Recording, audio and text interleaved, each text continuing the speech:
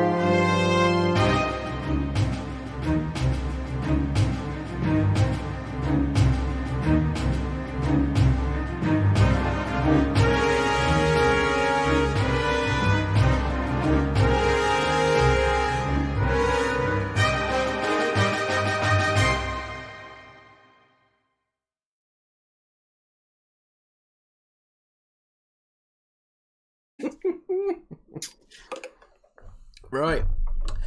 In the last session, you began having just come face to face with the devil himself, Strahd von Zarevich. After Osdred had earned his ire by firing a bolt into the side of one of Strahd's horses, the devil commanded the pack of wolves at his disposal to make Osdred bleed. Each of you ran to the nearby gates and set up a defensive line to protect your dwarven friend, but it was difficult to keep many of the ravenous beasts from breaking through. Osdred did go down, but was luckily left unscathed as you stood as one, refusing to abandon your friend as you managed to fend off the pack of wolves. Angry, battered, and feeling defeated despite your victory, you decided to push on. Vallaki was still far, and it was the only hope of salvation in this awful land.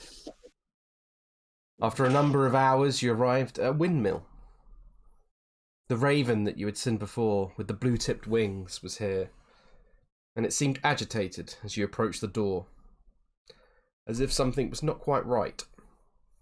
And the sound of multiple cackling women from above seemed to confirm this theory. However, Neville insisted, as he thought you all really needed some downtime after what had just occurred, and so he knocked at the door. And after a few moments, he was greeted by Morgantha, the old lady who was peddling the magical pies back in the village of Barovia. Neville was quite happy to go and sample more of her wares, but the rest of you got a bad feeling about the situation, and so decided to try and camp elsewhere, maybe about 300 metres away. After taking a short rest and with some persuasion from Pitch, Neville eventually rejoined you. You pushed forward once more. However, it was not long before you came across another sight on the road. A small boy of barely 10 crying his eyes out. After earning his trust, he told you that the group of crones had kept him inside a cage in a nearby windmill, and he had managed to escape, but though barely. The pits of your stomachs fell in the gradual realization that perhaps the pies that many of you have been eating were filled with the meat of children. However, you did not have time to think as a horrible toad-like creature dashed from the nearby woods and swallowed the child inside its awful mouth. You tried and tried to bring this creature down, eventually succeeding, but the boy was no more, as the creature had dissolved him in a saliva-like acid substance. You each gathered after this, and Farrah in particular realised that this creature was a bandahob, and that these crones kidnapping children sounded an awful lot like hags. a threat far too powerful for your group whilst they remained in their coven. You decided to bury the rest of the pies, bar one that Osdred decided to keep, and the bones of the small child, saying a prayer as you did. This day felt like it really could not get any worse, and so you decided to settle down and try and rest for what was hopefully the last day on the road to Vallaki.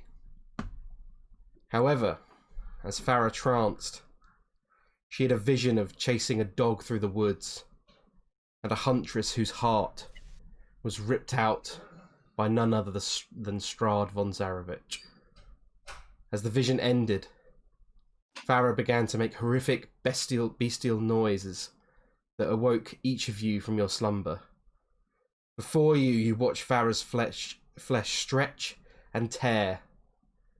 Her teeth begin to grow and sharpen to an unnatural length. Bone spurs begin to pierce her skin, and before long, only dark brown fur stood where you could once only see skin. It was no longer Farrah that stood before you, but a horrific monstrosity resembling a bear. And that is where we begin this session. So, Pitch. Yep. You are up first in the initiative order. Oh, God! Okay, Pitch.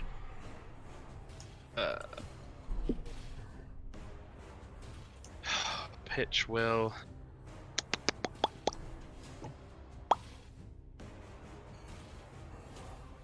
just shout out, "What is going on?" and kind of scrabble back away from Farrah. Mm-hmm. So. So. Would you like to take an opportunity attack, Farrah? No. Okay.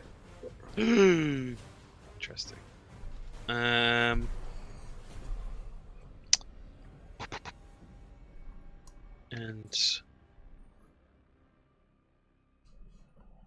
he will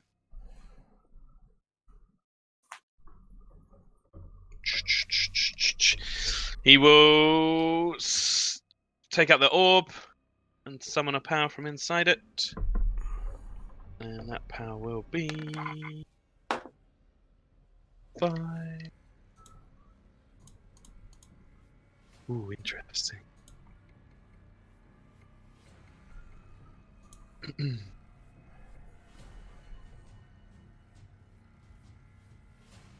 Oh my god, perfect. As he scrabbles away, he takes out the orb and he summons smoke from inside, and he just sort of whispers almost to himself, just says, "Please help us." And the smoky image of Kendall himself appears, stood next to Pitch. Oh shit. That's my turn. Oh, there he is. Right. Osdred. Does Osdred know that it's Farrah? Yes, you've all seen the form that was once Farrah transform before you. As first she was the one who made these horrible noises that awoke you, seeing her body then begin to twist and turn into the creature that now stands there. But Farrah hates dogs. I mean, yes, you definitely know that. Yeah, he's gonna cast Shield of Faith on Incredible.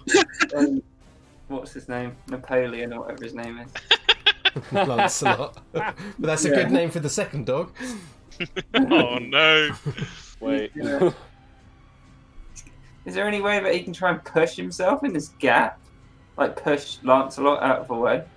You could, as part of your action, grapple Lancelot and then move with half your feet if you want, or I'm allowing you to, you can attempt to block Lancelot with your body, but you essentially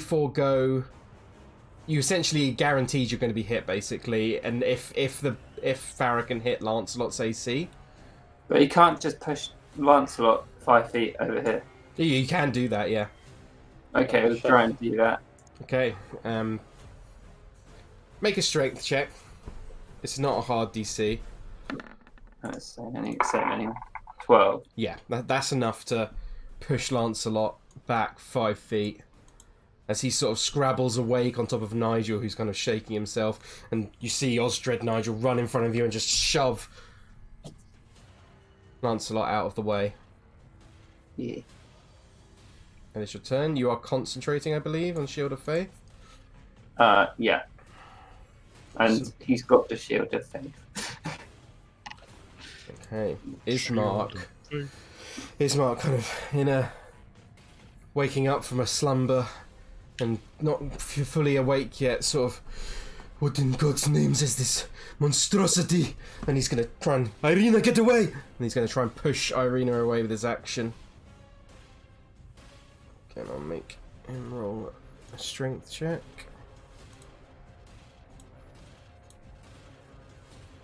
Don't you only need to, like, make strength checks if they're unwilling? Technically, yeah, but they're... Because you're not fully sort of aware what's going on, I'm just making sure you actually have the ability to do it. It's not a high DC. He manages to push Irina back 5 feet this way, and he stands with his long sword ready. Farrah, it is your turn. Farrah, growling, is firmly got her eye on the dog. But there's multiple people in the way. Dunno.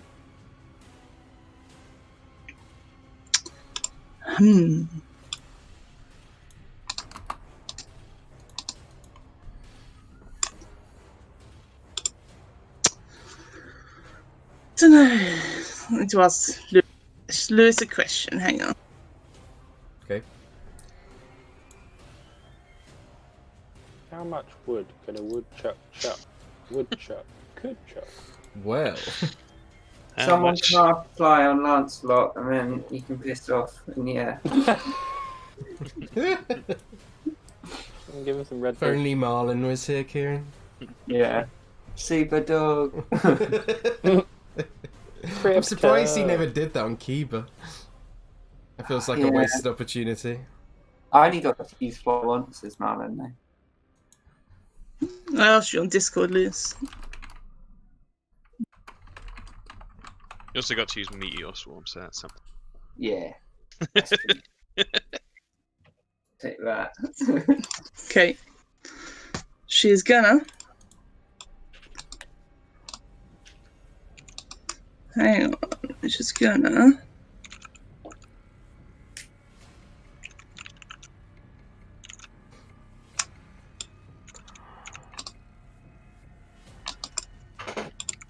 Just gonna try and... Hang on, I'm just trying to do your lines. You got more than enough movement to move around. Yeah, I'm gonna move around, but I want to do my charge. Ah. I don't know if it's enough.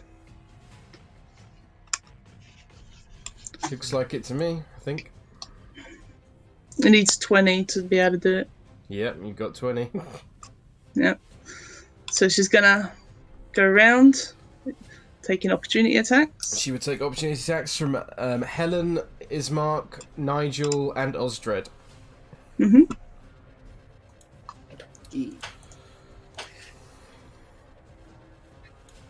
Especially Nigel if she hurts Lancelot. So 20, I believe, will hit. 15 will also hit, so 6 slashing damage. Yep. I'll take that off for you. 7. A further 7. Nigel? That'll hit. Roll for damage, Nigel. Nice. Another 9 points of slashing damage. Yeah. And then Helen. I'm cool, thank you. Okay. Cool. And Farrah. I'm just gonna mauling charge at Lancelot. Okay. So you know what it does. I do. So move up close and then make your attack rolls. Whoop. Take a bite. Ooh. With the Shield of Faith, that actually misses. Oh, lucky. Does it still do if it misses? It's a good question. You can still make an extra attack as part of the bonus action, yeah? Oh, I meant the mauling charge damage. Mauling charge damage only goes through if it hits. Okay. But that's the second attack. That does hit. Will. Roll your damage. Well. Just as well Kieran has come up with a new... And with that, Nigel, you see as this bare form of Farrah rushes forwards, missing the first attack, bouncing off, a magical shield surrounding, but the second one swings in, cutting deep into Lancelot's side. You hear a horrible yelp as he's thrown against the tree, and the life from his eyes dies out. Well. Goodbye, Napoleon. Pitch will use his reaction, and the figure of Kendall will fly forward and strike at Farrah. Okay. The figure flies forward. Force damage. 2 damage.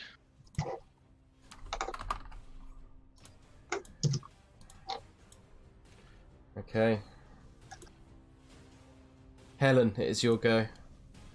Oh man. I guess that's pretty brutal, isn't it? I don't want to stab Farrah, but I feel like maybe I will. It's completely up to you. Let's do it. Yeah, stabbing. Make an attack roll. 13 will just hit. Hey. Oh 4 yeah. points of piercing damage. Very nice. And then a smack it as well. Okay. That'll also hit for 6 points of bludgeoning damage. Nice. Yeah, take that, Farrah. Nigel's gonna behead Farrah when Yup. I'm waiting for that turn counter. Neville Daggersen, it is your go. Here it is. What would What Big Nev do? This thing's pretty fucking scary, you know? Oh no. Are these just bushes or trees? They are trees. Okay. Probably hide behind a tree. Okay. Are you taking the action to hide, or Yeah. make a stealth roll? Actually, I can do a bonus. Yeah, you can as a bonus, yeah. Could I do? Okay. Far as you're aware, you're considered hidden.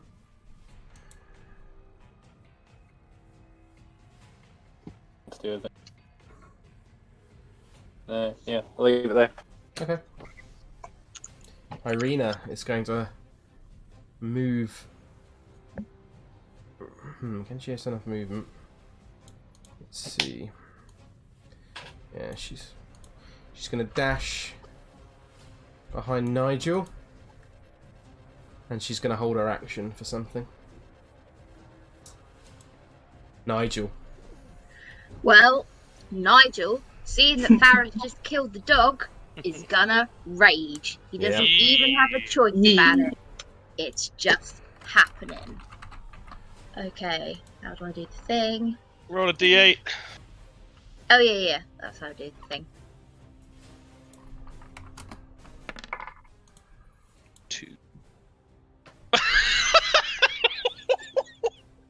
no. Oh god. No, it's not an oh dear, it's an amusing one. No. I'm sorry, Nigel. You teleport up to 30 feet to an unoccupied space you can see. Until your rage ends, you can use this effect on each of your turns as a bonus action. Right. Huh. Okay. So it can be anywhere within 30 feet that you can see. What, and you have to do it? Yes. It doesn't Does have he to have be a at the choice? max range of 30 feet, but yeah, you do teleport, but like you could teleport behind. You could fucking Yeah. anime teleport on the other side of. Awesome. Yeah. Yeah. Well, he's gonna end up over here. What? What? So you'll see Nigel let out a guttural scream in honour of his fallen comrade, and then suddenly his form flickers and then reappears behind Farrah as he looks down, confused as his own palms are still flickering slightly his image before him, but he holds his great axe in his hand. And he swings into the back of Farrah. No. Shit! Unfortunately, misses though. As you swing down and try, and the form flickering, you can't quite get your bearings as it swings down and just hits him to the floor. Bearings. I like it. Pitch. Pitch. See Lancelot get bopped. Best pleased. He's going to. Here.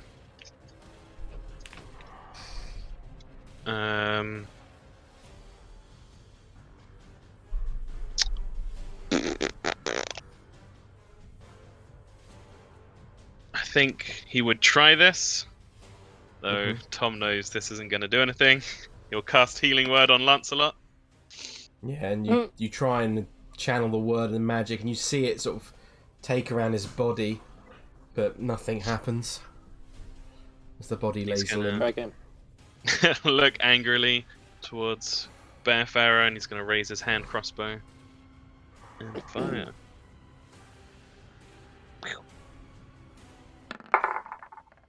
That'll hit. 5 points of damage. Piercing damage, very nice. Getting out of bolts. That's my turn. Okie doke. Osdred. So Osdred sees him smash against a tree, and Nigel teleport. He's just gonna go up and flank with. I assume he can be in the Kendall space. Yeah, I think it's gone now as well, correct, Tom? No, it lasts a minute. Oh, this last a one. minute. Nice.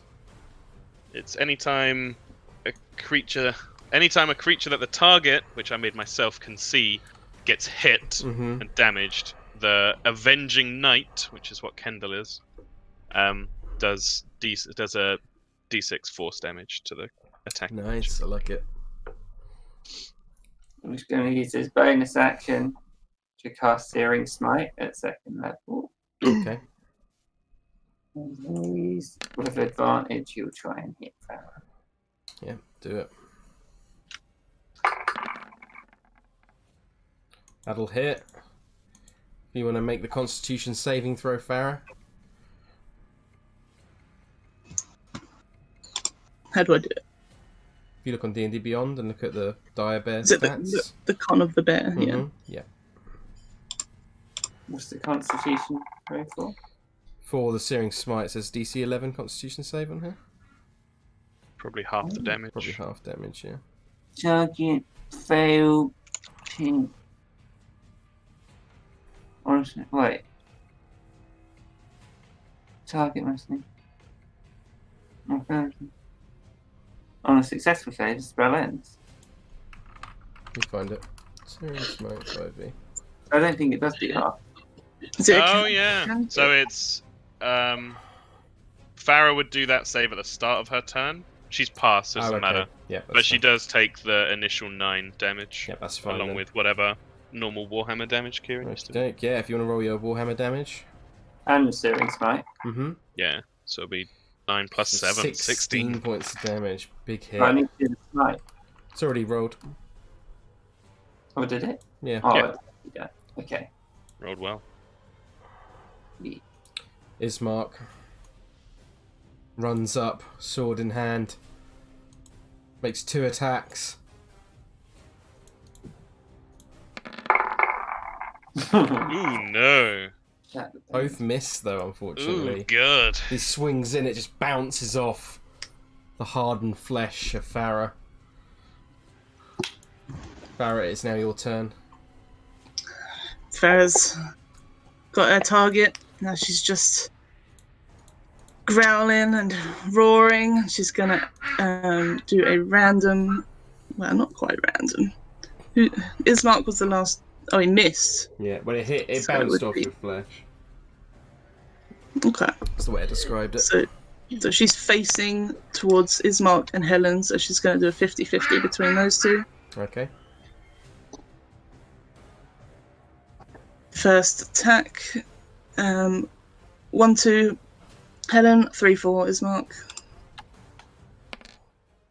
Ismark. Okay, first attack is a bite.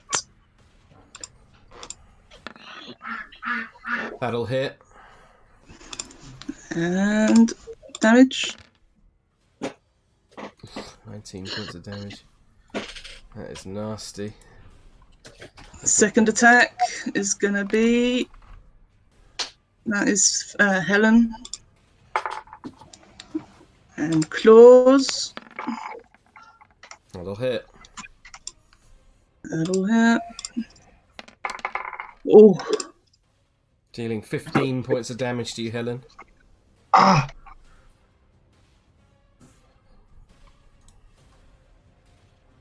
I believe that's your turn. yep, that's it. And she just roars loudly. Helen, it's your go. That was terrible. It's pretty bad, yeah. Yeah, really bad. Time for a stabby stab. Yeah, take this. With advantage. Really, with advantage. So the 9 would have missed, but thanks to Osdred flanking, the 15 will hit. So roll your damage. 6 points of piercing damage. Beginning to look a little bit rough. Punch it. Wait, let me just... I really enjoy the fact that everybody else is like Warhammer, great axe, etc., and then Helen's there just punching it. Yeah. It's awesome. Bopping it. Yeah, do the double punch. Yeah. Did we rest last time or not? You that did, count? yeah, you had a long rest, yeah. Nice. Well, I shall do a flurry of blows then. 2 Fucking punches. Noise. Both with advantage. That'll hit, Oh, yeah. see if you get a crit. I love how even Hannah's Yeah. like, yeah, nice, hit me. 7 points of bludgeoning damage on that one. Whoopa.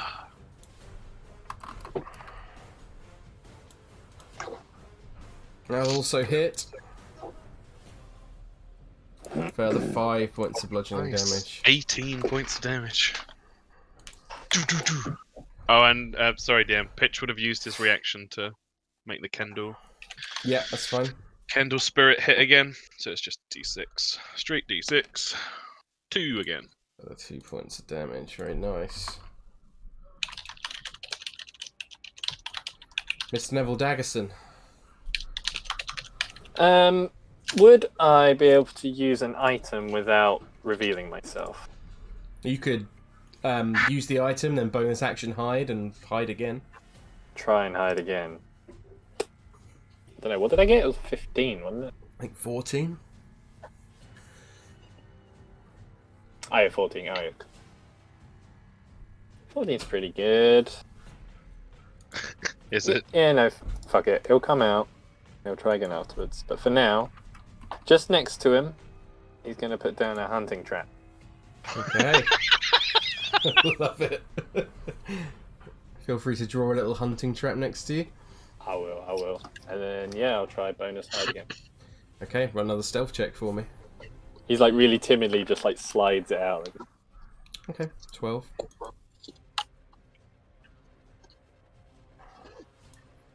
Okay, since Farrah's facing this way, Irina is going to move up to Ismark, and again, just behind, and is going to hold her action once more. Nigel. Nigel, he's gonna teleport over here, I guess, in front of Irina. Could he be there?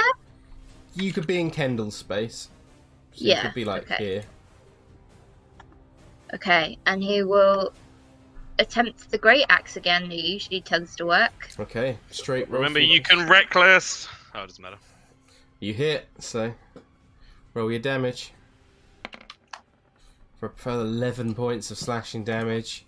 Be 13, right? Oh, 13, yeah, sorry. Because of rage damage.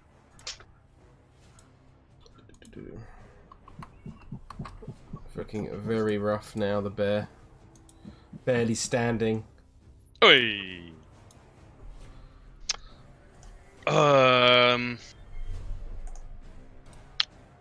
Yeah, sleep. Right idea. So we go. Pitch will just fire the hand crossbow. Okay.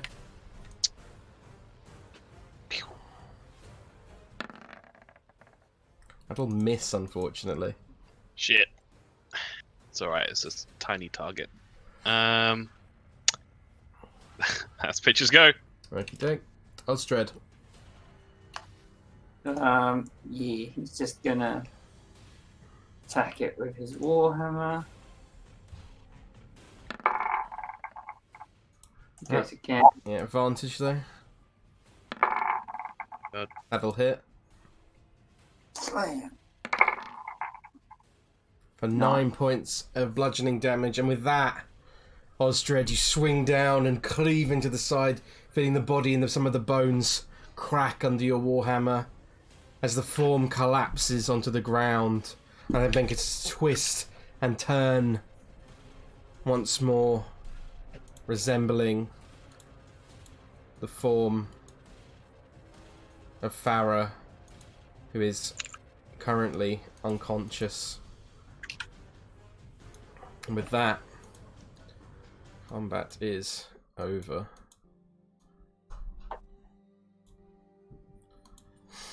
So, find yourselves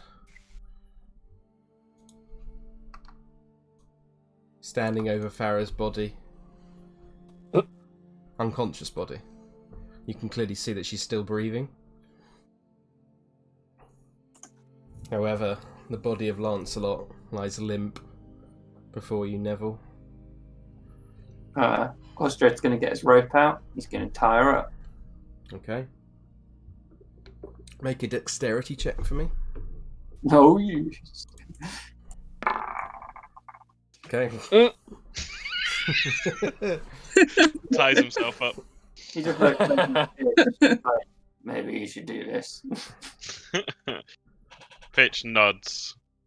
Says, I will, but I want to check first. And he just wants to check Farrah for any damage. You do a medicine check for me.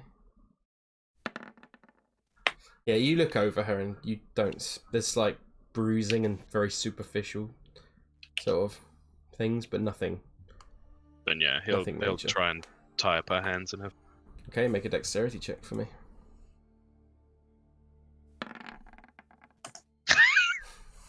She's impossible to pin down! This unconscious person. So you tie her up to the best of your abilities, and you seem secure. I'm sure it's fine. Okay. There we go. Ismark kind of sort of moves back against the tree and puts his hand against it, only to turn around and look down at the body of Lancelot before sort of turning to you, Pitch, and he's like, What on earth just happened? God, I can't do Ismark voice. Yes, there we go. Ismark. Peach, what happened? I've never seen her turn into something like that before. I have never seen a creature of such a cruel design. Pitch is distracted. He wants to do a, I'm sure, entirely pointless medicine check on, Yeah. Feel free to make a medicine check for me. on Lancelot. You look over and you can see that the wound that's cut into his side is deep. There's blood pooling around the body. You think that the death was swift. He didn't suffer long, Nigel. Yeah, sorry, I forgot to move him, but Nigel would have immediately run over to Lancelot's body. Yeah. Yes, but I never forgive Farrah for this. What the hell was that voice I just did? That little lisp at the end. He's turned Spanish. Yeah, I never able to forgive this. I understand. Maybe we can The fuck? maybe we can bury him. Osdred knows the ways to honor the dead.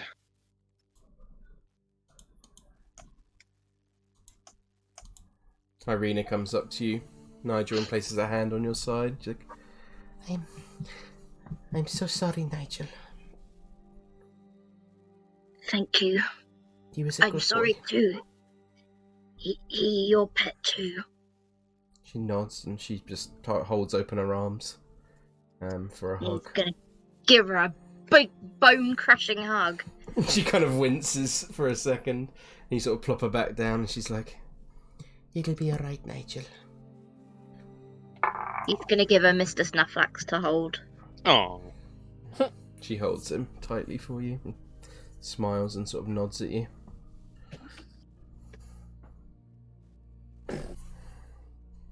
What the rest? Neville will give Farrah like a little tap with his boot. Like, is she dead? With that, Farrah, you sort of start slowly to come round. you notice the loosely tied ropes from your hands. Yeah, she sort of shuffles a bit. Does it come off? Do a strength check for me. Strength's pretty bad. But so is the knot. Come on, ropes. Come on, ropes. No. No, just you pull them without using barely any of your strength. They sort of come loose. Osdred backs up and holds up his warhammer. Fucking Osdred's dumb. battle cry. Taking a defensive stance. Farrah sort of sits up, sort of drearily, like, what? Why the ropes, Osdred? And what are you doing? Just shakes her head at her and keeps his warhammer in the air. What? She looks around. Can she see Lancelot from here? Everyone's Okay. standing in the way. You can, yeah. What happened? Nigel would probably go up and pick Farrah up by the shoulders and shake her and be like, "You kill him!" I killed. I didn't do anything. Yes, you big bear, and you kill Lancelot. Nigel, I've never turned into a bear in my life. Well, plenty of people just see you do that, so lies. She sort of pushes his hand away. I don't know what to say, Nigel. What even happened? You attack him. I didn't. Sorry, go on. Yeah, I feel like Pitch would have put his hand on Nigel's back and stepped up. We woke up to you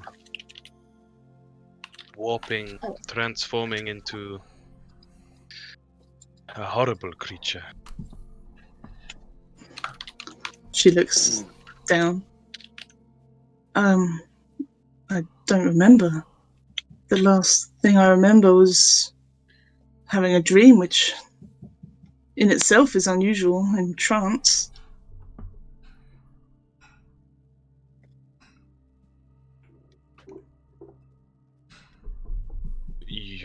You changed. We fought you. We know that your forms go away after enough harm. But we were not quick enough to save Lancelot.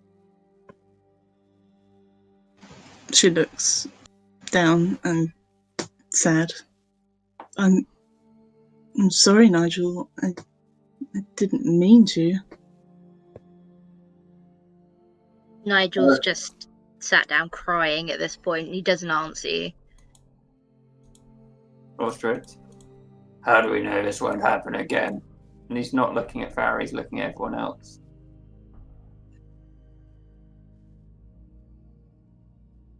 Pitch looks somewhat despairing.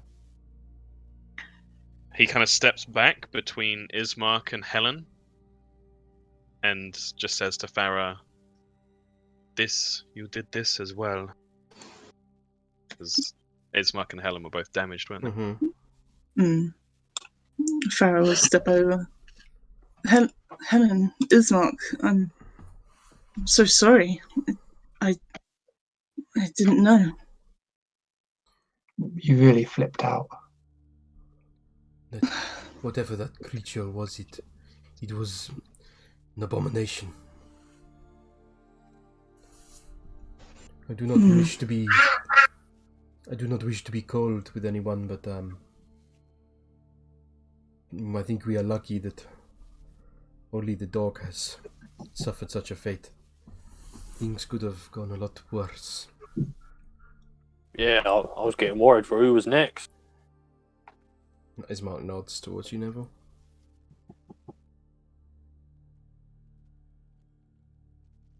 Farrah's kind of speechless, especially at the notion of being turned into a bear. She's just kind of a little bit shocked.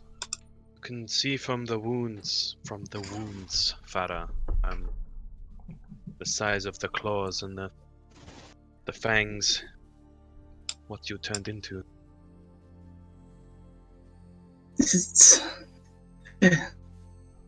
something I always told myself I would never turn into. It's disturbing. So you can give us no reassurance this will never happen again. I didn't think it would happen the first time, Osdred. I have no idea. Seems like we'll have to do something when you sleep. She looks at him, confused. Like what? Oh yeah, Osdred nods over to Nigel. What do you say? Cage. She rears back. I'm not going in a cage, Nigel. Well, do you want to kill everyone here? Because that's what's going to happen if you keep changing like that. Well, it's hardly my fault, Osdred. I didn't know. I was asleep. I had a horrible dream. But not our fault either. May or may not be your fault, but you did change, and you did threaten everyone here. No. What if we've got a solution here? What if this only happens in her sleep, yeah? So what if we simply keep an eye on her every night? Whoever's out on watch can keep an eye on her, and if it looks like she's having a bad dream, just give her a poke. She looks to Neville, surprised. It's a good idea, Neville, but I'm not opposed to some kind of measures, but a cage is not going to be one of them.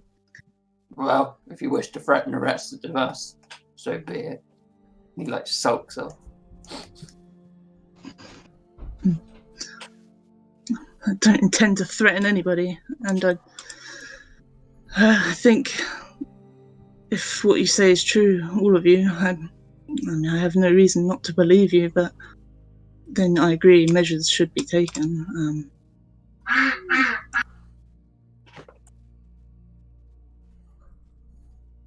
She looks around and she looks at Lancelot again. I'm sorry, Nigel. I knew he was special to you. Nigel wouldn't answer you. Yeah. She looks upset.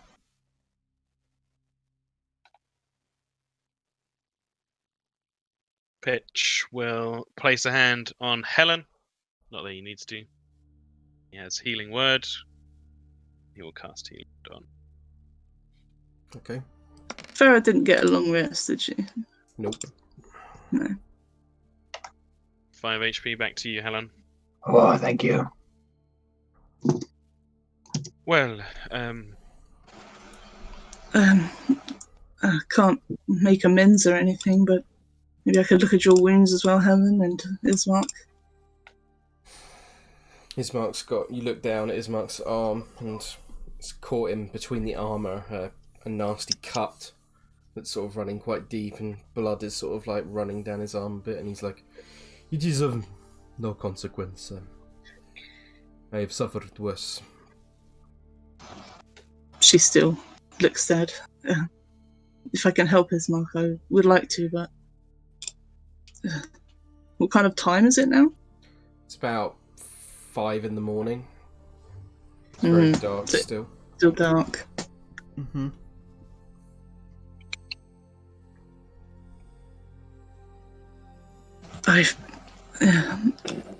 As another consequence, I don't feel rested even a tiny bit. Must have been the dream. Then we must rest for longer today then.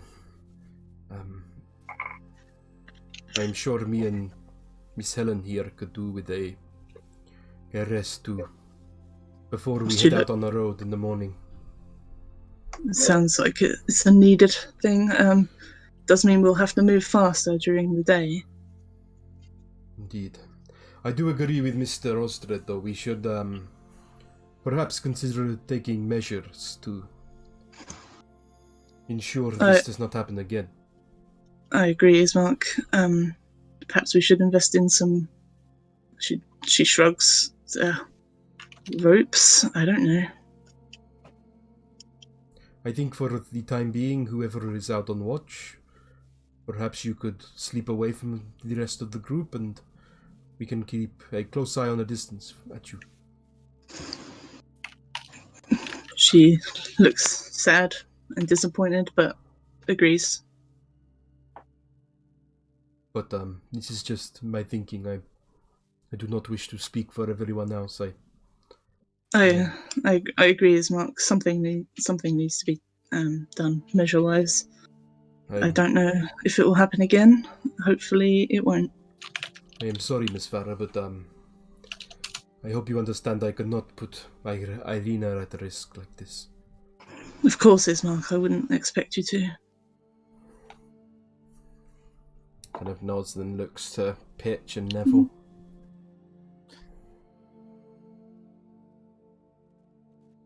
Well,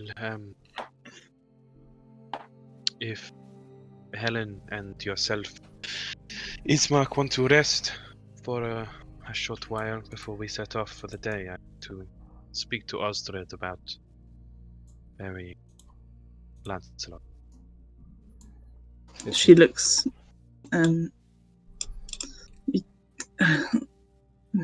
I don't know if you want me to help. Could turn into your badger form again. No, I do it. I'll leave it up to Nigel if you want me to help, Nigel. I'm sorry. He wouldn't answer you again.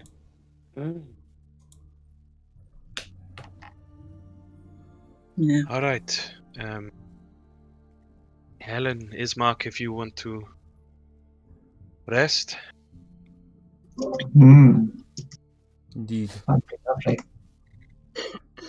Nigel, if you want to pick a good spot for Lancelot. Yeah. Is there I anywhere like- that looks particularly flowery or anything? You look around, there's no flowers at all. The ground is pretty... the grass is pretty, like, dry and... or, like, dying and dead. Who wrote that on the thingy at the bottom? The Banderhob, or whatever. I can't remember what it was called. Victory sandwich. Speak up, lad. Don't know. These He's memers. probably taking over here. Okay.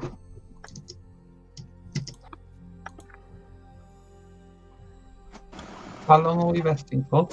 You rest. Well, the first light is probably about 5:30, so you could at least get an hour and a half. Nice. So you could take How a long short do- rest. How long does Farrah need to transform to get a long rest? You ain't getting a long rest today, I'll tell you that much. God damn. Okay. You do suffer 1 point of exhaustion, Farrah. Yeah. Unless you wanted to like do it, we'll go on without you, and then chop as a bird or something. I wish I could. Osdred,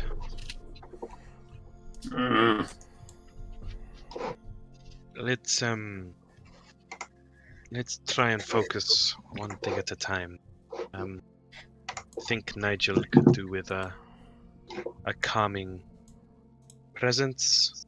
If you could put some kind of ritual together for burying Lancelot, I think it would go a long way.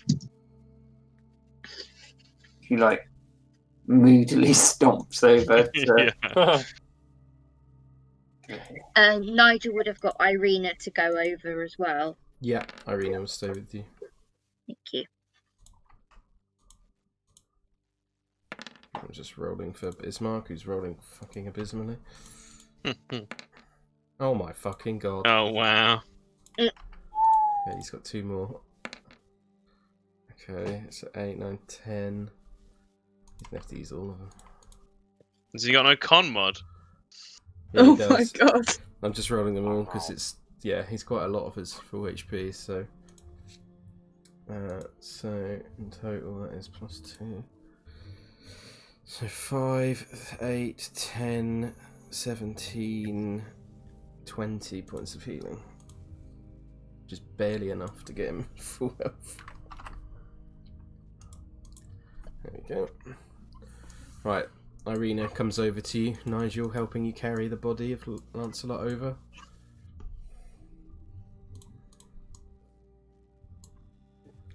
Yeah, Nigel would just be sad. He wouldn't be saying anything. And then he'd just dig a big hole.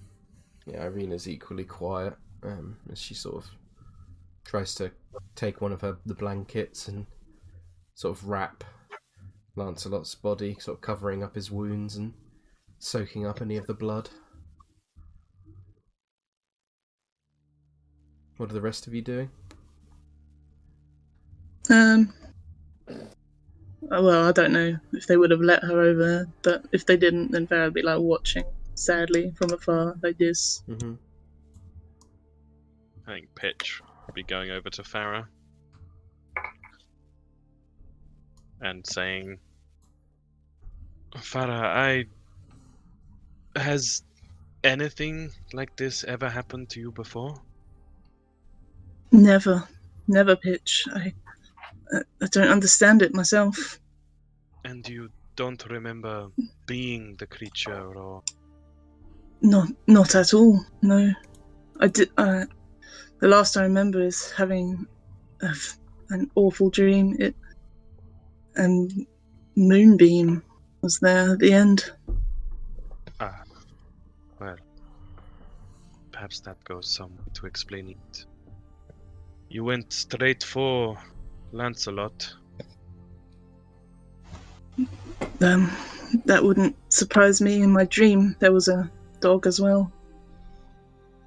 What happened? Can she just explain the dream to him Yeah. without Hannah trying to remember? Yeah, of course. So you explain the dream and recount the events of chasing the dog through the woods and the huntress, and then Strahd pulling out the heart, which took the form of a green glowing gem. By the gods, that is powerful. I think perhaps we need to speak as a whole group. If Moonbeam is going to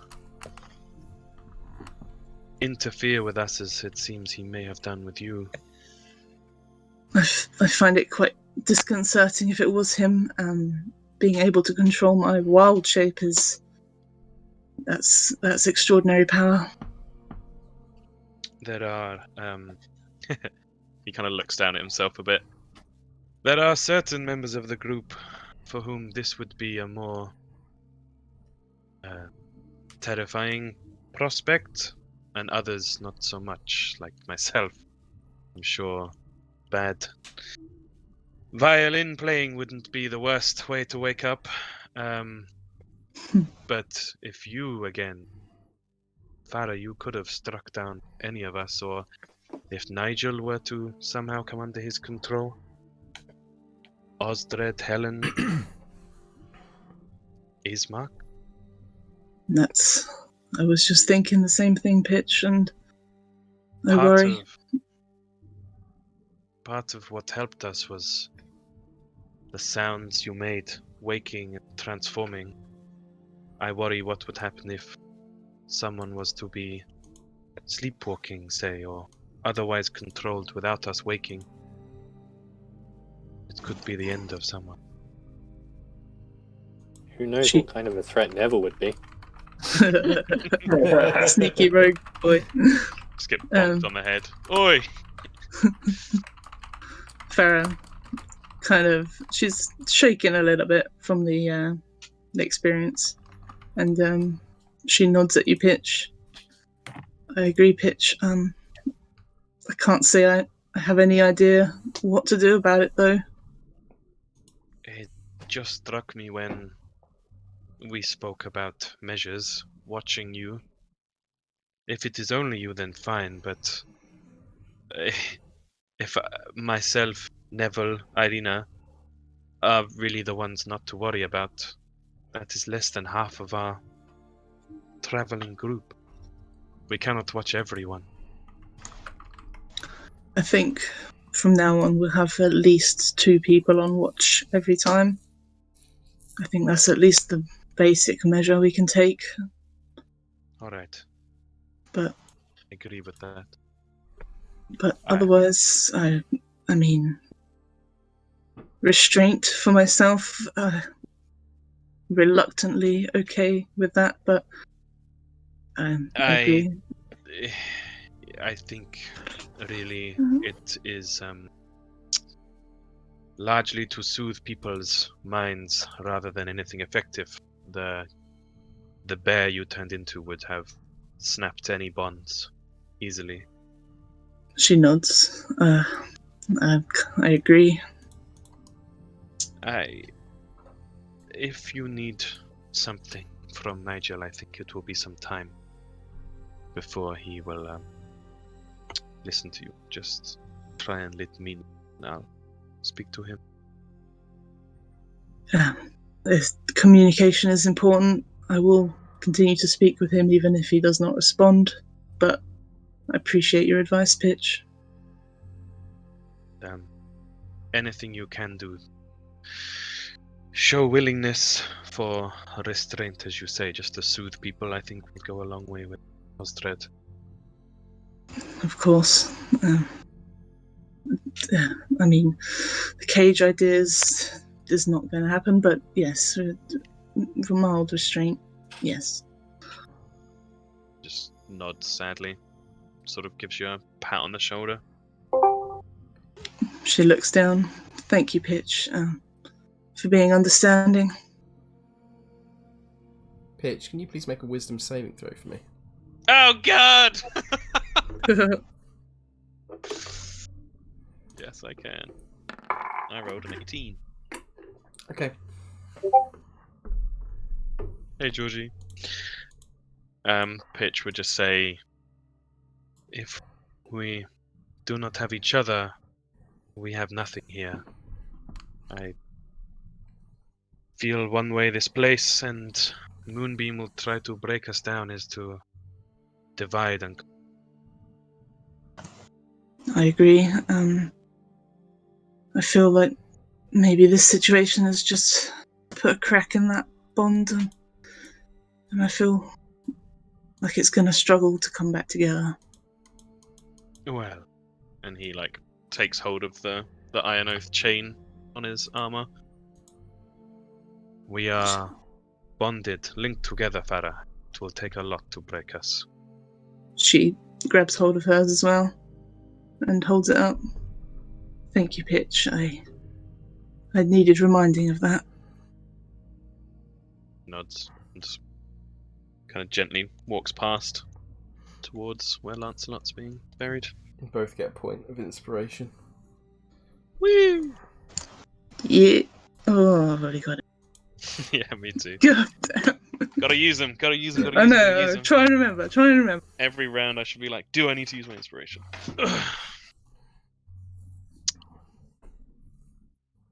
Yeah, Pitch just walks up to see how So I'd say at this point, it's going. Nigel is, with Osdred's help, has managed to dig a hole deep and wide enough to hold the body of Lancelot, which Irina helps you, Nigel, place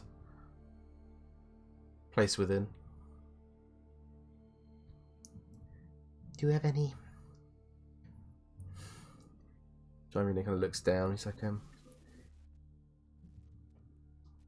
you have any words you want to say, Nigel? Oh, I don't know. You're a good friend, Nigel. Fucking... Pitch places a hand on Nigel's back and casts guidance. We not know each other.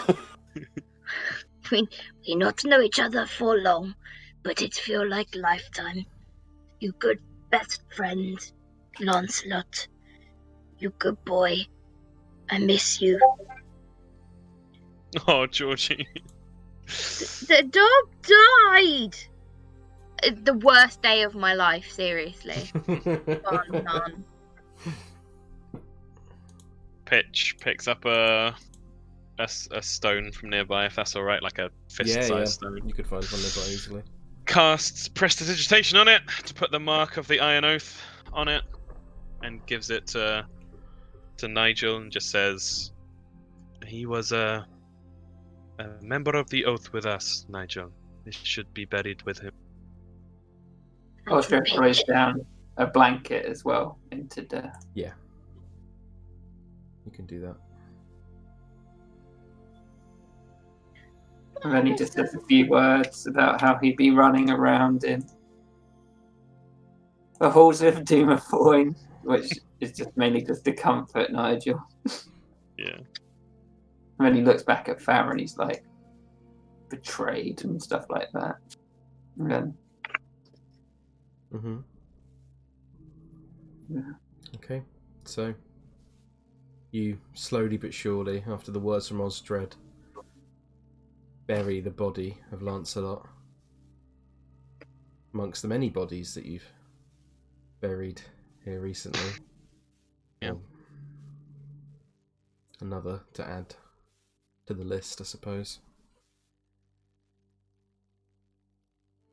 By the time you do, you can see the rising of the first light, although no sunset is truly clear and visible in Barovia, or sunrise rather. The light now begins to fill, and you can see as first morning hits the land and another day in this dreary place begins.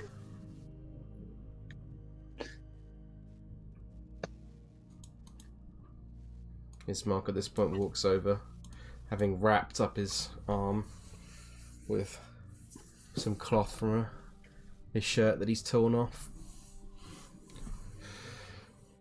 I don't mean to bother any of you, but we should probably set out whenever we are ready.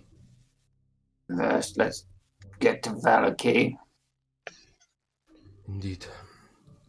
Should only take maybe another day to get there. Then we better get moving. Quite.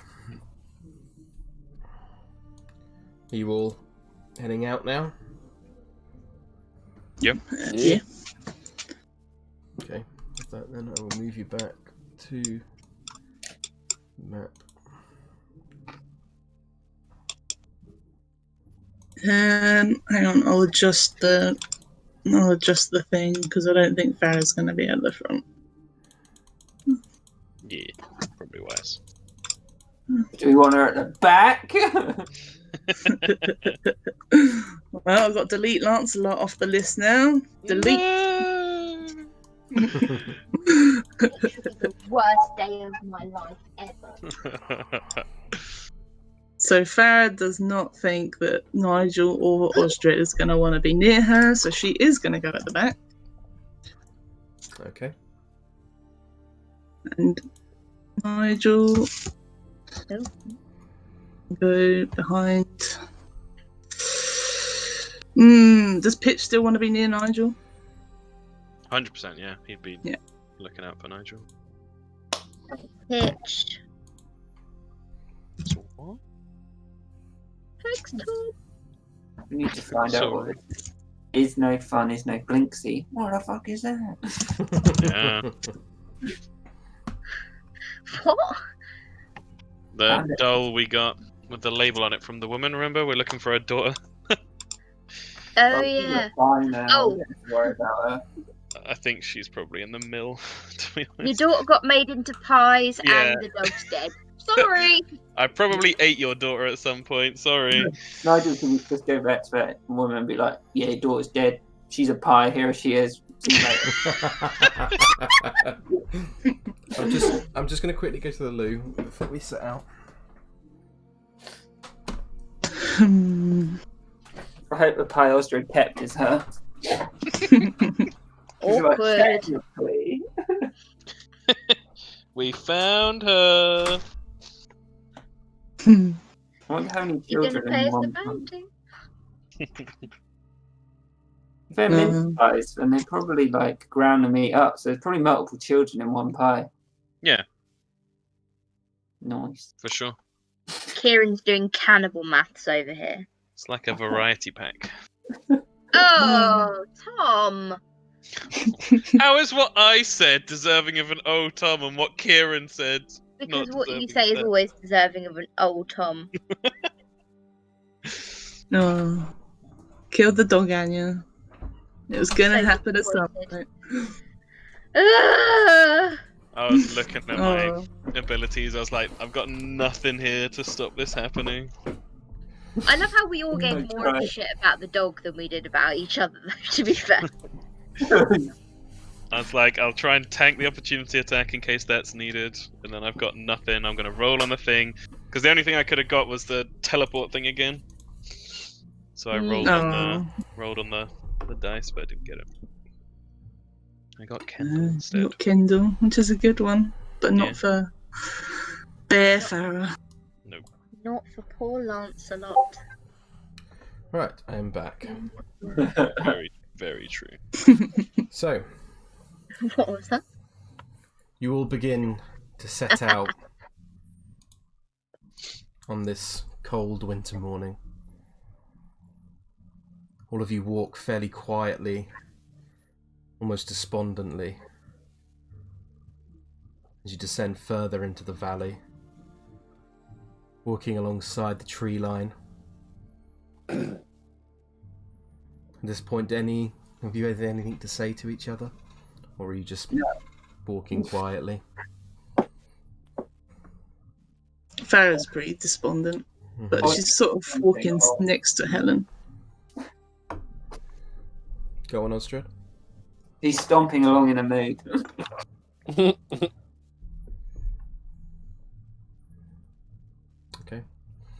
So you push on. The time is currently 6:30, so if you could keep track of it for me, Tom. That would be most appreciated. No trouble at all. So you push on for about another 20 minutes. And as you do, on top of a small hill nearby, you see a number of stones protruding from the ground, almost like a hand reaching out from beneath the earth, trying to grasp at the sky above. We talking like Stonehenge size? Mm-hmm. Farrah, immediately, the closer you get, as the path winds round these stones, you feel drawn to this place. Mm. Enough to go in? Certainly, you feel drawn, but it's up to you what you want to do with it. It just looks like stones. I'll take you to the map. Ooh. That there's stone. Stonehenge. What's the meaning of Stonehenge? Yeah, so it just looks like a bunch of... Oh. So she would go and have a little look. I will say there is no raven on the truly there on the map. I know they can see one in the middle, but it's not I actually was there. going to say, Mm. our friend's back. She just tells Try to kill everyone, that thing. one moment, everyone. I just need to have a look. She goes to have a look at these rocks. Does anyone Go else? have a piss. Does anyone else approach up with her or not? No. If anything, Osdred would want to keep going. Okay. So Farrah, you make your way. Depends how far away they are. Are they super far? No, not far off the road at all. They're on the side of the road, pretty much. Okay. On a hilled area that's maybe 150, 200 feet away. It's not far. Yeah. Mitch will go with her. Osdred's like, we've got a job to do. Why are we stopping at some random stones?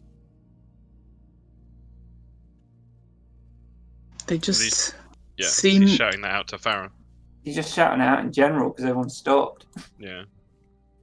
I won't be a minute, Osdred. Wait a second. Well, a minute can do a lot in this land. She just walks That's to the 10 rocks. rounds. I suppose it is. Right, so Pitch and Farrah, you make your way up. And in the centre you see these 4 ancient stones. The stones themselves look extremely old. And in each of them there are carvings that you recognise, Farrah, as being the Druidic language. Yeah, she's immediately interested and tries to read all of them. As you look upon the stones, you can see the carvings and almost crude... They portray crude drawings of various animals and a hunter or huntress who watches over them. Is Pitch with her? Yeah, he said he was. Yeah, he's standing like a few steps back. She would point out that Huntress...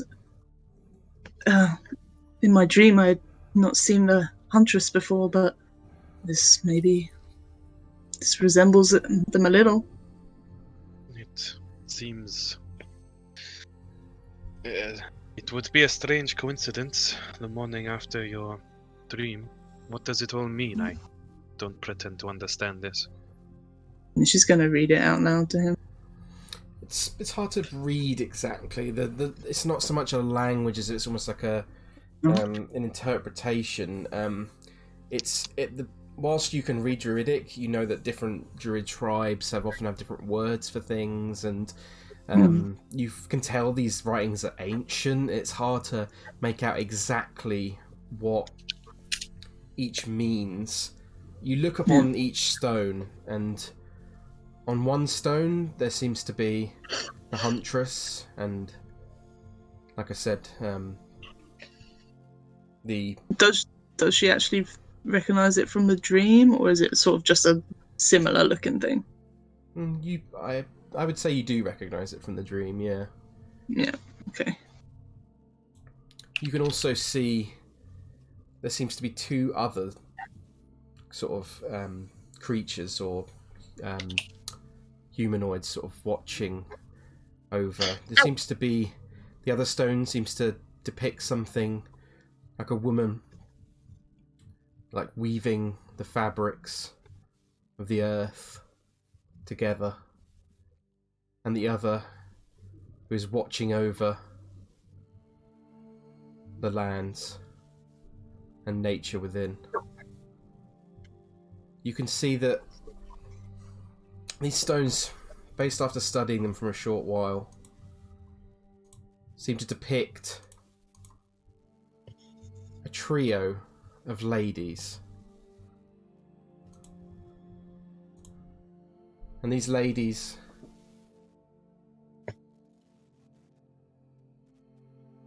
stones seem to be paying tribute to each of these, but in particular for this one, they seem to be... Which one? They seem to be paying tribute to one known as the Huntress. They are faded and difficult to understand, but you can just about make out that these ladies three are extremely powerful nature goddesses, and they are watching over the land, and from what you can tell, that they bring good fortune and gifts to those that follow their ways. You can also tell that this particular one seems dedicated to the Huntress, and you think to yourself, perhaps there are others dedicated to this Weaver and perhaps this Seeker.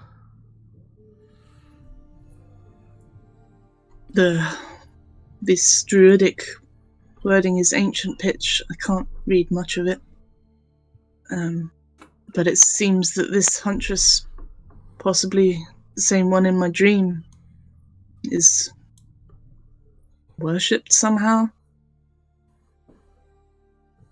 Didn't you say in your dream that Moonbeam killed, ripped out something from the goddess? He did. It was... what was it? It was like a green light or something. A green gem that... Green gem. That radiated green light. I don't know what significance that might be. Well, it certainly seems to think Moonbeam thinks a lot of himself if he's ripping something from a goddess. True. Perhaps we should see if there are any worshippers of this goddess left when we get to Vallaki. Sounds like a good idea to me. It's a strange thing, Farrah. These stones are so old. To imagine you connected to all of this through your ways. She looks around. It certainly drew me here from somehow. It's interesting. I don't think I've had a connection to the wild this strong for a long while. Well, if Moonbeam wishes to take or hurt them, then perhaps they oppose him. They could be an ally of some kind. If there is comfort to be taken from your connection to them, then I am certainly grateful for it, and it feels well timed.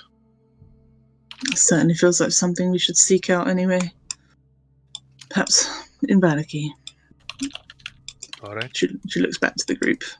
I suppose they're waiting. Yes, we should hurry. Okay. Looks back and he's like, as much as I love stones. You would have loved it up there, Osdred. Just kind kind of rolls his eyes. Okay, so with that you make your way back to the road. Move you back to the map. Road again. Can't wait to get back on the road again.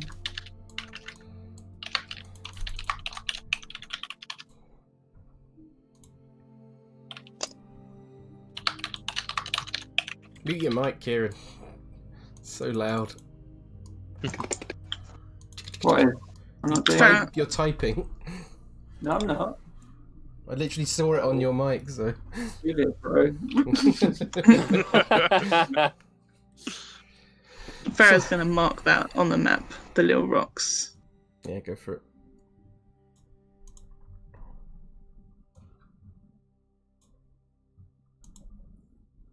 Okay, so you push on, making your way, descending further and further into the valley. You get to about 7 o'clock. 7:30. 7:30, sorry. That's my job. You can feel now rounding the corner down further into the valley. You can see that you'll have to pass through another patch of forest. You can hear ravens cawing as you round this corner. Is the blue tipped one there? Could you not see? Or is there too many to sort of pick out? You can do a perception check for me. Oh no. What does the exhaustion do for me? Disadvantage on ability checks. Yeah. Do it with disadvantage.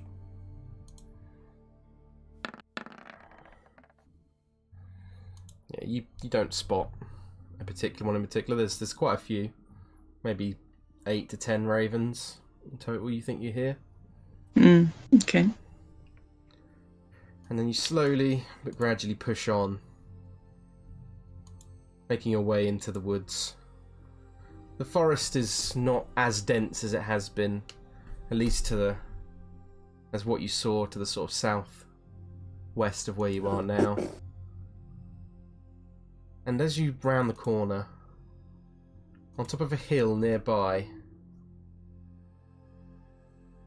you can at the edge of the tree line, you find yourself led to an area of flatter grassland.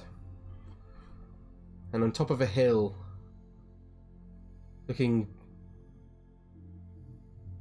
standing above, almost looking and watching down on the land, you see an ancient, crumbling stone watchtower. As you approach closer, you can see that old bones and rusted armour lie scattered across the floor, sitting beneath this watchtower.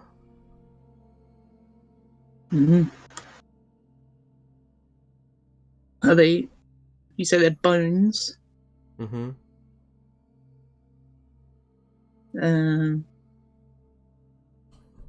Yeah, well, they're bones, so you can't see how they died, that's alright. You'd have to move closer. You can see this as the sort of land dips down, but then sort of goes back up into where the watchtower is sitting, in the flat ground before eventually rising as the watchtower sits above. You can see Farrah just trips over. This field littered with old bones and rusted armour. Perhaps a battle of some kind. Who knows? Something happened here. What are the rest of you doing? Pitch would say to Osdred, is there any value in checking the armor, or... Why? Let's just get to Vallaki. I don't know why we're stopping. Alright, I'm simply asking, old friend. Okay, so you're pushing on? Yep. Okay then.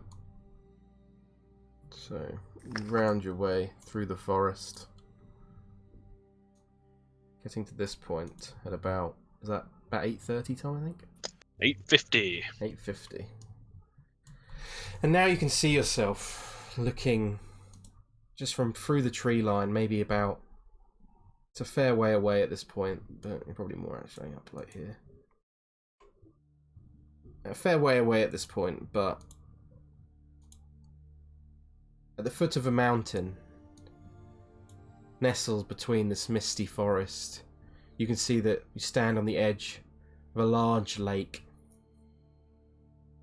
The water is perfectly still and dark, reflecting the black clouds overhead like a monstrous mirror.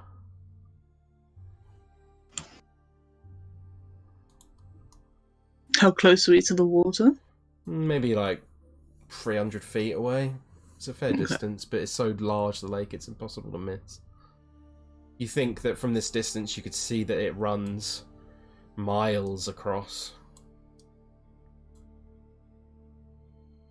Okay. You can't see across it at all? You wouldn't be able to. It's too far. Okay. Almost runs as far as the eye can see.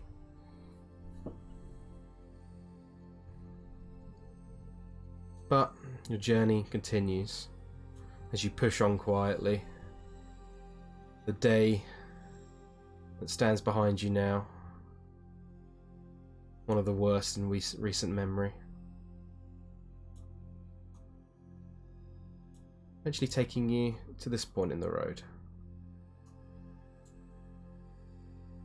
And as you do, let me just check who is leading the line. Osdred. Osdred, can you... I'll have Osdred and Nigel. Can you please perform perception checks for me?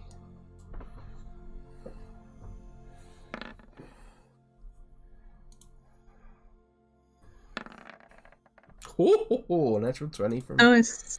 Nigel. Woo! Okay. You both spot this as the shadows from the trees sort of echo across the pathway. There's one shadow upon the ground that looks odd and different. And you kind of track the shadow to its source. And in between the trees, both of you spot a dark figure crouched low, standing perfectly still and aiming a crossbow in your direction. Oh. Oh shit. With that perception check, Nigel, you can make out the features barely, but you can tell that these features look elvish. Okay. And also with that perception check, you can see a number of other figures dotted around in the distance. Harder to make out, but you can just barely make out these dark figures within the trees. Guys, there are people watching us. Can Osdred see their elves? Not with that perception roll, no. Farrell step closer. Let's have a look. And with Osdred and Nigel pointing them out, you can see these dark figures, though you cannot make out that they're elvish from here. Osdred's just gonna... Hmm. Oi! God. Oh, good. As you call out, you see one of the figures sort of come from a sort of crouch position, and you see many of them run out in to the path, all holding crossbows. One of them throws their hood back on their cloak, revealing the elvish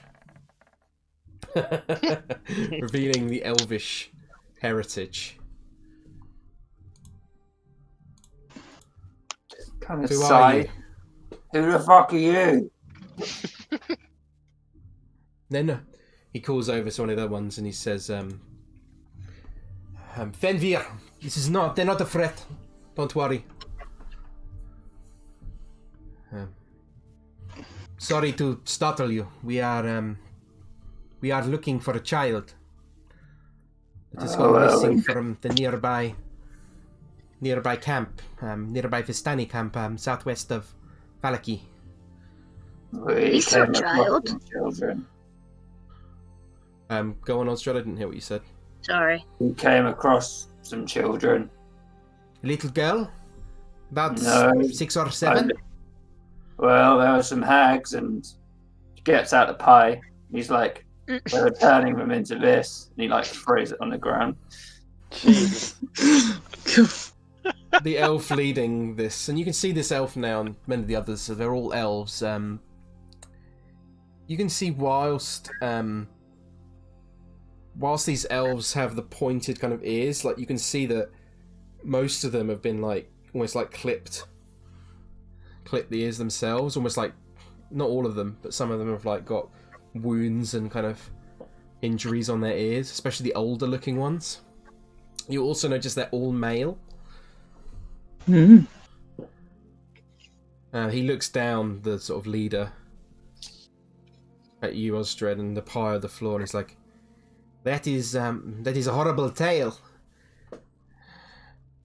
Shrugs. It's true. Hopefully that does not come to this. Hopefully elven children don't taste as good as human ones. It is not an elven child. We are looking for a small Vistani girl. Well, if you're going to find her, she's probably down by the windmill. He nods and he says, thank you, friend. Well, if she's not elvish, why are you looking for this girl? We are bound to the Vistani people near Vallaki. Bound? Their protection grants us mercy from the devil, Lord Zarovich. She looks to the group. Weren't we going to go and try find this Vistani camp as well? I thought we were going to Vallaki. What's wrong with everyone here? First, yes. Anyway, if you see a little girl anywhere, go to the Vistani camp, just southwest of Vallaki. Well, she's probably with the hags, as I just said. I'm just So maybe- saying, if you find them, Well, we probably won't. then you might get a reward from them, you know? Jesus wept. Osdred just like spits on the ground and looks up. He clicks and whistles. He says, Fellmirr, let's go! And you see a number of the elf scouts sort of rush off beside through the trees, walking off in the opposite direction of you. Farrah shakes her head, but remembers what Pitch said to her, so she just backs off and gets back in line. We should carry on. Okay. So you push on for a number of more hours. And eventually, in the distance, as the old Svalich road meanders into a valley, watched over by dark, brooding mountains to the north and to the south, the woods begin to recede.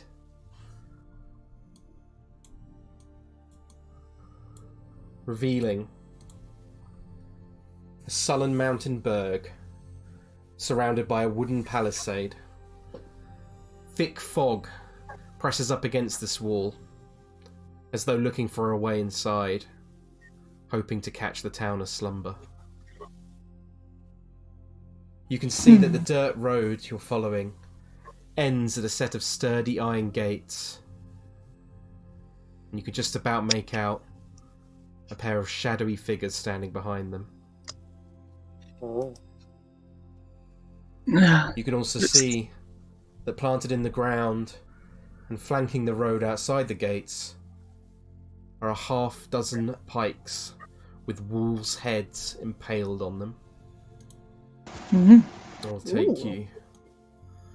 Has Lawrence Llewellyn-Bones been here? I don't get it. From changing rooms. Oh, I don't get it. I don't get it. I do know. I get it. Oh god, I'm with it's you. Auschwitz. It does. Look how long they look like buildings from Auschwitz. It's so depressing. Everything looks like Wow. Auschwitz to you, Kieran. God It damn. does. Look how long they are. It also looks like New Haven. Gonna have a fucking thing above New the door. Haven, Auschwitz. I mean, Gonna have a thing above the gate that says "Arbeck Max Fry," and it's gonna be like, "Oh, fuck." You can see. Race 5 with a gun in the window. Yeah. You can see at this distance that about a 15-foot high wall encloses the town. You can see that its vertical logs are held together with thick ropes and mortar, and the top of each log has been sharpened to a point. You can also just about make out that wooden scaffolding hugs the inside of the palisade, enabling people to peer over the wall there. Farrah turns to Ismark. Was this always on the map? This is Vallaki. Oh, We have made it. we're here. Ismark it's for the first time sort of and a smile kind of sort of creeps a look on his face and then kind of resumes Is back he- into his cold expression. When was the last time he was here? I can't remember. I think he did say. Ismark's never been here. Oh, I thought he had. He'd never left Barovia village. Pitch looks at the drawing of Vallaki on the map, then looks up at Auschwitz, and then back at the drawing on the map, and it's like, oh. I need to find the map. Where's the map? Map. Actually, I need to look at it now too. I'm not exactly sure what you're referring to. It just Yeah. looks a bit more stone walls, fortified, Yeah. multi-story buildings. Yeah. When they were like, it's a fortified town, it's like, we got a wooden palisade wall. Budget cuts, you know. Meant to sell off the stone walls to those bloody druids. So, what are each of you doing? Well, we're here quicker than I expected. Is it dark? What time is it? No, it's a Tom. 11:30. It's Oh. midday. Been travelling 5 hours.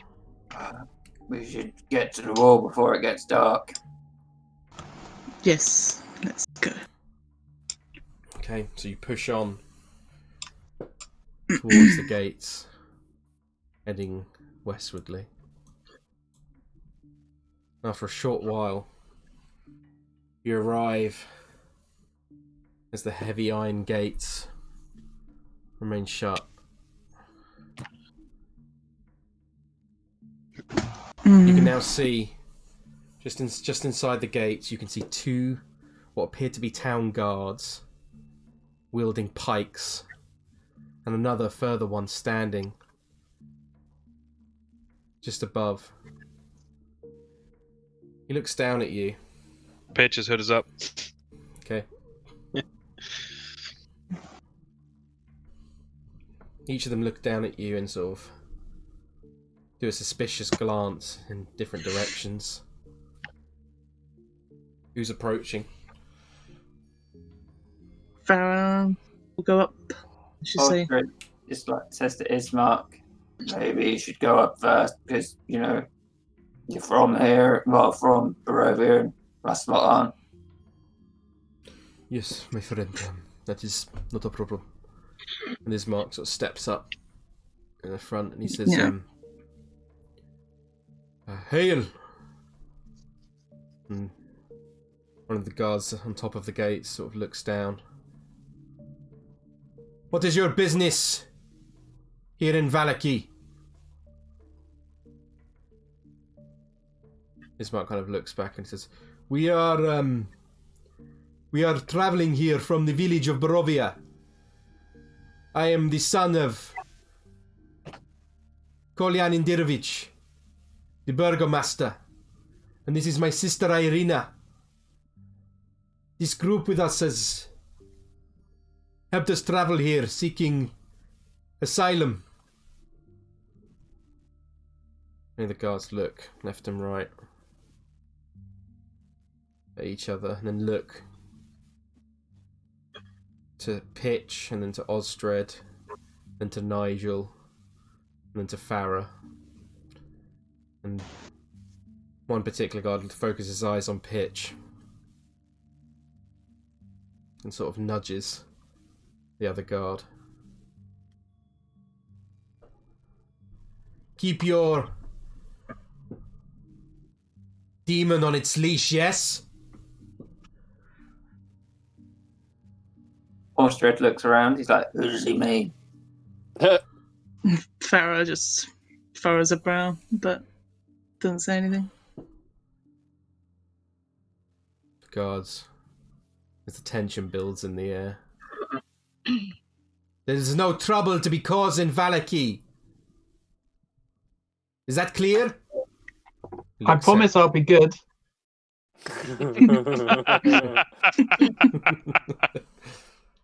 You leave a deal with any town friend. What was that, Osdred? Sorry, I didn't hear you. Said, you usually leave a deal in any town. Well, in Vallaki, the Baron does not tolerate criminal behavior or those who stir malcontent from subjects or visitors. Oh no. Don't. Sorry, you spoke over each other there. You want to go first, Osdred? He said most lords don't. And you, Anja? No, I was just wondering who he meant when he referred to the Baron, because does he mean Strahd?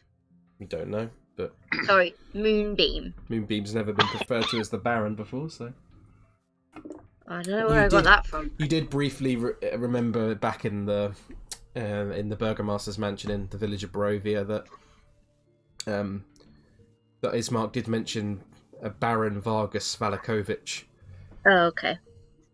You probably would remember that. You're kind of looking all over you, expecting a response out of each of you. We're an honourable group. We won't cause any trouble here. We're just seeking refuge. Unless you're a dog. She doesn't say anything. The guard kind of sighs. He's like, very well. To make sure you know, each of you, the Baron, has decreed that the festival of the Blazing Sun will take place in 3 days. Attendance is mandatory. Tell us more about this festival. If you wish to inquire, then inquire within the walls. I am not a messenger. She sighs. If you could kindly open the gates, then. Suspiciously looking on. And like I said, keep your demon on its leash. As he sort of looks down and signals to a guard below. And you hear on the other side like a big padlock almost being unlocked and then lifted and slided out as the gates gradually push open. 2 guards stand at each of its doors, both wearing crude armour and rusted helmets with equally crude pikes, watching you with a great suspicion in their eyes. Hmm. Did you make your way inside? Yeah. Okay. Over to the map. Whoops, I've got.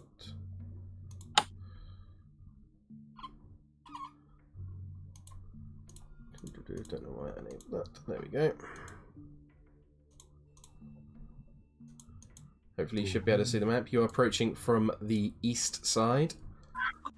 So you are here.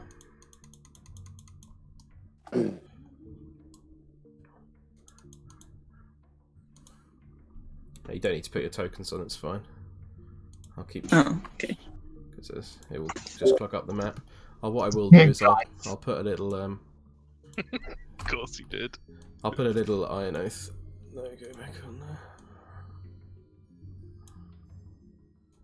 For fuck's sake, stop it! Got enough shit to keep track of having to delete everything. Right, so you start heading into the streets of Vallaki, finally having made it after a multiple day journey. As you make your way inside, you just guys hold on 1 second, let me just quickly grab my... There we go. Got my handouts open. As you make your way inside, make your way past a number of the buildings, you can see that weathered garlands and tattered banners and fabrics with illegible faded painted words hang from the eaves of Vallaki's buildings. Any townfolk you pass, you can see that this place is already far more bustling with activity than the village of Barovia. Anybody you pass openly stares at you as you travel through the streets. You see parents shooing away their children, and fearful expressions, the most common that the party sees. However, no one seems to take any arms up against you. What are you doing? Farrah looks around. I thought I'd be more relieved to be here, but...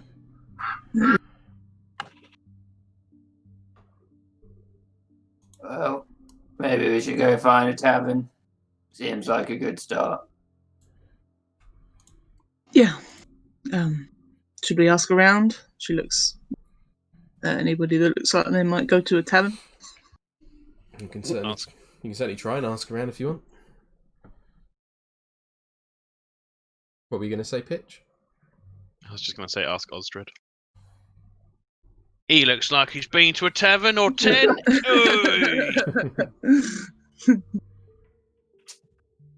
Pitch is just hood up, looking down at the ground, trying to keep himself obscured, but there's only so much you can hide red skin. Yeah. Is this building over here big? Which building? You ping it for me. Let's zoom out a bit. He's right the way over the other side. It's on the other side of town. You can't even see that yet. But is it big? Like, does it poke over the rest? Oh, tall. Oh, yes, it would actually. That's a good shout. Okay. Very minimally though. Oh, then you wouldn't really notice the space. Oh. Farrah's looking around for animals. Yeah, you do a perception check for me. And a raven, mostly.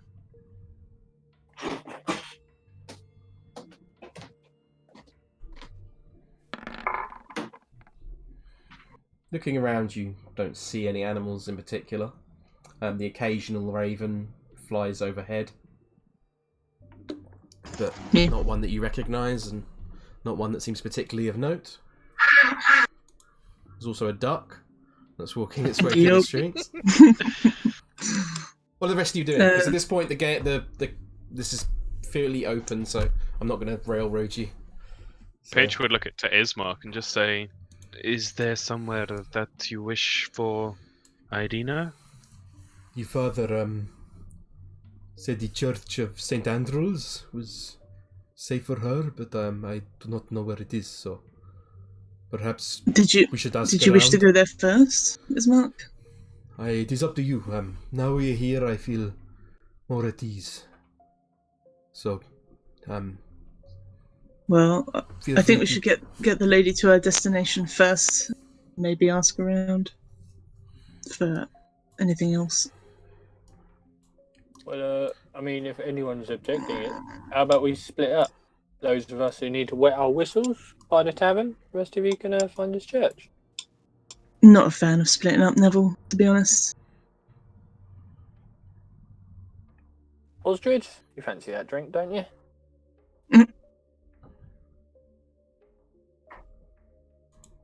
Osdred? He's dead. He's wandered off. He's already at the tavern. Farrah's going to ask somebody where the church is. Okay, so you Just going to pick a random. You walk up to a random person in the town square and they kind of just openly look at you and try and back away as you do. It's okay, dear. I just had a question. Roll a persuasion check for me.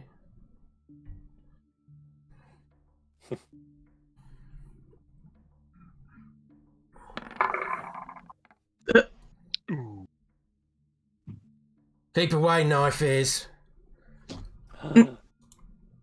Knife ears. She sort of steps away and doesn't try to talk to him again. Already seen your kind at the tavern already. Can't have too many fucking weirdos walking around. Where would this tavern be? She yells out at him. You just, fuck off. Just Better walk along then, friend. Too many weirdos. He just walks off. Yeah. Seems like they're not a fan of elves. Well, at least he's not. Perhaps we should explore. We have our eyes. We can walk and see what we see. Yeah, we could do that. Okay. Just gonna walk along the main path, I suppose. God, So you make... a lot of distance. It's a large town. You make your way across through the sort of main street. There are a number of different houses and homes with people that occasionally sort of look out the windows at you. There's some people are bustling around in town and don't seem as bothered by your presence. You definitely earn your stares, though, as you're quite an unusual looking group to the people of Vallaki.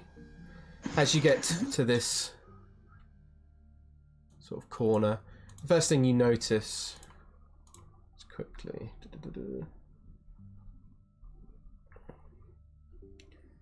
as you get to this corner, you can the smell of, and also stench even, of charcoal and liquid metal permeates the air not far ahead of you.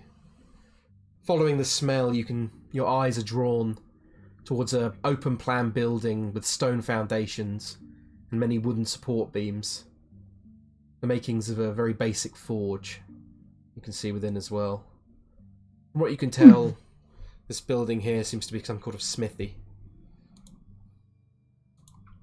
Okay.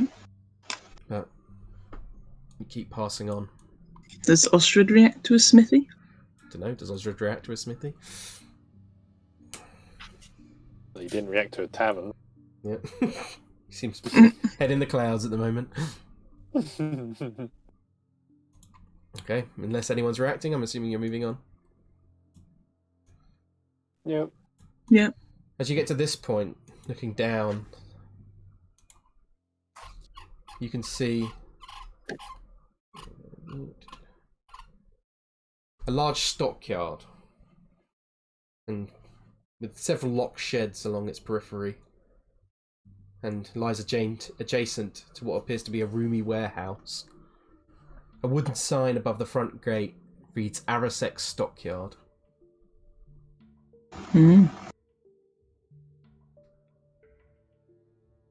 Pushing on further.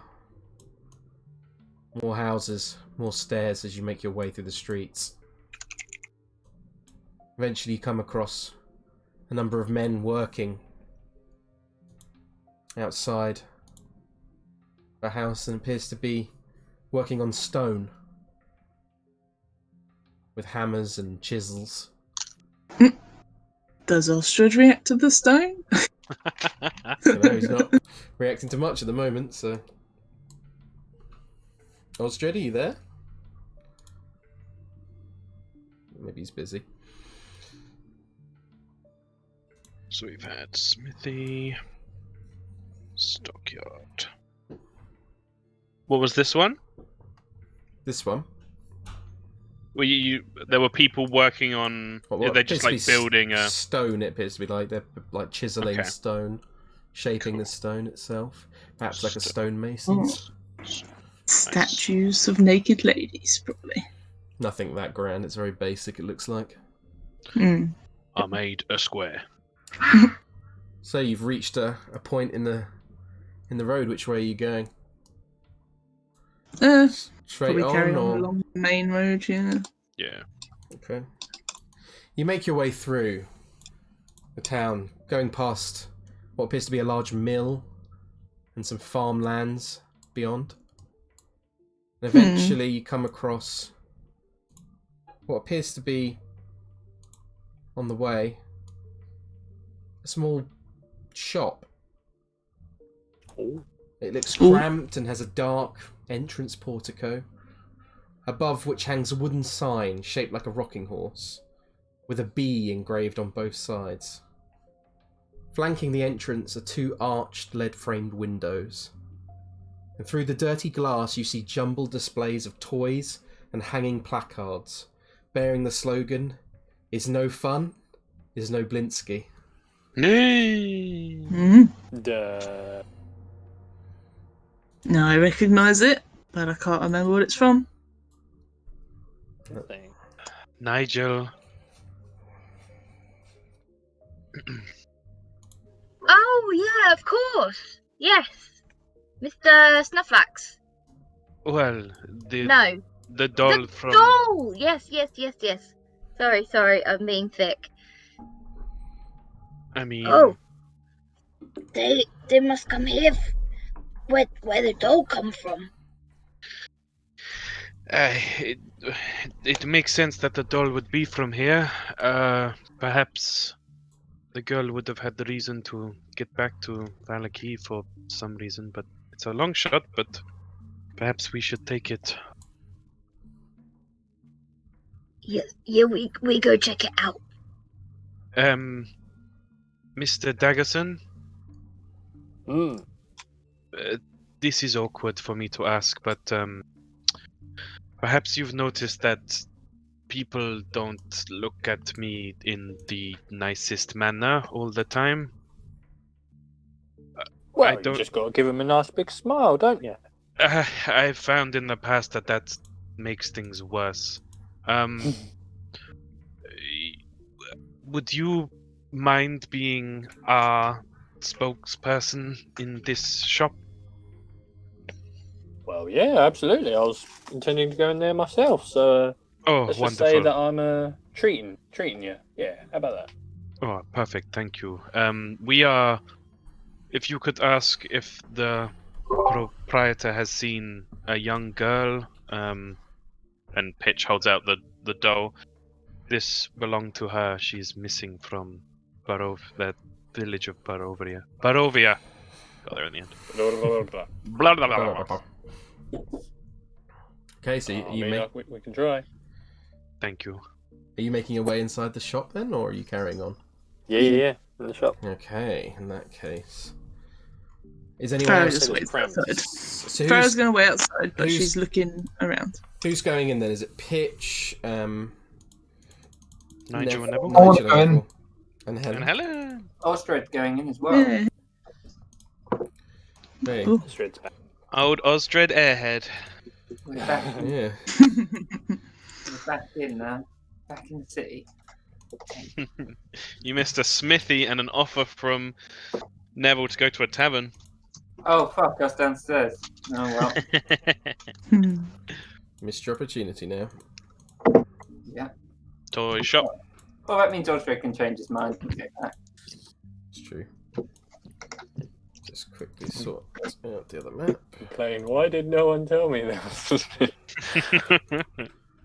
Right, so I shall move you across this map. Rolling a... What's this? I don't know why it's not. Just you wait, Steph. Shops are the most dangerous places. Absolutely. You never know when you'll get sucked into a cheese dimension. No, that's very true. Let's just avoid the area. Ooh. The fuck is this cute? Wait 1 second. Right, so you open the old door on the dynamic lighting layer. It's gonna be like the toy maker in Bang Bang. If you'd like to make your way inside the building for me with your tokens. Yeah. Oh. Poor. So, as you make your way inside, you see a heavy-set man wearing a moth-eaten jester's cap, sort of fiddling around with tinkering-style tools. That's fucking hard to say. Working away at different toys, almost like humming to himself, like a. You can also see a monkey that is climbing its way around the toy shop with a custom-fitted tutu on the monkey. The man looks up from his work and looks to you and says, "Welcome, friends, to the House of Blinsky, where happiness and smiles can be bought at bargain prices. Perhaps you know a little girl of a child of need of joy, a little toy for a girl or boy?" He sort of walks up to you. How do you respond? Hello, my good man. How goes it? Very well. How goes for you, mister? The name's Mr. Daggersen to you. It is good to meet you, Mr. Daggersen. I have lots of things, and he sort of pulls a thing off the shelf, and it's like a headless doll, and he says, "This comes with lots of different attachable heads," and he pulls into this one bag and sort of screws on this one head, and he's like, it's like a little, almost like a Barbie style head, and unscrews it, and then puts this other one with another one that's got its eyes and mouth stitched shut, which is quite disconcerting. And he pulls off another one, and it's kind of one that slightly resembles Strahd himself, and he's like, lots of different toys for you. Hopefully make you happy, yes? How can Blinsky help you? What kind of toys are you looking for? Well, honestly, we've just arrived in town, so we were just having a look around and, perusing what wares you've got. I see that. As you see that, the monkey starts jumping up and then pulls a bunch of toys off the shelf, and he's like, he looks over to the monkey and he's like, "Piccolo, stop it! So silly!" Oh, funny looking rat you've got there. He's a monkey. Where did you get him from? Oh, someone in town recently gave him to me. He's now my good friend, yes? Monkeys in Barovia? No, the man was not from Barovia. He came in, I believe he is staying at the Blue Water Inn. And he's giving away monkeys? Well, he said I look sad. And he kind of looks down for a second. He says he thought that Piccolo would be a good friend for me, so... He was right, Piccolo has been good, if not a little bit messy, eh, Piccolo? And the monkey's like... You ran where that inn was, and I wasn't here. You haven't passed by it yet. No. It's just that Neville was like, "Oh, Osdred, you want to go get a drink?" He looks over at Neville, he's like, "Oh, where is this Blue Water Inn?" Oh, you can't miss it. It is just along the road. Yes, there's a long road. Is it east or west? Just a little bit eastward. Towards the Sunset Gate. Which way did you come into town? Did you come in from the Morning Gate or the North Gate? The East Gate. Oh, the Morning Gate. I have lots of other things. Look. And he brings out this like a miniature gallows, complete with a trap door and a weighted hanged man.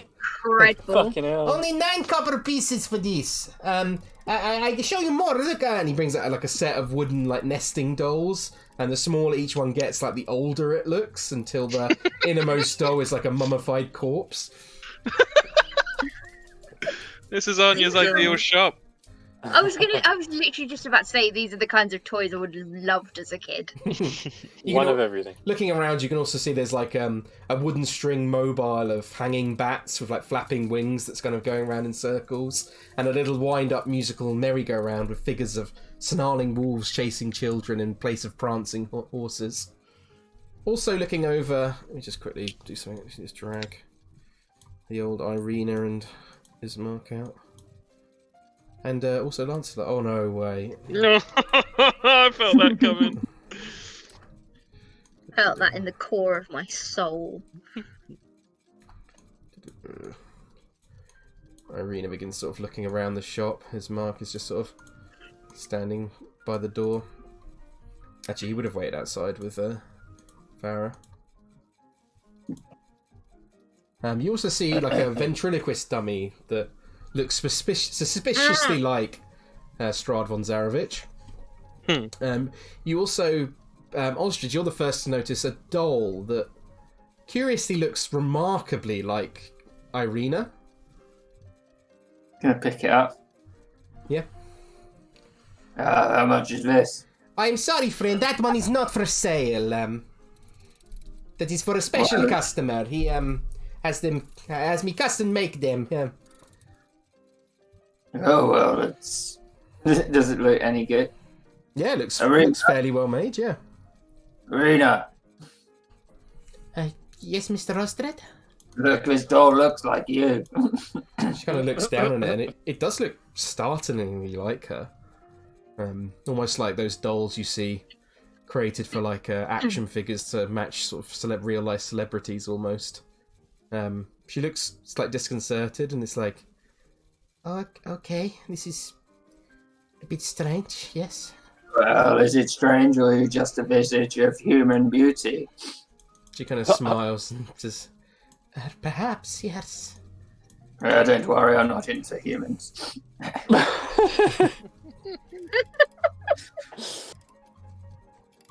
So, any toys you want to buy?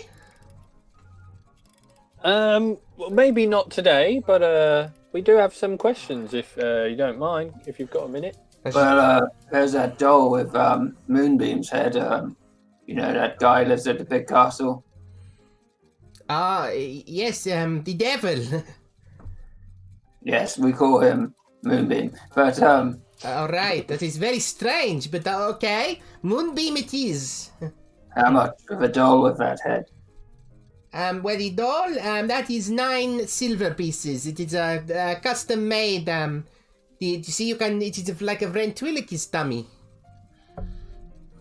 He says that, yes, I'll take it then. Oh, fantastic, thank you so much. Why do I feel like you're going to try and fight Strahd with like a Muppet version of himself? You might get something in. Questions. I'm very glad your friend by. I have not had too many customers lately. He kind of looks down sadly for a moment. I was going to say, it's not like you've exactly got your niche market in here or outside even. No, it is a hard passion, but I'm very glad your friend. I can answer your questions if you like. I'll do my best. Yeah, we were just wondering if you know, have you had any issues with your kids out and about lately? How do you mean issues? Well, you know, I mean, us ourselves, we've been looking for a young girl from the small town of Barovia. I don't suppose you've heard anything about her? No, can't say I have. Sorry. No? No other children you've heard about going missing? No, not at all. Everyone is safe in the town of Vallaki. The Baron makes sure. He says all is well. And all is well. Can I do a thing? What do you want to do?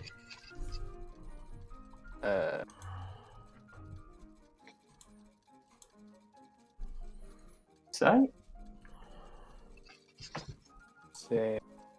He's gonna do some crazy rogue shenanigans. Yeah, can I do an insight check? Yeah, of course, yeah. Cool. I'll have him roll a Stealth.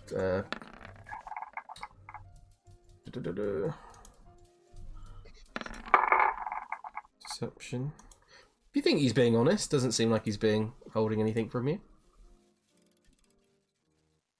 Did you say you got 15? No, he got 11. Oh, 11. Okay. Doesn't seem like he's holding anything from you. Yeah. Okay. Seems like he's being pretty honest, pretty straightforward. What's this Burning Sun festival? Oh, the festival of the Blazing Sun. You have heard of it, yes? That I suppose the guards would have told you about it coming into town, yes? I mean, it is a great festival. The Baron holds many festivals. I suppose is there food? Oh, lots of food, yes.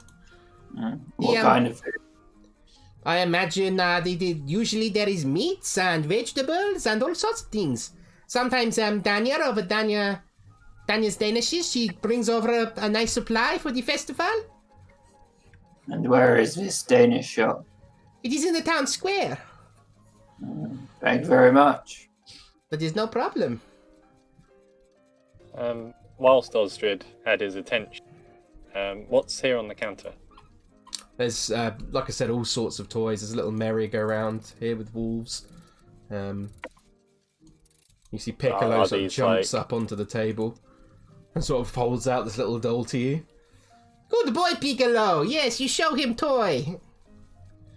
Neville kind of waves them away. But I don't know, there's no like documents or a logbook or anything like that. No, it's not like from here you can see that he's got some kind of logbook of sort of purchases of sort of what looks like a sort of basic kind of till area, but nothing like that seems particularly of interest to you. So I wouldn't gain anything from taking a look at the logbook. I mean, you can try and peek over at it if you'd like. Yeah, if you think it might, I don't know, potentially provide any sort of. You look over at the logbook and it appears to be pretty. It seems to be like there's been like a table made, sort of to show ingoings and outgoings, but the ingoings are very empty. I'll say that much. Yep. Okay. It seems like he's maybe not getting the most amount of customers. Yes, he sort of looks to you. The last festival was really fun, and the Wolf said Jamboree a few days ago. How often are these festivals? Oh, at least once a week. The greatest festival of the year every week. It is great. Osdred just looks at everyone. Did you have a midwinter one? A what one? Don't worry. Okay. Has he been? Blink 2 times if you need rescuing. Has he reacted to Pitch at all? Pitch has taken his head down. Not at all, no. In that case, Pitch will speak up. My name is Pitch. Oh, nice to meet you. Me, Gadolf Blinsky. What's his first name? Gadolf. Gadolf, yeah. That's awesome. Gadolf, how do you feel about the Vestani people? Oh, not a problem. They're not allowed in Vallaki, but I've never met them myself. I know that the man who came in recently to town had me make a doll of one of them. It's a bit strange, if you ask me, but I suppose everybody likes dolls, so. Is that where Piccolo came from? Oh no, he came in with the man, and he kind of like does like a motion like his ears, like almost like pointed. He's like a bit like a kind of like yours. A man came in, a stranger, a big carnival man, very strange. I see. He came into town a few days ago, and he came here and he brought Piccolo with him. It is always good to make new friends. I love making new friends. Yes. Mr. Blinksy, was it? Blinsky. Yes, Mr. Do you take bespoke requests for dolls? Oh yes, of course. Yes, I do custom requests many times. Yes. Well, we recently had death in the family, and I was wondering if you could make a doll for my friend here. Of course, of course! And he's like really excited, and he kind of like sort of shakes his hands in front of him like a kid where they don't know how to express their excitement properly. And he's like, what? Let me just grab my paper. And he just comes over here and starts grabbing. Neville, you would have also noticed some of the papers over here are kind of like blueprints and stuff like that for like toys that have yet to be made. And he comes and brings over like a quill, and he's like, yes. What kind of toy would you like? No, you would Mr. Snufflax like a friend, Nigel, seeing as Lancelot is gone. Mr. Snufflack's love friend. Thank you, Osdred. Linsky kind of looks down now at seeing that you're sort of holding Mr. Snufflax. He's like, what a beautiful little bear and his little night outfit. It is so... What a great idea. Do you mind if I maybe make more Mr. Snufflax? He could be a top-selling range. No, you try and make Mr. Snufflax. That's fine. Yeah, oh, thank you. I will. I'll make lots of Mr. Snufflax. What a great idea. Well, if you could, do you know what a dog looks like? Yes, I know what a dog. And do you know what a black Labrador looks like? I think so. I could make a black dog toy if you like. Looks over at Nigel. I need a few days though to get it ready. How much would it cost? About depends how big you want it. If for a small one, I could do maybe 8 copper pieces. For a big one, maybe 1 silver, 5 copper. Well, let's go for that then. Okay, I could do a really big one for 4 silver, but it would be very big. How big? Like this big, and he sort of holds out his arms as wide as he can. Looks over at Nigel. I love this guy so much. Which one would you want, Nigel? The big one or the very big one? Big one, please. Yeah. Okay, then that'd be 1 silver then. Yeah, so Osdred gives him a silver in advance. Okay, thank you. And he sort of thank you so much. I never had so many nice customers come and buy so much in one day. He sort of comes over and he like opens a little drawer and places the money inside. He's like, anything else? I have so many toys. I'm in love with this guy. I'm spending the entire campaign in here now. They all need a nice home. I take gallows. Okay, the gallows. Yes, that is a good one. That is 9 copper pieces. He'd hand it over. Oh, thank you. He'd give the gallows to Pitch, say, for in memory of Danish. Jesus Wow.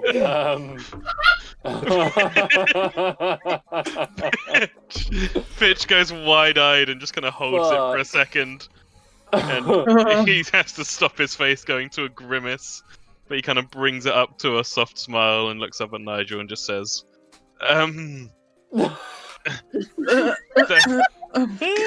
Thank you, Nigel. I will treasure it. I don't know what to say. I'm just going to Like quickly go email. for a quick pee, so I'll be right back. Feel free, Good. anyone else, good. Oh my god. Alert, team! Alert! Smashing it Alert! against the wall. The bottom card that when Pitch got his... Yeah, that was amazing, Anja. The bottom card when Pitch got his fortune told said, there is one who will help us greatly in battle against Strahd, the Joker, a man with a monkey who's more than he seems. Yeah. Oh. That's it. Buy the hot box and win him over. So... I was also wondering, didn't he say something about there being a toy of a nest? Nest? Did he say something Oh about no, a nest? nest egg. Nesting Oh, dolls. okay. It's the dolls Yeah. inside the Okay. Russian. I assume, I'm keeping my eye out for a nest of ravens. This is why I keep looking for ravens. I assume Osdred we got told about the tarot reading? Yeah, I feel like it would have passed between them. If it would have come out, he would have been like, oof. So, Yeah. Also, pitch. the monkey thing might be this guy at the Blue Water Inn. Yeah, completely. Maybe. The elf.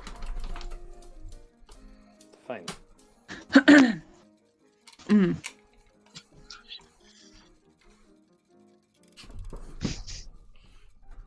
oh my god. I'll add it to my inventory. Set of toy gallows. Next time Strahd comes back, Osdred's going to get out of his Strahd ventriloquist and start repeating what he says. I knew that was it. It's like a voodoo doll. No, he just wants to be irreverent towards Strahd. That's all he wants to do. You will all suffer. You will all suffer.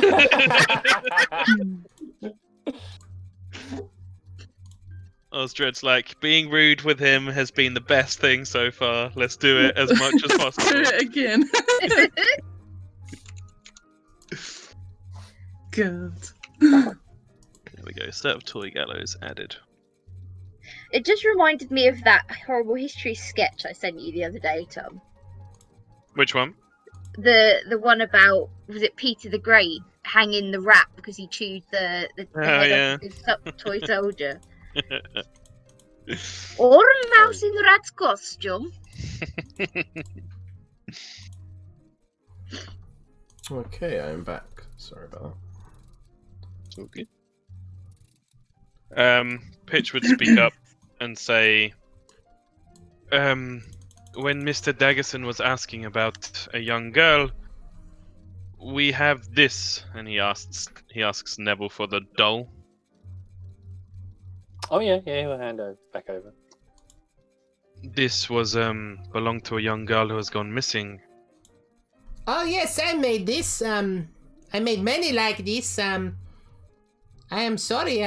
Sometimes caravans go to the village and they like to I give them some of my toys as free merchandise to hand out to the people because I feel like it would be good advertisement, you know?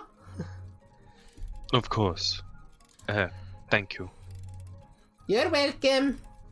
Mr. Blinsky, Yes? do you, what are the toys you make usually made out of? What materials do you use? Mostly wood. Well, could you, I could get some sort of softer cottons and stuff as well.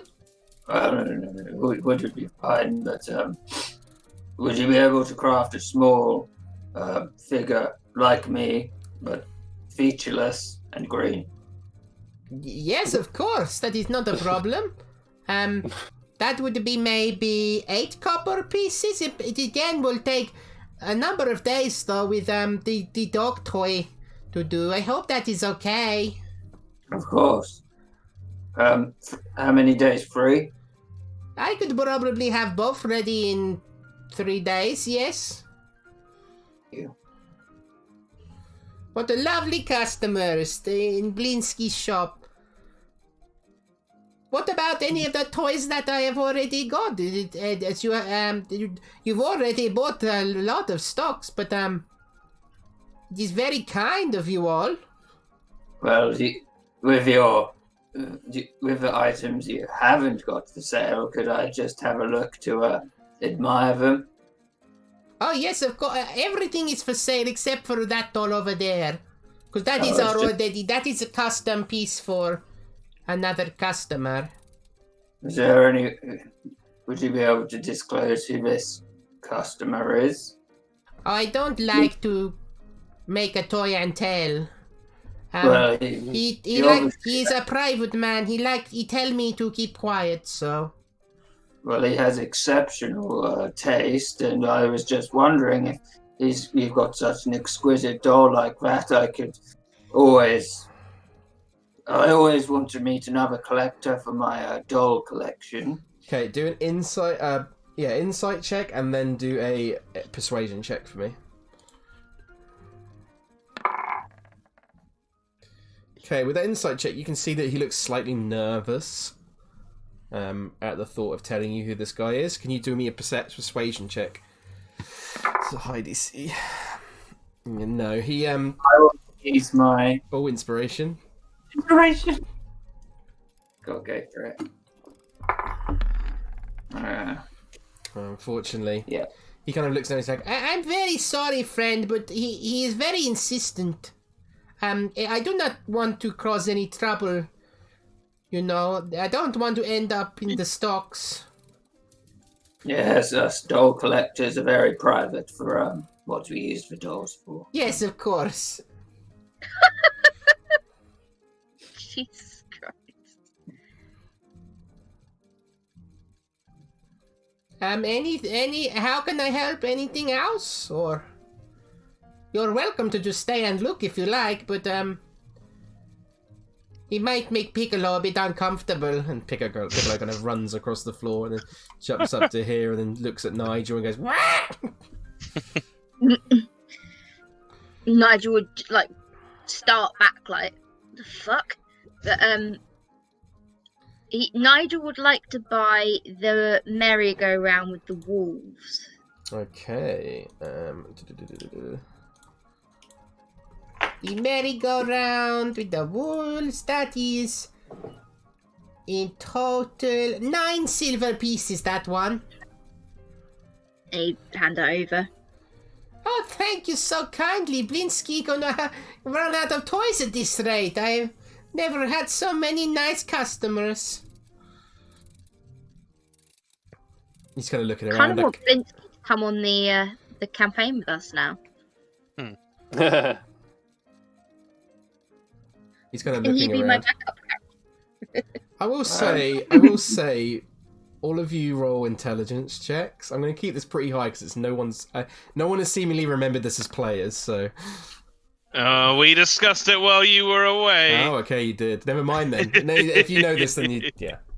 Don't worry. That's why Pitch is trying to ask about Vistani and such. I don't think Osdred know though. Yeah. Yeah, you could if you know it, then if you can choose. I won't make you roll intelligence. I didn't realise you'd remembered. So. Not that we know what to do with it, but Pitch will step up to him and he'll have 2 gold pieces in his hand. Okay. Mr. Blinsky, I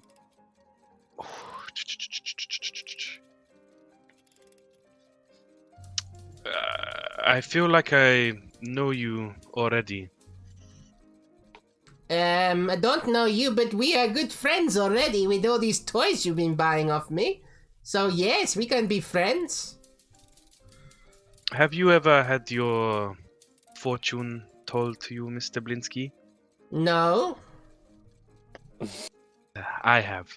And it was interesting. I had all sorts of stories and ideas, and one of them told me about a man with a monkey. Oh, maybe they are a big fan of Blinsky. Although the monkey, Piccolo is fairly new, so I don't know how they knew about Piccolo. Maybe they knew about the man who came in here a few days ago. Do you remember anything about this man? He had pointy ears like you. I think he stayed at the inn. I can't. His name Rictavio. I love his voice so much. All right, Mr. Blinsky. I think it's fair to say we are all big fans of your shop here, and I'd like to make a donation. Oh, that is so kind of you, Blinsky. Oh, he kind of gets a bit emotional and is a bit like sort of kind of doing that thing where you kind of try and fan your eyes to stop yourself from crying. I so scared to go out of business, and you have saved. This will all this will keep me going for another 4 or 5 moons at least. All right, 1 for you, and of course 1 for Piccolo too. And he holds out the second gold piece towards Piccolo. Piccolo's like grabs it and sort of holds it, like coveting it, like Gollum would with the one ring. Careful with that, Piccolo. Don't drop it. It's very good. And Piccolo kind of like scatters off and just runs, and just like bursts through the back room, like with the skull piece, and is gone from sight.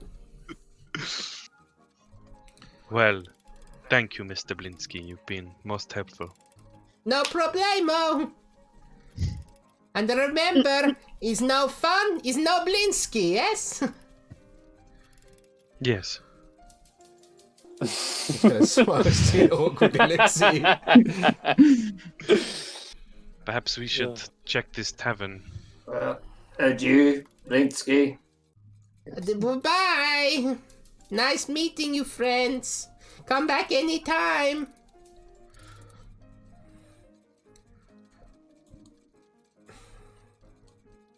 Okay. Intriguing. So I'll move you back to... Oh, Nigel's teleported again. I've just realised he sounds like fucking Beedle from Zelda. Maybe we should find this tavern and then I'll go down to the blacksmith, seeing as I was in a bit of a mood earlier. Tavern seems like a good idea. No, we'll still have to find it first, don't we? Right. Yeah, we said. He pointed you in the direction of it. Yeah. He said it was just down the road to the east. Okay, So back the way we east. came. Sorry, This way? to the west. I meant. Sorry. Oh, okay. Okay. Did it say? So I head think- down that way. Okay. As you do, you get to this corner, and I will take you over to this site.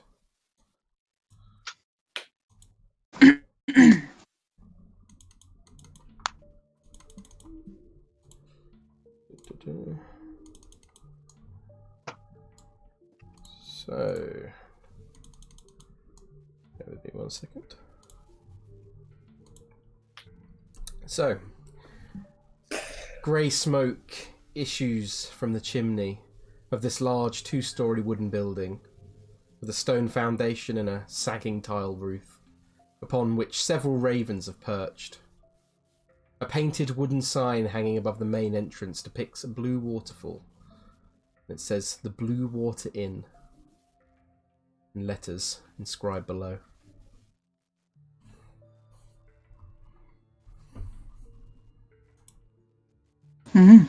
Pitch kind of sighs and puts his hood back up again.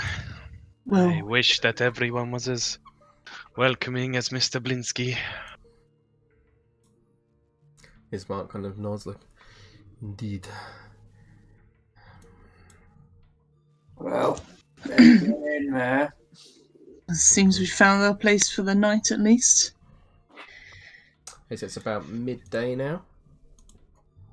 And you make your way inside the Blue Water Inn. Bear with me 1 second. Just sort out tokens and the like. And Barovia village is a real fucking dump. Yep. It's nice to get somewhere with people.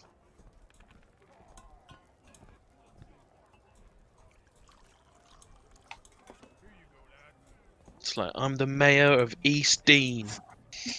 We met as a pub. Oh wait, so they did three. Really? Yeah. Where we went inside and they were all just like, Friendly. Wait, where are we meant to be? Bottom right. Bottom right, thank you.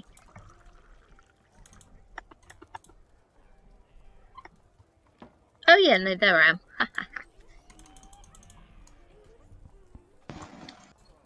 Well, should we go in and book a room at least? 2 Osdreds. There we go. Hey. oh man, I want to watch that episode. Best episode. Right, so I will open the doors for you. So, do you make your way inside? Yeah, Pitch is purposely trying to lag towards the back of the people going in. Come on in, Mark. Maybe we can have that bottle of champagne now. As you make inside, you can see that damp cloaks hang from pegs in the entrance portico. You can see the tavern is packed with tables and chairs, with narrow paths meandering between them. A bar very dark. stretches along one wall. Oh, sorry, Neville, Sorry, I put this on the wrong lighting thing. Very. Daylight mode. Right off. The vampire pub. There we go. There you go, you can see a bit better now. Farrah looks to everybody. If anybody else could book a room, I'm going to sit down. I'm a bit tired. I will say a bar stretches along one wall and under a balcony that can be reached by a wooden staircase that hugs the north wall. Another balcony overhangs the entrance you just passed through to the east, just above you. You can see all the windows are fitted with thick shutters and crossbars. Lanterns hanging above the bar and resting on the tables bathe the room in a dull orange light and cast shadows upon the walls, most of which are adorned with wolf heads mounted on wooden plaques. I'll also say... What are you laughing at? It's cross-dressing a Lodi. Definitely. God. You can also see the wooden balcony stretches the full length of the tap room, and it's enclosed by a wooden railing that's carved with raven motifs.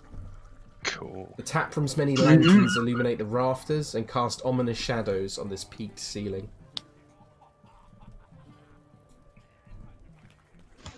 So you can see. Maybe 1 second. Let's adjust something. It's the pose as well and the hat. It just looks so much like a Lodius' token to me. It does. He's on a mission. He's in disguise. Heading in, you can see There's a number down. of different patrons sitting around. A woman at this table's drinking alone. Actually, probably be up here, actually. Drinking alone.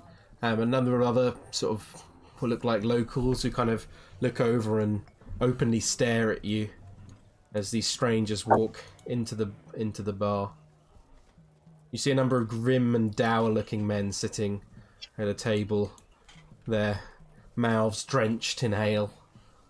You see a colourful-looking character sitting at the bar stool, wearing colourful clothes and had, from what you can see, Farrah, Pitch, and Osdred and Neville appears to have slightly pointed ears. Hey. The woman from behind the tavern is standing up here and sort of looks over to you and sort of beckons in your direction like a kind of greetings gesture. To everybody? Yeah, she just sort of acknowledges your entrance and kind of smiles and kind of nods to each of you. Yeah, Osdred, he shrugs, he like taps Pitch. He's like, yeah, I'll get around it. Alright. He walks up to the woman. And she's sort of like, hail, friend. What beverages have you got? We have purple grape mash number 3 or red dragon crush. Got any ale? No ale, no, just wine. I will say sorry that I did know I did say soaked in ale, but it would be soaked in wine rather than ale. Kind of size. Oh, kill for. Yeah, I'll get around for my friends who just came in. Very good. They are 3 copper pieces for the purple grape mash number 3, and 1 silver piece for the more superior red dragon crush. He leans over. He's like, "Yeah, the cheap one." And How many of you in total? 1, 7, 8, 8. 8 in total, yes. Okay then. So you're looking at... I'm terrible at maths. 2 silver, 4 copper. Yeah. 2 silver, 4 copper. Like slams it down. It's like, And she takes it and then she heads off to these large kegs that you can see are sort of protruding from these holes in the wall and starts filling up these different sort of wooden mugs and then placing them before you. Every 1 second. Yeah, he's just doing rounds, taking it over to this table over here. Mm-hmm. He says to Pitch, it's like, it's good to be back in some form of civilization. And then he leans back in his chair and puts his feet on the table. It is good to be sat down on a chair. It seems like a luxury after the last few days. Mark and Irina will join you. Yeah, and he pushes over some drinks to them. Thank you, my friend. Cheers, I guess. And Irina sort of smiles like, Cheers, everyone. We finally made it. What do you plan on doing once we get to the church, Ismark and Irina? I'm hoping to see how safe it is first. And then we can go from there, I suppose. I'm not going to make any decisions until I can ensure Irina is safe here. That's fair. Pitch calls over to Nigel. Yeah, I was okay, gonna there say. we go. Oh, sorry. What? I'm assuming you're all sitting around the same table. It's not an issue. Yeah. So, Pitch, what should we be doing? in case it wasn't clear, Pitch would have informed Farrah about the conversation and his thing about the fortune Okay. telling. Okay. Perhaps we should ask him about the situation. The thing is, I'm not sure what I want to ask. Hmm. Do I ask, how will you help me against darkness or what have you? Like, it seems ridiculous. We could maybe, if he's had any experience with moonbeams, minions. Osdred pulls out the ventriloquist. Jesus. It's going to be the best purchase you've ever made. That is hideous, Osdred. I'm not gonna lie. But it definitely, if he knows this, then he must know what he looks like, and I don't know how many people have seen him in the flesh. That's not a That's bad true. idea. Puts his hand up the ventriloquist as well. And poises it on the table. Well, yes, we have a point of reference at least, I suppose. And there was also something strange in there. There was a doll, a more fancy one in Irina's image. Yes, that was very strange. I wonder who is getting dolls that made to look like me. It's probably just a coincidence. And there's plenty of perverts out there, Irina. It could be anyone. Do many people know you outside Irina? No. I kept to myself mostly in the village. Especially recently with this stuff. With all the... She kind of looks down slightly and kind of see touch her neck. And kind of goes quiet. Is anything in the room magical? Sorry? Was anything magical in the room? What, in Blinsky's toys? Yeah. Okay, you're asking everyone else. They didn't... Yeah. You all know that, yeah, it's not... You didn't see anything magical? I'm just wondering how they would have got the point of reference for Irina if it looks so similar. Osdred gets the ventriloquist and uses it to look at Yep. Farrah. Maybe it's me. Jesus. So Oh my god. you think Strahd went to a toy shop? Well, how else does it explain it? He knows what Irina looks like. I mean, I guess, but that didn't strike me as the toy type. But hey, I guess it's possible. Hey, people are into weird stuff. You can never guess. As you're chatting amongst the table, the door to the kitchen sort of swings open, and 2 young boys sort of run out into the tap room and sort of run Fucking through, hell. sort of chasing each other up the stairs. And The Edgy Brothers.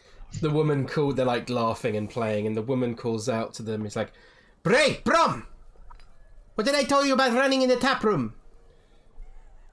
And they sort of like, look, he sort of smiles, and he's like, "It was Bray's fault! He stole my toy!" And she's like, "Go help your father in the kitchen. You know you have chores to do." And they kind of look down solemnly, and then this one sort of walks back, and then this one kind of runs up off the stairs. And then this one sort of walks back in, and she's like, "Ah, bloody children." Did Farrah get a good look at the toy?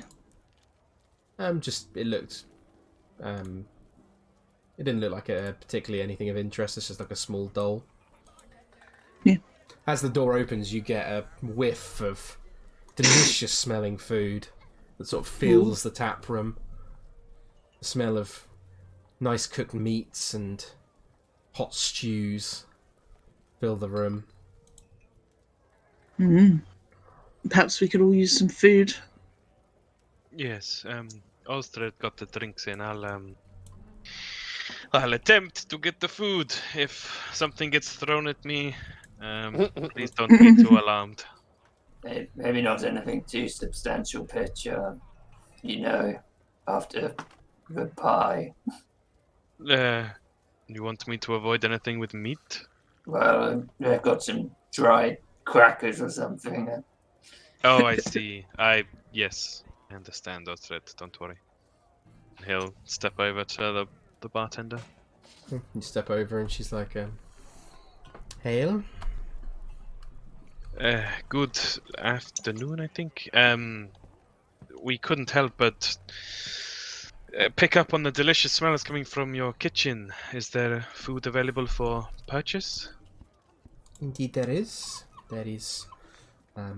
We offer hot beet soup and fresh bread. For 1 electrum piece, but we do it at no extra charge if you happen to rent a room for the night. Or we do cooked wolf steaks as well. Also 1 electrum. The soup and bread sounds good to me, but how much would rooms cost?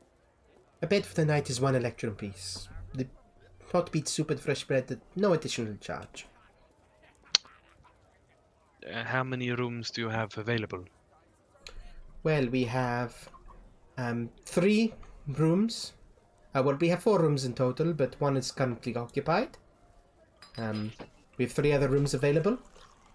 We have the nicer 2 rooms, a single bed in each, access to your own chest and wardrobe. And we have the more communal room. It is shared between 4. I think we will need them all. Very well. That would be 1 electrum piece per person. So 1 gold, 1 electrum. I'll break 2 gold. Take 1. Right. Crowded never charge those prices. Yeah, Pitch hands over the money. And she nods, she's like, "Very well, let me fetch your keys." And she sort of walks back into the kitchen for a second and sort of makes her way round, and then comes back out in a moment and hands over 8 sets of keys. Nice. And 1 for each of you. Thank you kindly. And the soup would be wonderful. Of course, I will let Erwin know soon, and he will bring it out to you in no problem. And she sort of calls Fantastic. into the kitchen like, "Honey, 8 beet soups with fresh bread, please." He's like, yes, soon.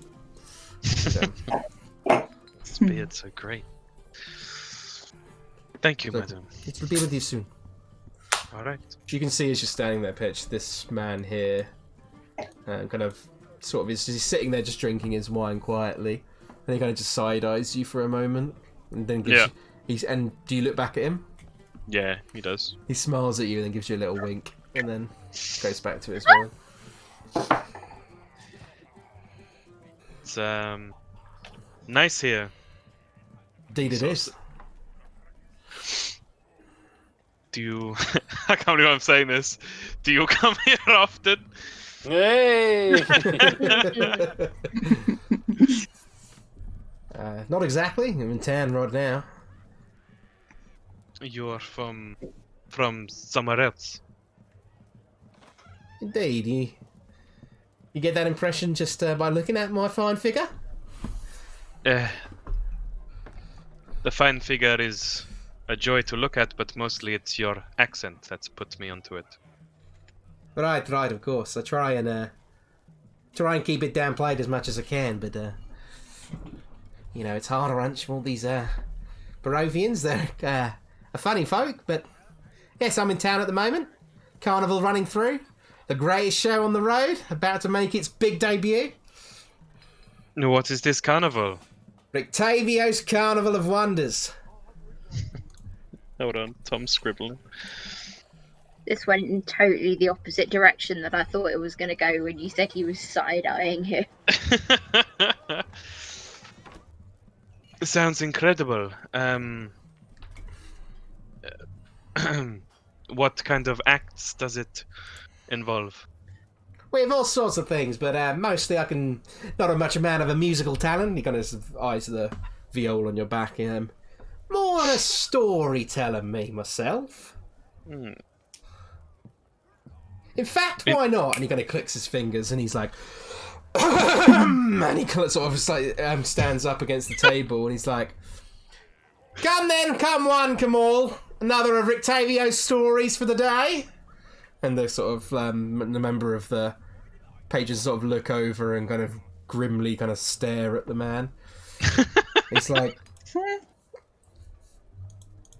Osdred's like, I think I might go to the blacksmith now. Let me tell you a tale of an orphan boy. Kept at home he was. Under the cupboard, under the stairs. And then one day, a wizard came to him and found him. Whisked him off to a great school, a castle on the edge of a lake. The boy made many friends there. Turns out, he was the chosen one. The boy, after many years in fighting all sorts of monsters, saving the school from certain death, came across his arch nemesis, the grand evil wizard. The wizard and him, the chosen boy, were tied by fate, and a great battle ensued in the courtyard of the school.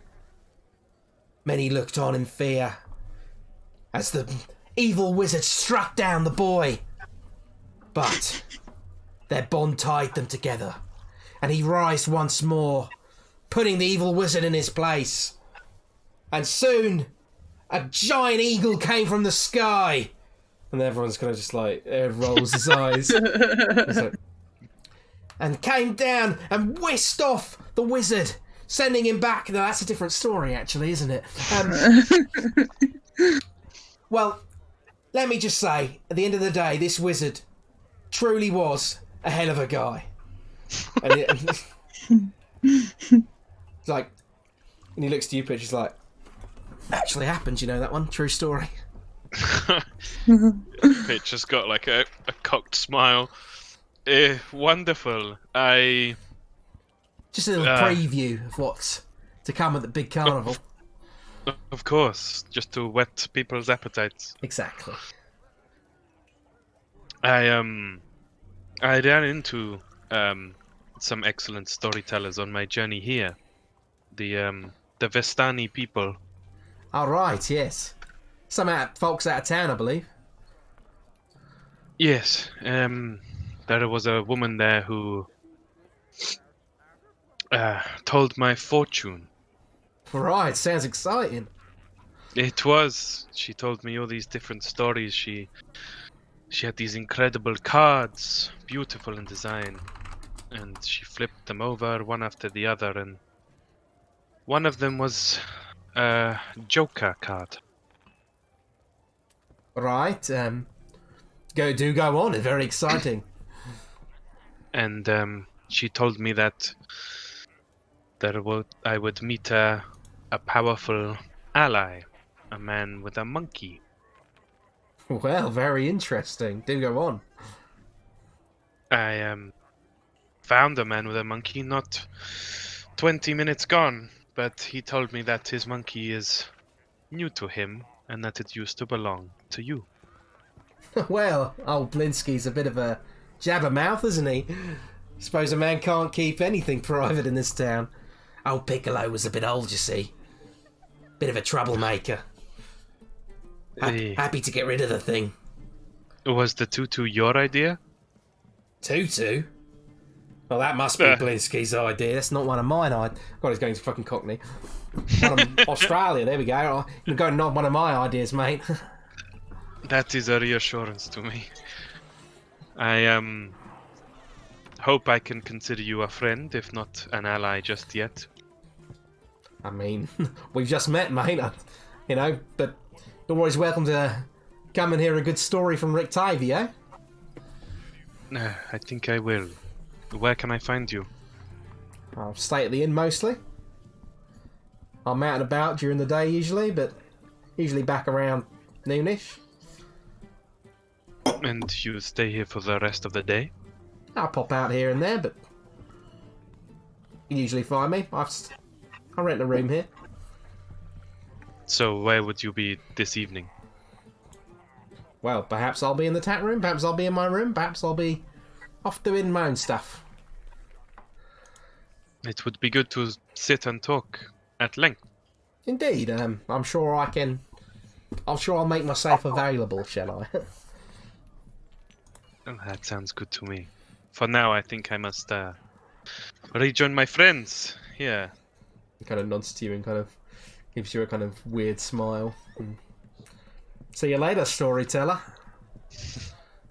Same to you. He sits down. He turns back to his wine. He kind of shrugs towards Farrah. Nothing of interest, Pitch. I did everything but say, please help us, and didn't really get much, but I think I'll talk to him more tonight or soon. He's part of a carnival. I imagine he will be performing at the festival. Seems like we'll see him around there, I suppose. Yes. As you're Think of some chatting, more specific questions. Erwin comes out from the kitchen with a number of bowls of soup and starts placing them around the table. He's like, here, there we go. Hot beet soup for everyone. Hope you're enjoying the wine. Family recipe, that is. What, the wine or the soup? The wine, family special. Where's it made? Here? Is this some sort of microbrewery? No, the winery west of here. There's a winery west of here? Yep, my family-owned winery. We provide all the wine for all of Barovia. You do, tour of the facility? Well, I haven't been out there in a while. But not really my place, more the other side of the family, if you know what I mean. I'm very busy here running the inn. Well, if you come into, come in speaking, say that people may be interested in a vineyard tour. Not a bad idea.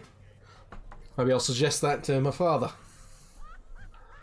Do the wine good? I'm more of an ale man, but it's damn fine. Oh, very good to hear. And he kind of looks around to the rest of you. Hot beef soup. Sort of starts placing it around the table over here. Thank you. She looks up. Yeah. Taking a bite. So, enjoy. He sort of heads back into the kitchen. Farrah slowly eats it. Okay, so you're sitting around the table, middle of the day. How long do you plan to stay here at the inn? Short rest length, I suppose. Unless Anybody else wants to say? Osdred wants to go to the blacksmith, but he doesn't really need to take anyone with him while they're short resting. Okay. If you want to head off on your own, or if you want to take someone with you. Farrah would say to take somebody with you, like go in pairs sort of thing. Osdred would sort of just not really listen. Then she would go herself with you. Well, he would be like, I don't want you coming with Farrah. Oh. I understand, Osdred. You're fearful of me, but it's not for I fear. We don't. You haven't taken any precautions for our safety, and I don't really respect that. Well, do you have a suggestion, Osdred? Well, mentioned the cage to sleep in. I'm happy to take precautions, Osdred, but I'm going to save those for evening and not a cage.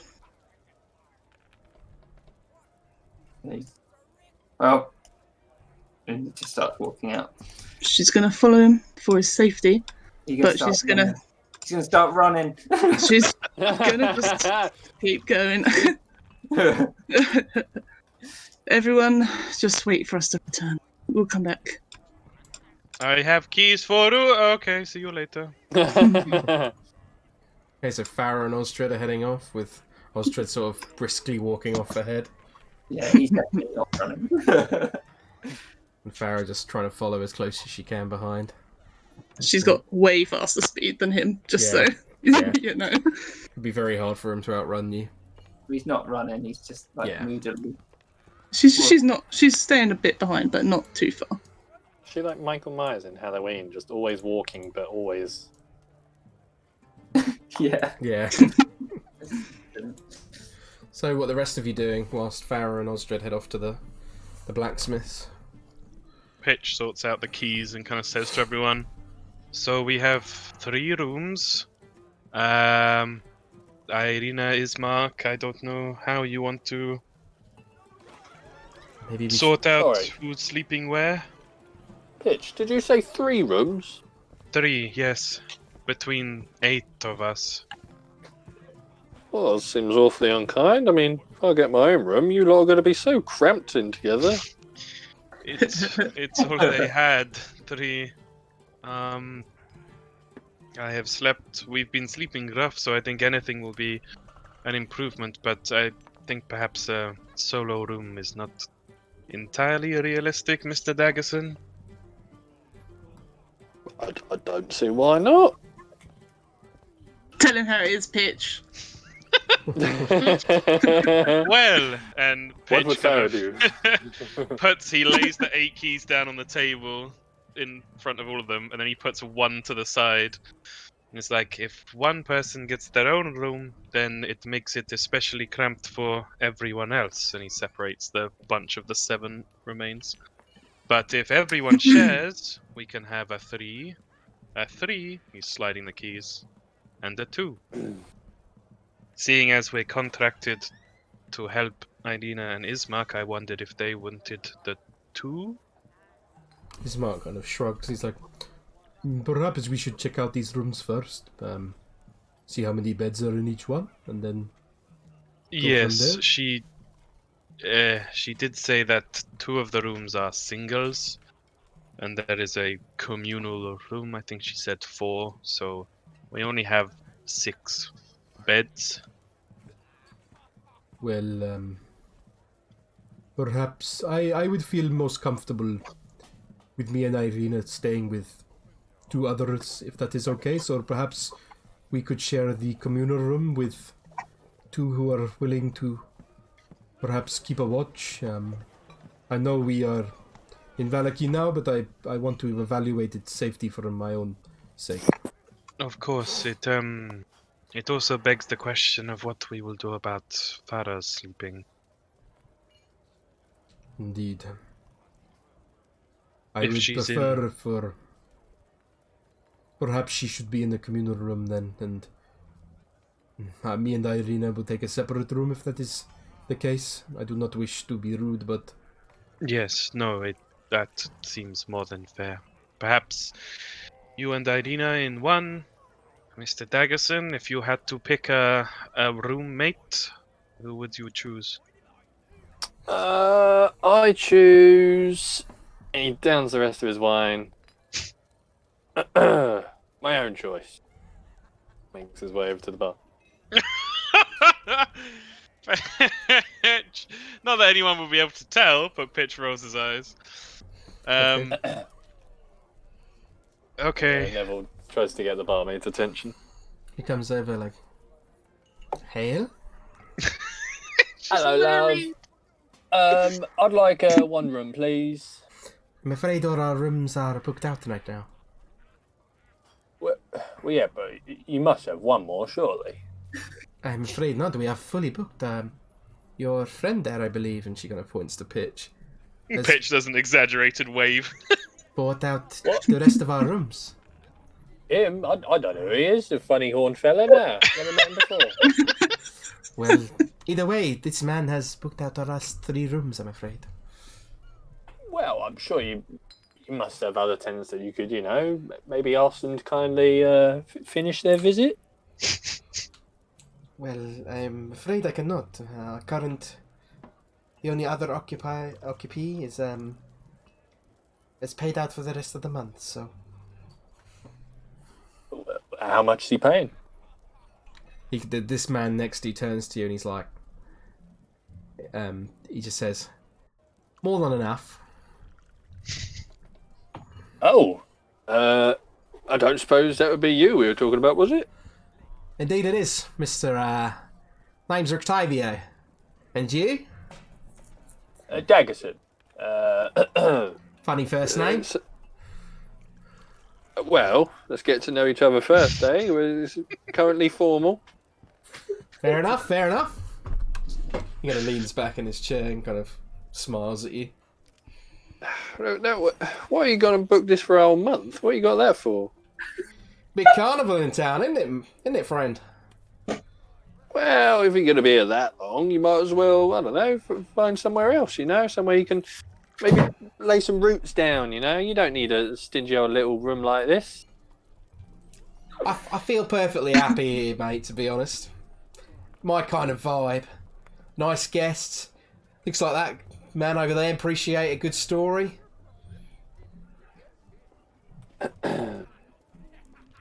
Rest of them maybe not so much, but, Well, I don't suppose, you'd be willing to,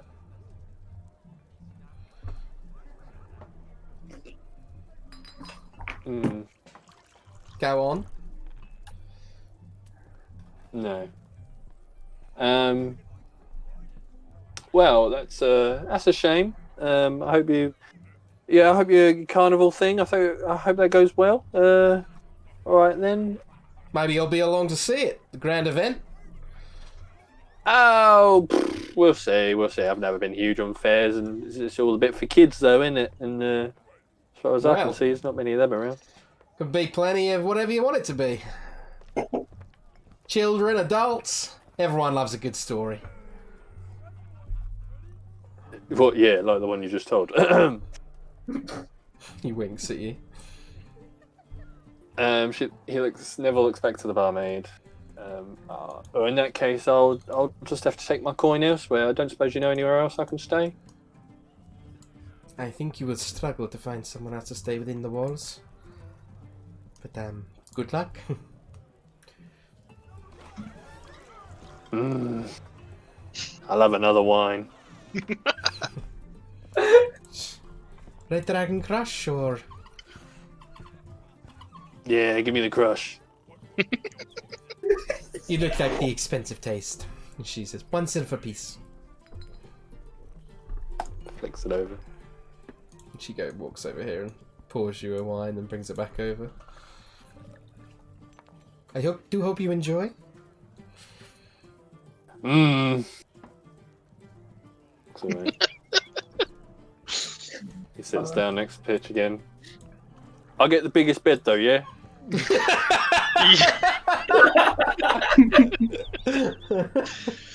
Yes, Mr. Daggersen, and he slides a key towards him. Any further thoughts on your roommate? Anything but the bear woman. All right. I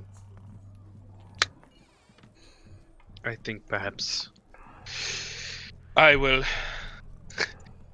have the pleasure. I'll make myself comfortable on the floor. You can sleep in the bed. So that leaves Nigel, Helen. You will be sharing the 4-room with Osdred and Farrah.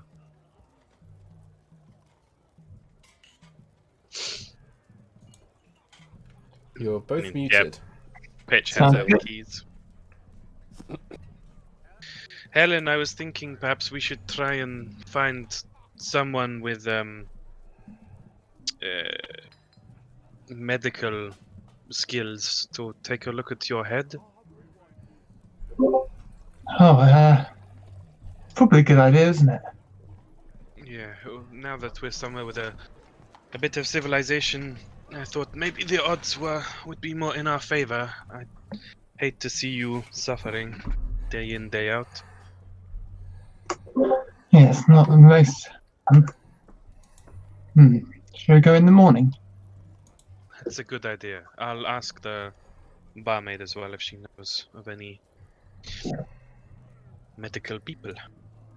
Oh, that's smart. Okay, whilst this is happening, we will cut over God, this is gonna be the best odd couple buddy cop scene Osdred ever. and Farrah arriving at the blacksmith's. Whoa, that guy's cool.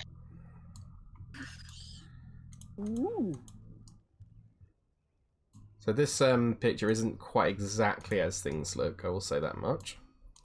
Let me describe it to you in a moment once I've set up everything properly.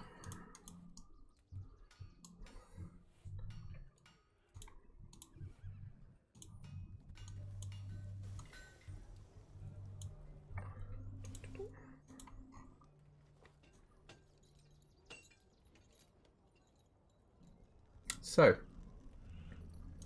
entering this open plan sort of blacksmith's, very basic forge.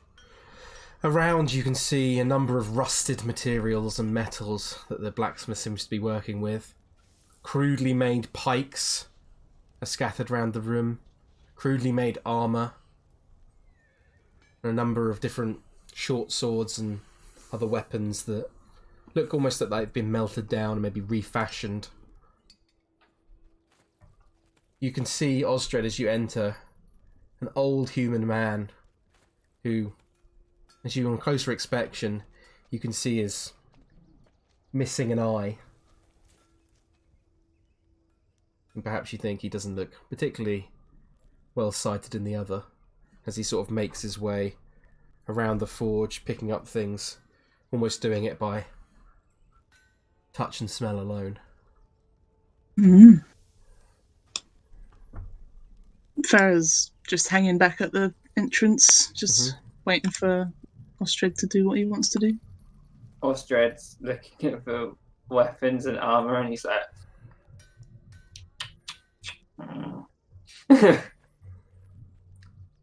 As you enter, I would notice you would see a sign hanging from the top of the thing that says Thimdall's Armaments.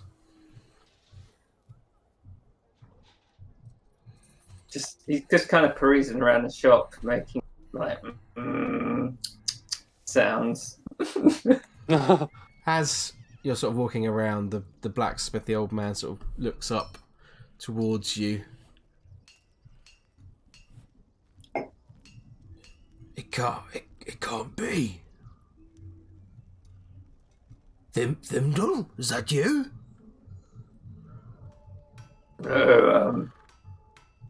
Thimdall a dwarf. Indeed. You're not Thimdall. Sadly not. Oh. He kind of looks down, like you can see like the look of confusion in his face for a second. As if he's not quite all there. Osdred can see he's missing an eye. Oh yeah, 100%. So, And his other eye is quite... You can see now it looks like maybe it's got quite a lot of cataracts in it, and like you can see that it's quite like sort of almost blurred and not, fully there. He looks like he's quite blind. How well can you see, old man? Not so well anymore. He walks up to him. He's like, "Do you want to have a look at the world?" What? He holds up his topaz ersatz eye. Okay. He's like, "You can have a look for a few minutes if you want." He smiles and he's like, I don't know who you are if you're not Thimble. But I was looking for arms, but... And he kind of like looks around and like, don't think I'll see anything I want here, but maybe Dumathoin can give you some joy. You look like you're not enjoying yourself. Dumathoin, another name I haven't heard in so long. Thimble love to go on about him. Yes, well, he's my patron. I'm surprised to hear there's a dwarf in Barovia. You're going to look down solemnly. No longer. He holds out the eye to him. Yeah. So you can look if you want. So what exactly are you trying to do? Like give him the topaz? Well, I'm trying to make it so you can like put it in his eye socket and have a look at the world for a bit. Okay. Do you have any spells that do anything like that? Because otherwise I'd say it wouldn't necessarily work. That's right. You put it in and it works. That's what it does. Oh, okay. I didn't know that. Yeah. Cool. Could you just send me a little description in the chat of that exactly? Just so I know how to roleplay it properly. I want to make sure I'm doing it justice. Everything's blue. Dabba deepa.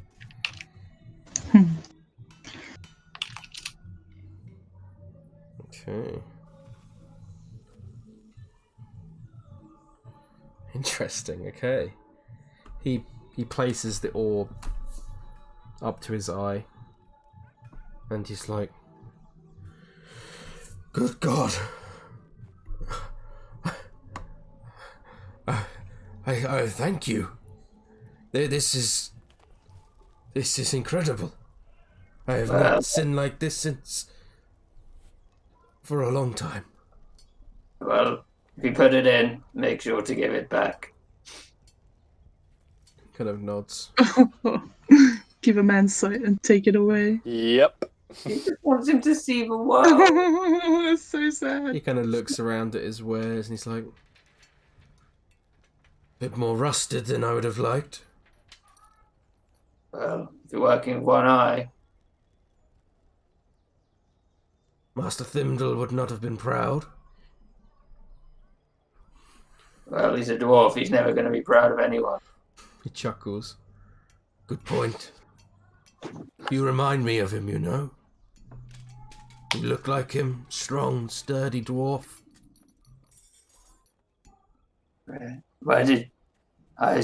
How long ago did he leave? He looks down solemnly. He never left. And he looks out kind of the back door, and you can see like a grave. He's in the outhouse. In a gravestone sits like at the edge of a sort of a courtyard that sits out the back in a little area of grass. Good man, Master Thimble. Much more talented than these bold, blind hands. Why did you think he came back if he's dead? He just kind of looks down for a second and he's like, wishful thinking, maybe. And it's not often I see someone who looks just like him. I'm sorry I gave you hope, but I hope giving you sight for a few minutes is I don't know. I thought it'd be a good thing to do. I appreciate it.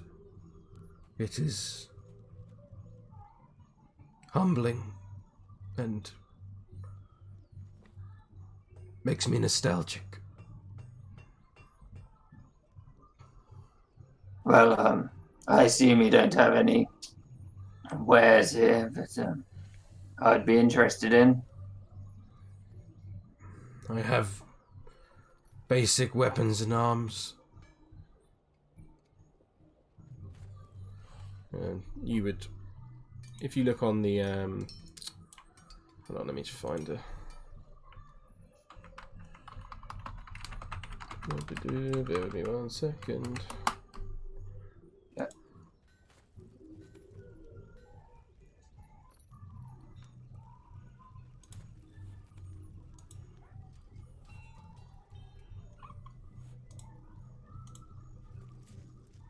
course, Kieran would be the one to take a man's eyesight away for a second time. I thought it was a nice thing to do. It's bittersweet. Yes. Isn't it? Bittersweet's the phrase. Just imagine Farrah standing awkwardly nearby. Yup. BRB as well, by the way. Okay. He kind of looks down to you, Osdred, and he just says, I have hand axes, javelins, pikes, spears. I have a couple of long swords. Well, sadly, I think I've got everything I need. Very well. It's like, well, if I die here, I'll make sure that eye gets to you somehow. He smiles and he's like, thank you. And he pulls the eye out of his eye socket and he hands it back to you. I need it for good luck. Is there anything else about this Master Fiddle? Is that how did he end up here if he's a dwarf? He never spoke of it. He was a private man. He came from beyond the mists, he said. From a world called Faerun. Yes, oddly, that's where I'm from too. We kind of got stuck here. Like many before you, then. I've seen many in my lifetime. Though it has been a while. Almost a year. You know, we may be in Vallaki well, I'm not even sure, but he looks around the workshop. If you need any help at any point, I'd be happy to. He nods and he's like, the guard always need more pikes, more wolves to kill, and the huntsmen are always looking for new weapons and armor. Any help you can offer is most appreciated. If I get any time in the evenings or early morning, I'll make sure to seek you out. And he nods. Very well. Good day to you. Your name? I'm Osdredson. Osdred. Pleasure to meet you. Pleasure to meet you too. And he sort of gives a light wave and leaves. He nods.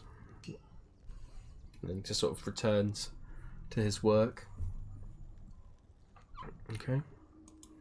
You return out with Farrah standing at the door. Yeah, he just walks by. She just follows. Okay. Are you heading back to the inn?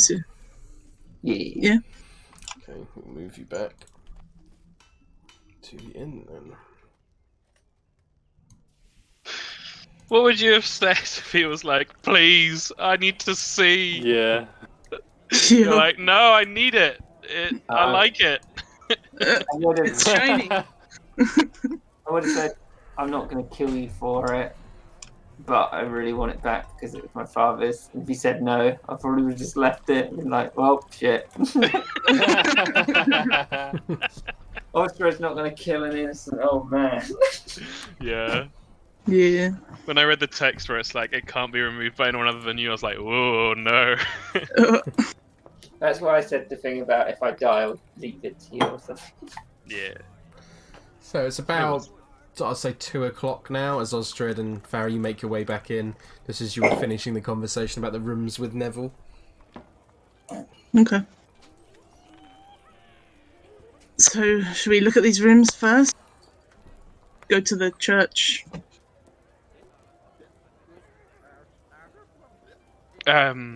Yes, we've sorted sleeping arrangements. Hopefully it's to your liking. There is 2 single rooms. One I've given to Ismak and Irina. It seemed only right. One will be a joyous union of myself and Mr. Daggersen, and the other is a communal room which will house the rest of you. Sounds fine to me, Pitch. Alright, here are your keys.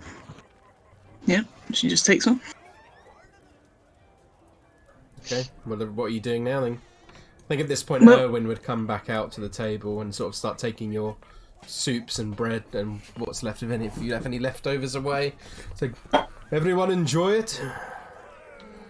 It was nice, yeah. Lovely, thank you. I pride myself on my cooking, you know. He kind of looks around at you and he's like, you are an odd bunch, you know.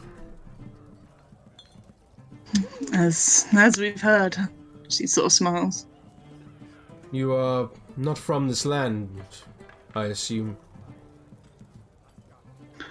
Indeed, we're not.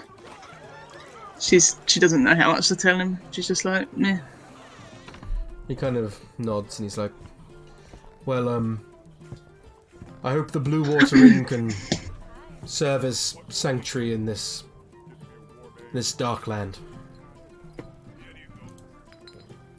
It is Yes. serving us well so far, thank you. Say, you don't happen to know if there's anyone in Vallaki who has medical skills? He kind of looks down, furrows his brow. You could try the father, Sir Dandrels. Father Lucian. Thank you. Apart from that. In fact, let me show you to your rooms for whenever you decided later on. They are a bit out of the way. It's an unusual way. And he kind of gestures towards the front door. Really good idea then. He leads you. Irina and Ismark will follow as well. And he leads you out this way, heading up the stairs. And then I will move you up. Hold on a second. If you just leave your tokens where they are for a second, and I'll move you up.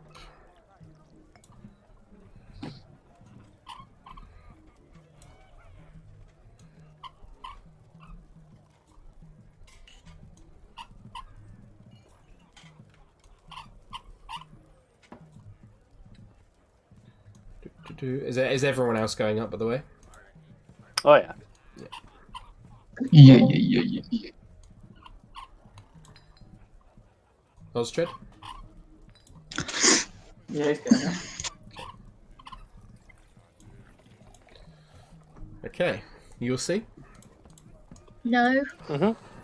Oh, yeah, I could if I was on the right bit. Okay, so he guides you round here. Oh, sorry, no, it won't be that way, it'll be this way, sorry. It will be this side. You'd come out of this door, so let me just quickly open that door. So, yeah, nice. He guides you round into this first room here. I'll open up all 3 of the rooms. Okay. He guides you into this room first. Like, this is our first single room. Oh, it is 2 beds. Wonderful. And this is who guides you in this room. This is our other single. And there is 4 in the communal room. Well, Mr. Daggersen, which one is bigger? Well, they both look about the same to me, so I'll take this one. All right, you are. Owen gestures for you all to like sort of enter the room. Yep. Goes in. Mark and Irina will come in as well. I assume the rest of you will come in? Nigel, Helen and Osdred? What, into that little room? Yeah, he gestures you all to sort of enter.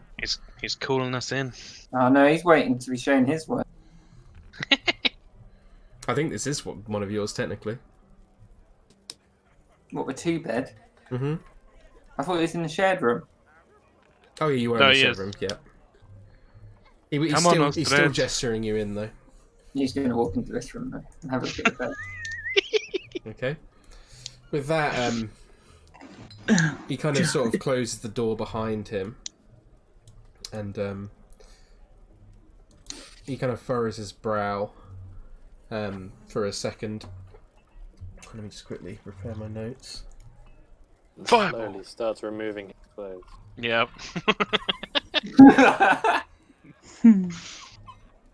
Can everybody roll sexy initiative? I'm proficient in sexy initiative. Would it just be like those dice that say like lick foot or whatever? God. Eat pant. Eat pant, yeah. He looks to each of you and kind of in a hushed tone, and as the sounds of things get quieter, he says to you all, you all seem like good folk, and not of this land, and especially not of Vallaki. I can assume this is correct.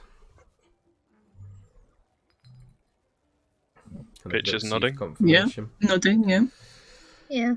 There are a number of things you should know about Vallaki, then. I do not wish anyone to get in trouble whilst you are here. The Baron Vargas Valakovich, is a man who does not tolerate trouble or any of those that cause dismay. I will tell you that the Baron is a man who has a brittle ego. He is insistent on his overused catchphrase of all will be well within the walls of Vallaki. I will warn you that he does not tolerate those who speak out against the festivals, and any of those that do, he declares to be in league with the devil Strahd and arrested on the spot. If you head into the town square, I'm sure if you've passed through there on your way here, you may have noticed that many are thrown in the stocks there, and there are rumours that the Baron will take others to his mansion to purge them of their evil. You should also be most careful of his henchman, his ex-Strasny. You can't miss him, a large, dark-skinned, balding man. His size makes him difficult to miss, but even more his fiendish deformity, his cruel and monstrous arm. I warn you of this because if you were to say the wrong thing or act too gung-ho in the wrong situation, there are some things in Vallaki that others in the past have not taken too kindly to. So I warn each of you that you should do your best to make sure you act in turn and follow the rules. kind of nods to each of you. Farrah nods. And he's stubborn. I'd be grateful if you could relay that to Osdred at some point. I will tell him. My friend, I'm sure will appreciate the message. We haven't had the best of days recently, so he's just being awkward, but just he needs this information. I don't think he wants to hear it from me. Very well, I can tell him if needed. A warning to all of you, but I hope you know that Blue Water Inn is a place of sanctuary whilst you're in with these walls. Mm-hmm. We aim to keep our guests safe and happy while they're here. Anyway, I have cooking to do. And he kind of leaves out the room. He will go in quickly and he'll explain the same thing to you, Osdred. Just lying on the bed. And he's sort of like, And he's just sort of like, well, isn't that what any lord really expects when you're in a town? Well, I warn you that the Baron has a particularly brittle ego. Mocking gestures or any of those who try to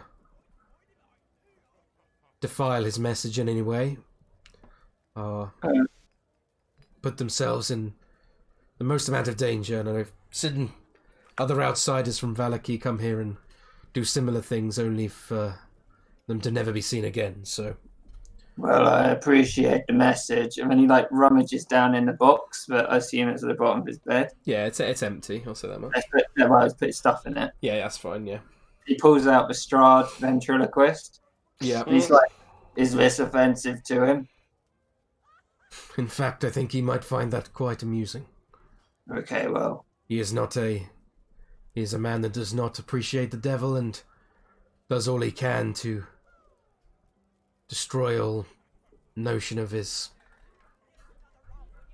horror he brings to this land.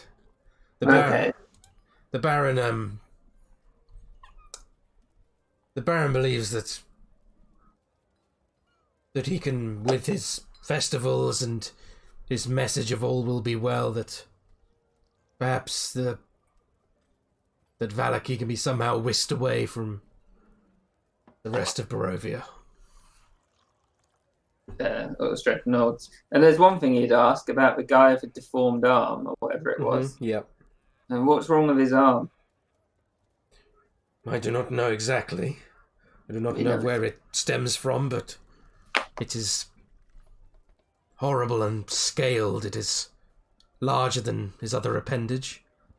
I do not know when. Yes, I guess we'll know him when we see him. You won't be able to miss him, and I suggest you do not cross this man. He has a history of violence. Okay. Well, thank you. You're most welcome. And that was great suit, bud, too. He smiles at that. He's like, I do appreciate a man who's got a good taste. It's just a shame that there's no ale here, but I still appreciate the wine. Perhaps in time we can muster some up, but... Well, I've actually got some brewing supplies if you had the materials. Not here, but perhaps at the winery. Kind of furrows his brow slightly, and he's like, you and your group, are you adventurers, mercenaries, or are you just passing through? I don't even know what we are anymore. We're not meant to. I see you travelled from the village of Barovia, yes? Yes. I assume you're capable then? Well, you'd have we to survived the trip. Indeed. Well, if you're ever looking for work, then I may have a job for you. If there's any work to be found at the winery, I'm all in. Well, our wine supply is almost depleted, you see. The latest delivery is overdue. If you could investigate this and see what's holding up the latest shipment, I can promise you free room and board for as long as you wish to stay here. Shit. Yes, that sounds like yes. I mean, we're pretty short on supply, like on money anyway, so that sounds like a great idea. Well, good to hear. If you learn anything, let me know. I'll try and rustle up some ale while I'm down there. And he sort of laughs. Good idea. And he kind of nods and, well, back to the kitchen for me. And he heads back down. Oh, I like it. I'm going to go for another pee break quickly, so if anyone else wants a quick break, then feel free to. Yeah. Osdred's just sitting on bed. He's like, a lovely bloke. This guy I've met. What a nice guy. And we pretty much have to do that mission now because this place is really expensive. We'll run out of money real fast. Yeah. Because we've got no. I actually really like it because in so many D&D campaigns you just end up with so much money that none of it matters. But with this, I'm just like looking at my money like, oh good. Strahd ventriloquist. Too old. Strahd what? Ventriloquist. Yeah, that was incredible. I can't wait for how Lewis RP's the reaction to Strahd seeing it. And the rest of the party just going like, what happened last time you were rude, Osdred? Osdred's just there like, I'm Moonbeam and I like to be a dick to everyone. Strahd's just like, yes, you're right. I see the error of my ways now. I just needed it explained to me in puppet form.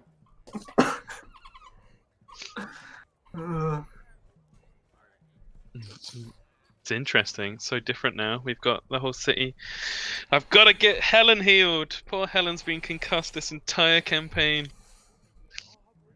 Feels like it. Yeah. Just living with this horrible concussion. Does anyone remember what Lewis said? It needed like magical healing of a certain level or something, It was right?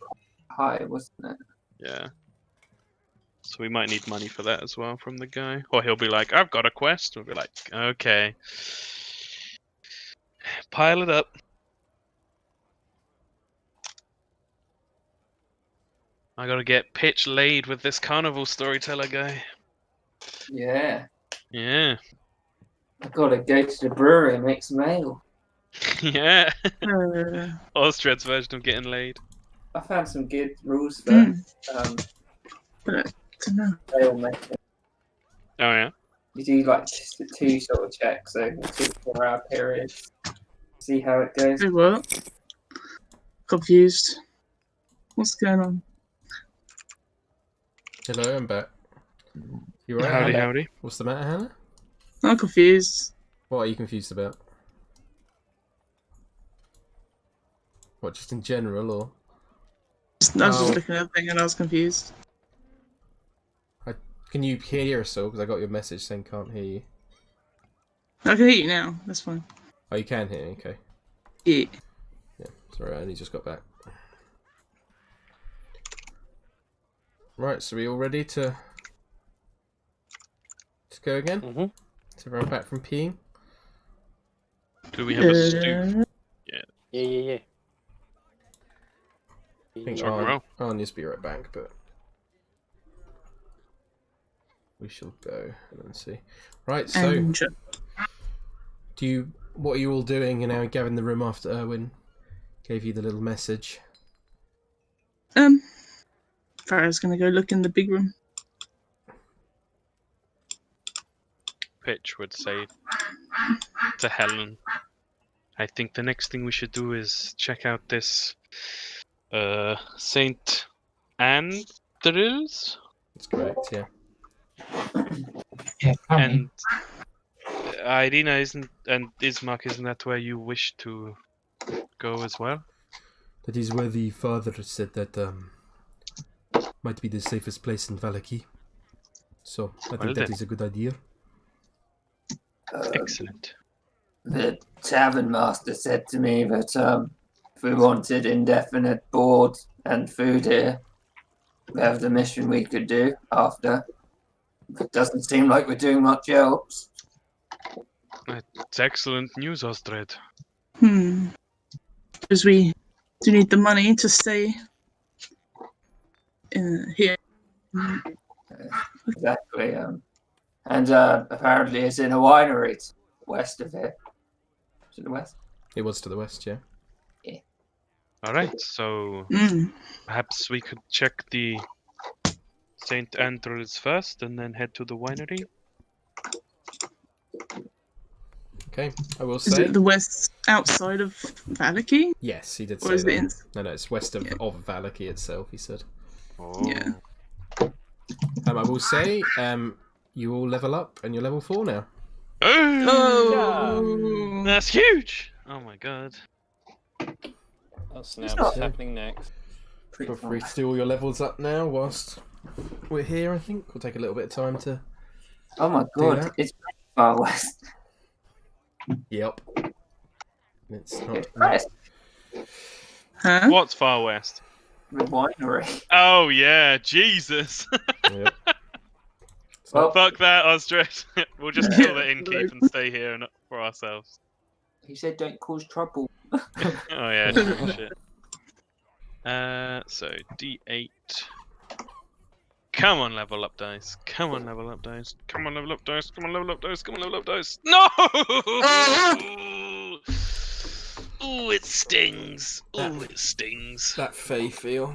Imagine having the -1 on your con modifier when you got that. I was telling my mate at work about that because he plays a load of D&D too. Yeah. And he was just like, your friend, I respect him, but he's an idiot.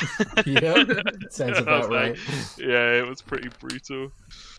Alright, 24 rolled HP, plus 8 from con, 32. I'm still 1 above the fixed value HP. That's pretty good. So, That's good. yeah. So I rolled really well previously. Yeah, those who are rolling their HP, feel free to roll it now. Or if there's any other questions that I can answer. Ooh, I can do stuff because of bardic versatility. Replace 1 cantrip. Replace 1 of the skills you chose for the expertise feature. Okay, okay. And why is I know I made Osdred, and when I made him, I he's charisma instead of wisdom. And now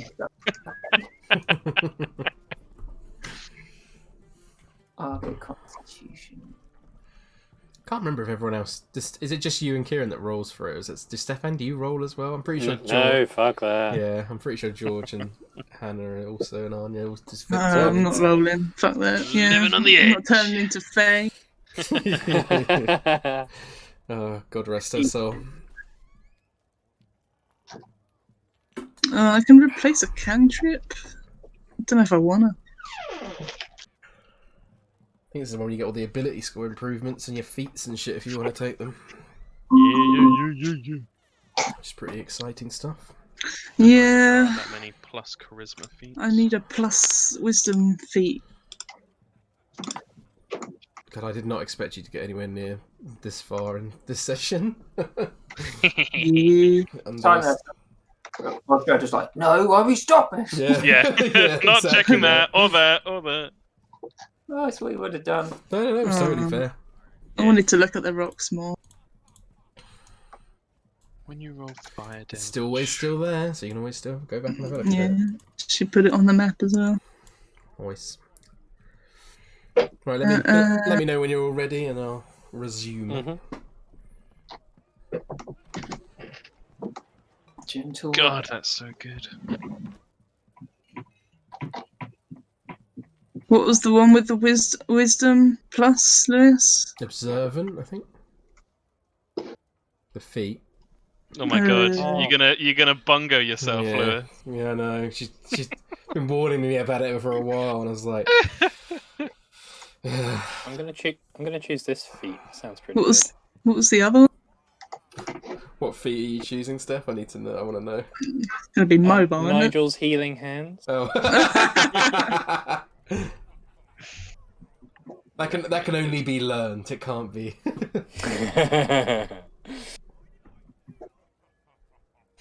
Yeah, Irina's got that feat as well. What's the other wisdom one, Bid? God, I can't remember. Observance, one of them, and another one is feats that improve wisdom. Let's have a look.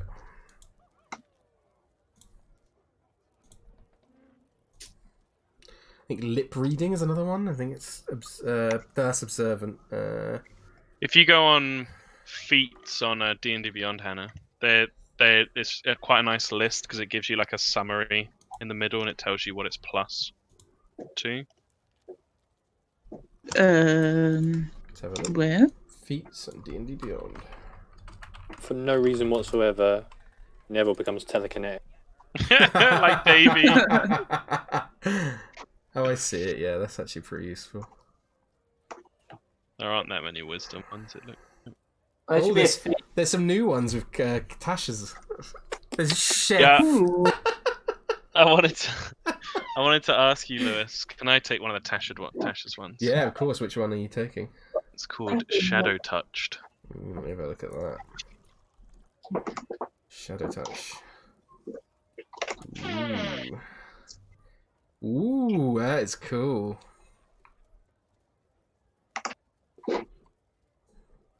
That is cool, yeah. Of course you can take that.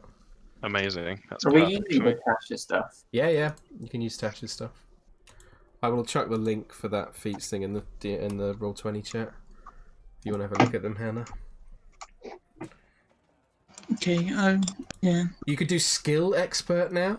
You have home proficiency with particular skills granting the following benefits. Increase one ability of your score of rituals by 1. You gain proficiency in one skill of your choice, and choose one skill in which you already have proficiency, and you gain expertise. So you could take that if you wanted to. That could up your wisdom. What's it called? It's called skill expert. We've also got telekinetic, but I don't know if that really fits. No. I want Neville to be telekinetic. Get telepathy. Like Davey's mind shop. Yeah, exactly. That's great. But telepathic would be so good for you, Hannah. Which one? Increase your intelligence, wisdom, or charisma by 1. You can speak telepathically to any creature you see within 60 feet of you. Your telepathic utterances are in a language you know and the creature understands you only if it knows that language.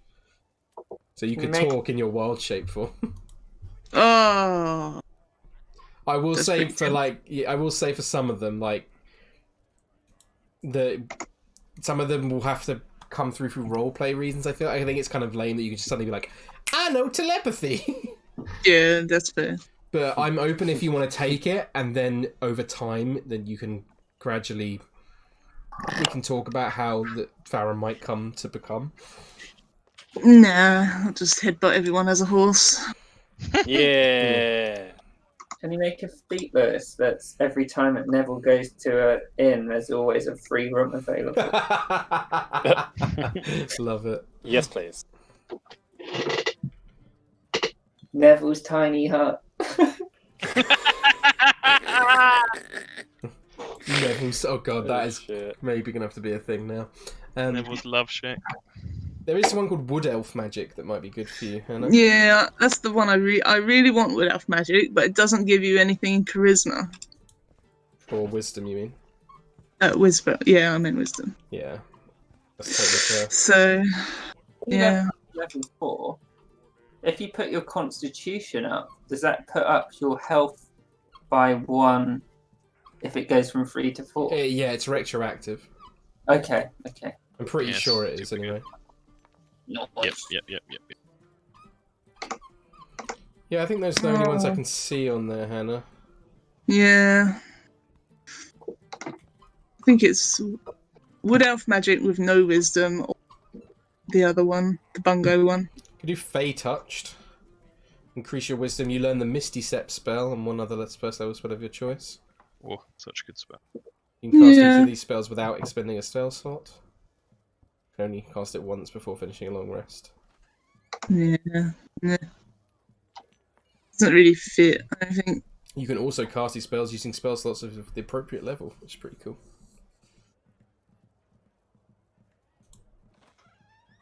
I think because she's a paranoid elf. Maybe the observant one. What, the Wood Elf magic? No, the bungo one. Yeah, observant. That's a good one. It's definitely... Maybe. I don't know, I can't decide. Just roll for it then. 1, 2 Wood Elf magic, 3, 4 observant. What one did you take, Neville? I'm just curious. Oh yes, Festus Rex. Thanks for that, Kieran. His fighter's thing is his speciality is thrown weapon fighting. Oh yeah, that's pretty fitting actually.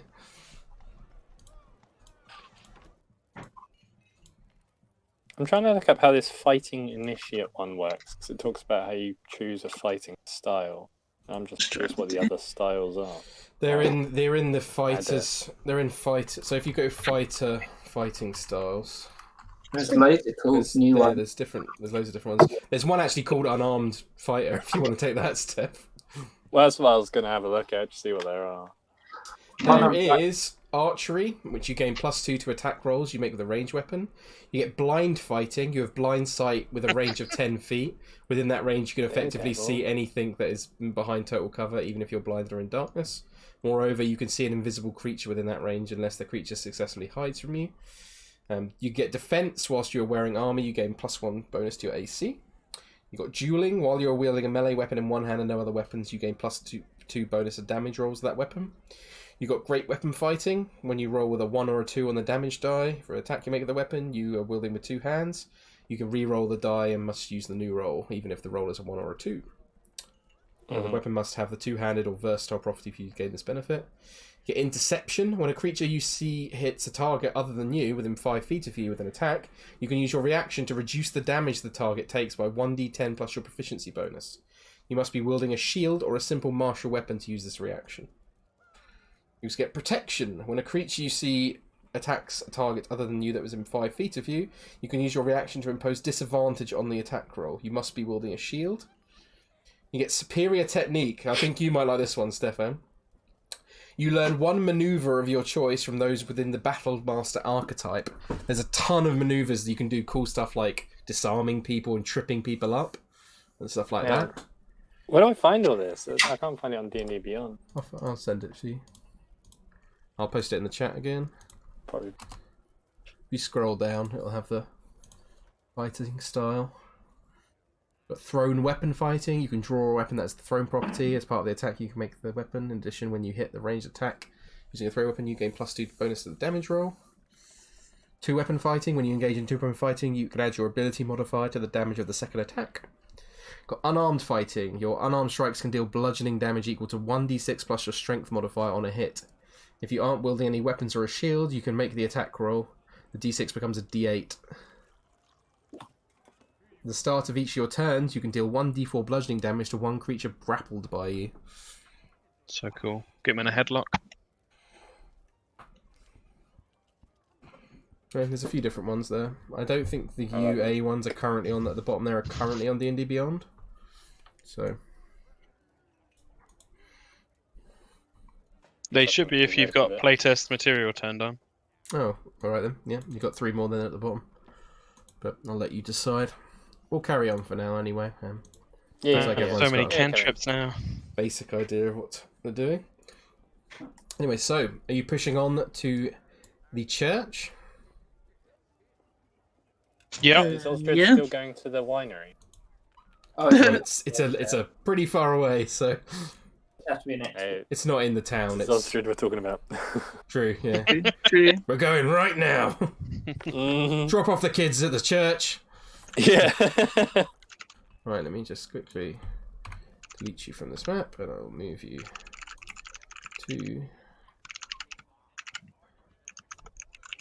town map.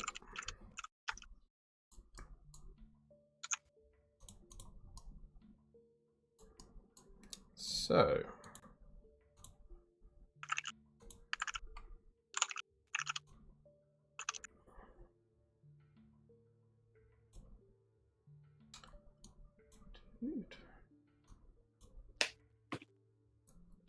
You make your way further along the street. Since you didn't actually ask where the church was, you don't quite know where it is, so you continue along.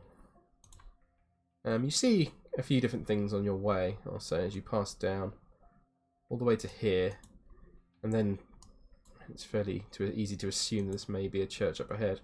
However, on the way, you do notice a number of things. You notice... Bear with me.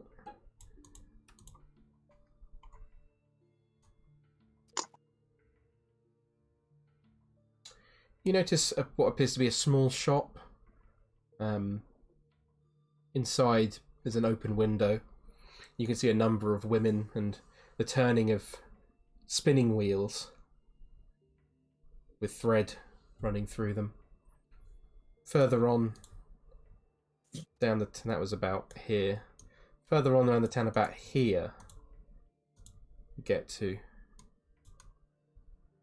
And approaching the building ahead, you see a sign above the door, part of which has been furiously scratched out. The rest of the sign is clear to read and says Cobblers. It's hard to make out the... If any of you would like to perform an investigation check, you can probably try and work out what it says underneath. Yeah, Pitch would be curious. Actual fucking 20. Well done. Not... Nigel! So Farrah and Pitch, you're kind of struggling to work it out. But Nigel kind of, with his... the height difference is the thing that makes the thing. You can like literally just like walk up to it and stare at it as close as possible. So Nigel, you can see that underneath the scratch it once said Lukovich's. But that's all you can make out. Mm. Unless you're heading in, I'll assume I'll head on. Yeah, Nigel would communicate that to everyone, but I'm not sure what it meant. Yeah, just looks like from what. Do a quick intelligence check for me, Nigel. Not a hard DC, but it is Nigel, so. No, you can tell that it appears to be just a name that's been scratched out for some reason. You know why, but it's a name. Okie doke. If Nigel communicates all that information to you, you head on further through the streets. And they're starting to get somewhat dark at this point. It's probably about 3 o'clock, I'll say. And some people are milling about the town. Some people are clearly working and finishing up work for the day. You see a group of men, maybe 4 or 5 of them walking through the streets at this point, all carrying pikes, wielding longbows on their back. They're wearing sort of heavy furs and leathers. Some wearing helmets, others carrying shields. These ones look different to the town guard you previously saw. As they just walk past you, barely acknowledging your existence. Heading eastward. You get to this point and you can see what appears to be a woodwork shop.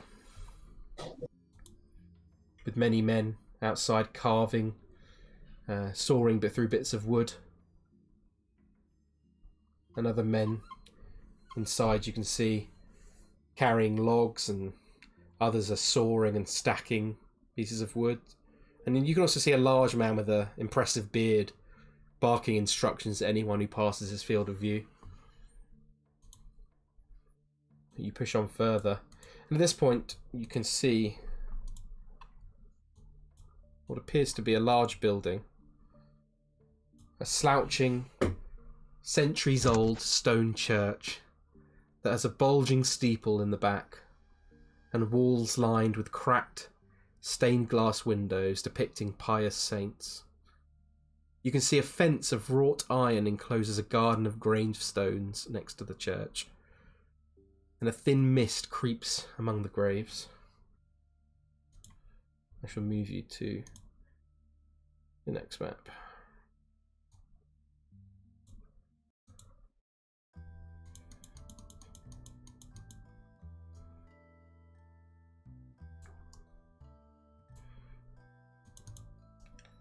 Right.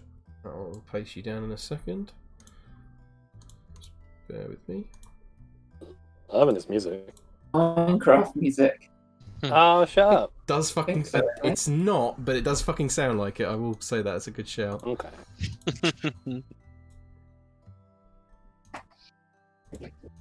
Why have you not got vision here? Hold on, I think this is a map I made fucking ages ago, so I might have to adjust the old dynamic lighting here. I do.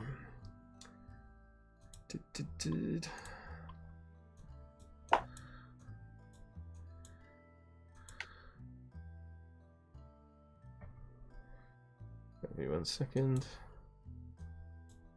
Imagining Osdred just running off down the western road towards the winery is great. No, he's making sure that they get to the place. It's the pilgrimage to the promised land. I didn't actually prepare dynamic lighting. This map fucking months ago, so it doesn't matter that much. So if you'd like to place your tokens next to where Farrah is. What if I could see him? I can't see anything. Yeah. Oh, my bad. If you could ping. Yes, like ping sorry. for us. Of course, I just turned on the dynamic lighting like an idiot. Bop. I'll move you over here.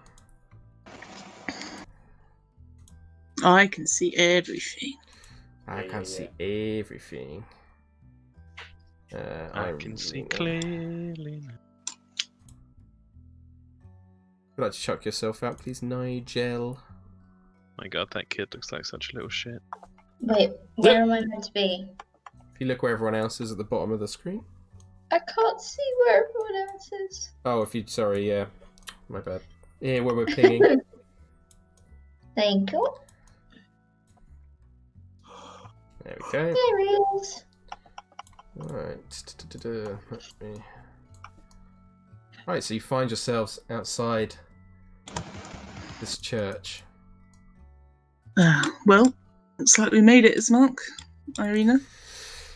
Indeed, I want to take this time to thank all of you for everything you've done, bringing here.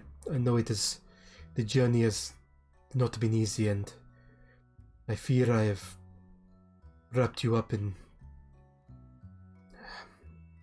whatever the devil's plans are. But Well, Miss Mark, we were stuck here anyway, so... Quite, and this Vallaki, hopefully, these warnings that Mr. Irwin at the tavern gave us was disconcerting, but I hope there is some safety, especially within these walls. Shall we? Let's go in. Okay. Make your way inside the church of St. Andrew. At the moment it seems fairly empty. There are lanterns lining each of the walls.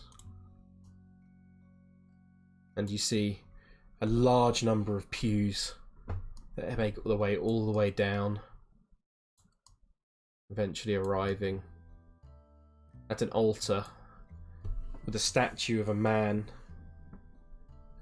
The statue isn't exactly how it appears, but the statue resembles a man holding a child with flowing long blonde hair and like a cuirass that he wears.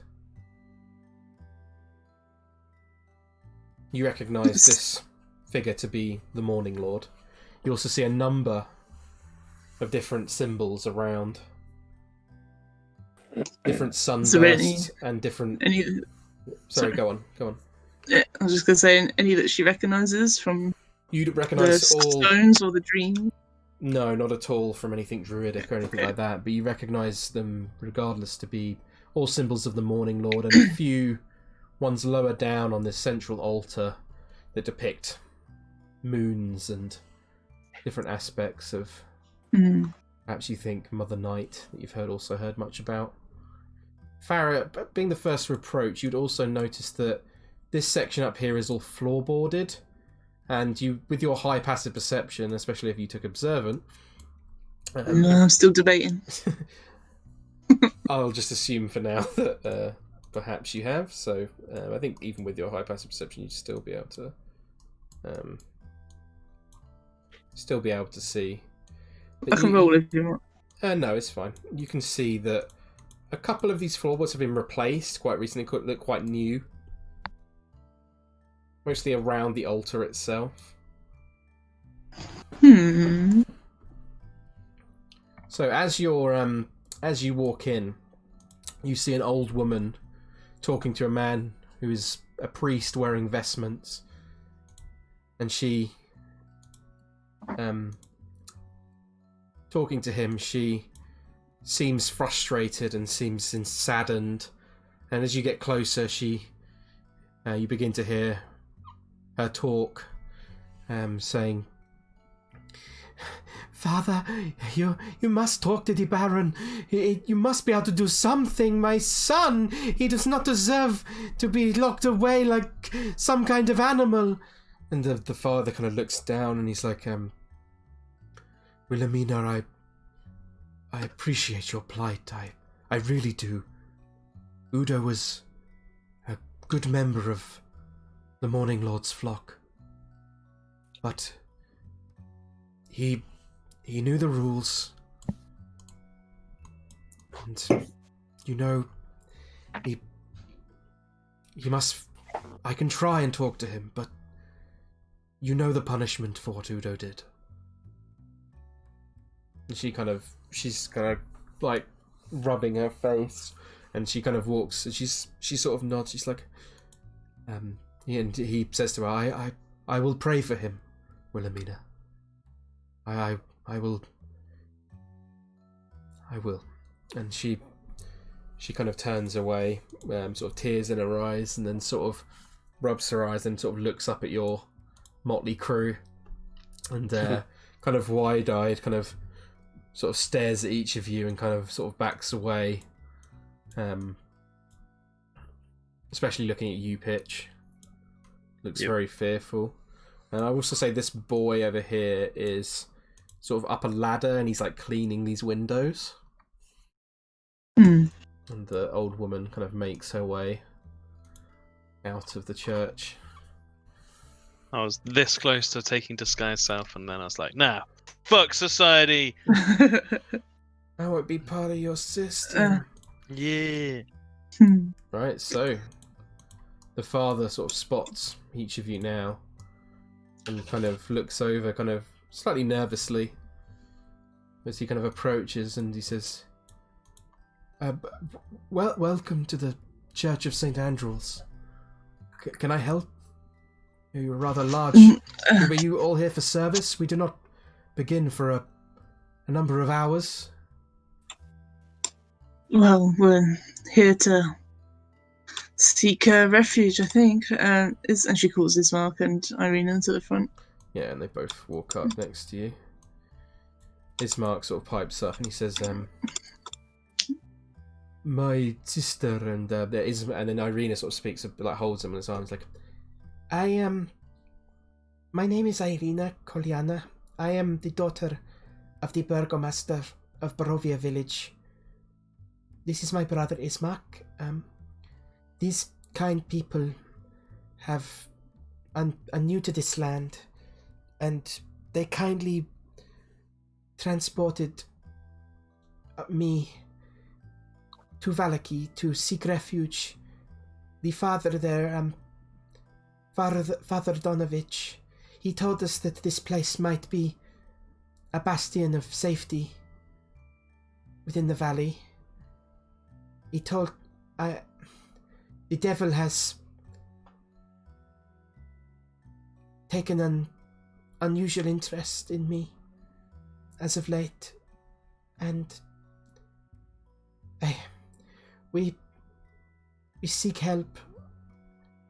And the father kind of looks down and he's like, this was once hallowed ground, but you have come at an unfortunate time.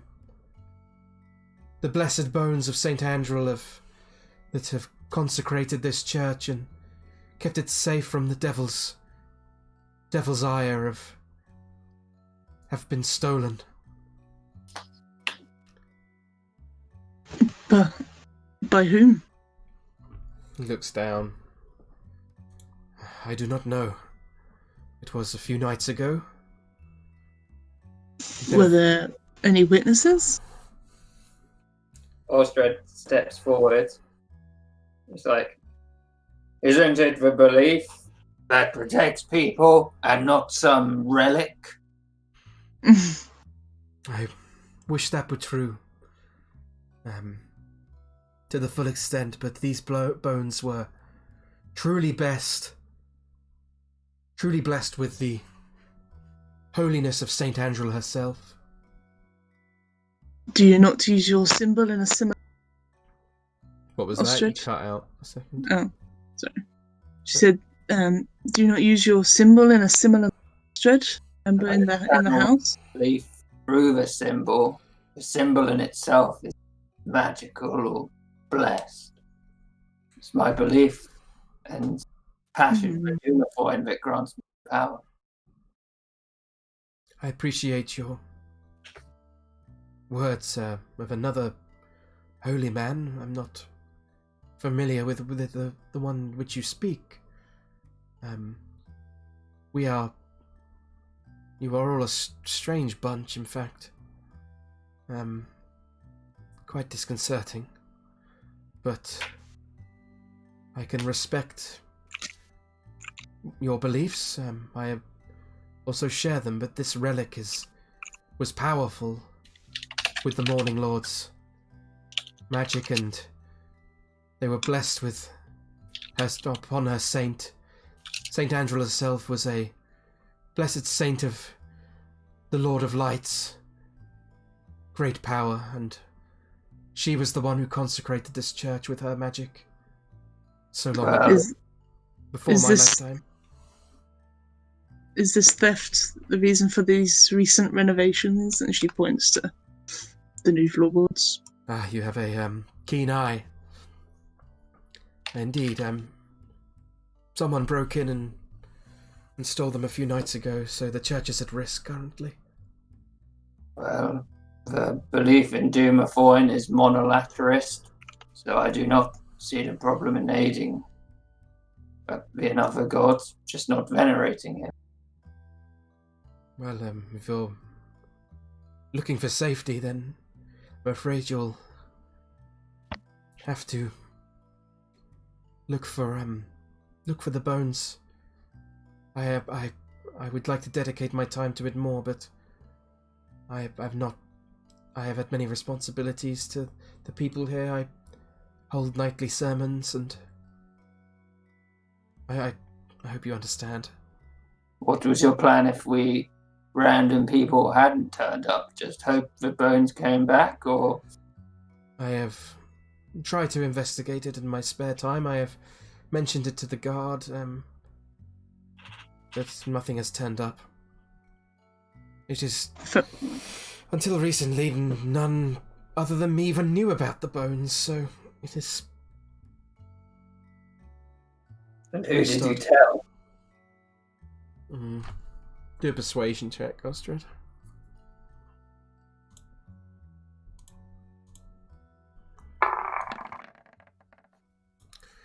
He kind of looks to you and he's like, I suppose I have nothing to lose at this point. I told the boy, Jeska, he's a fearful boy. I was trying to put him at ease. He didn't believe the church was maybe truly safe.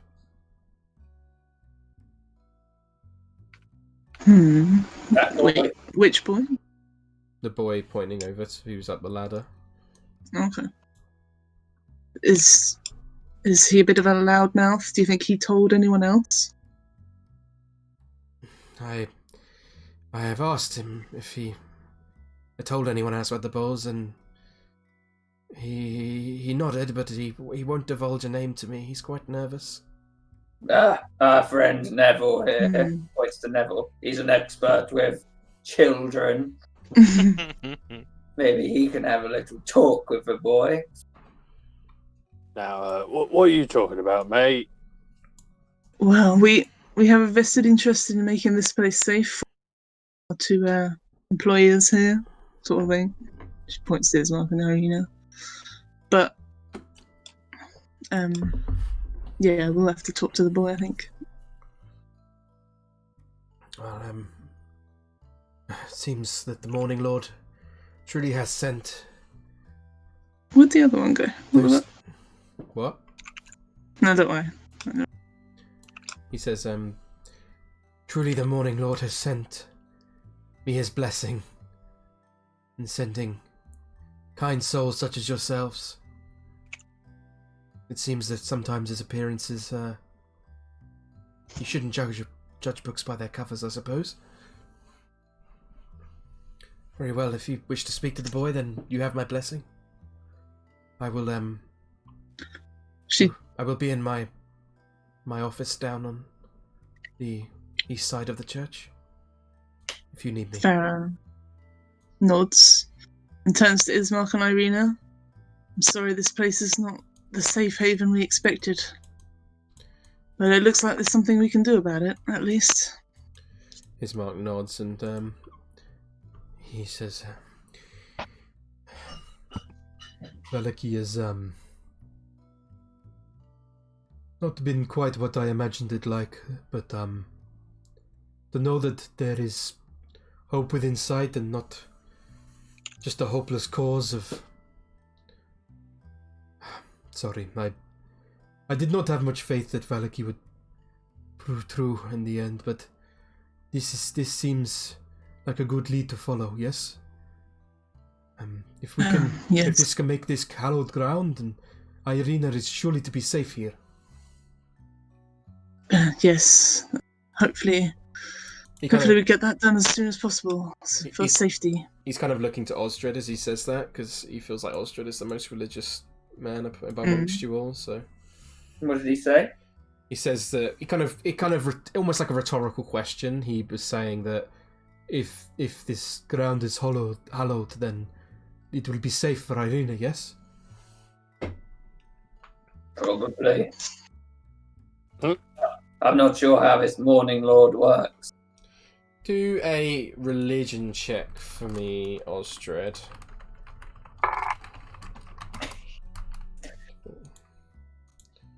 Six. Yeah, you're not. You know, as much as you know, you've heard of. It'd be hard for a cleric not to heard of the idea of hallowing somewhere or consecrating somewhere. Essentially, touching an area and infusing it with holy power. Yeah. But that's about all you know, to be honest. You don't know what it would really the effects are beyond. So he'd be like, well, it can be consecrated and hallowed and all that, but I'm not sure how powerful this Strahd is. Maybe that doesn't. I mean, Moonbeam.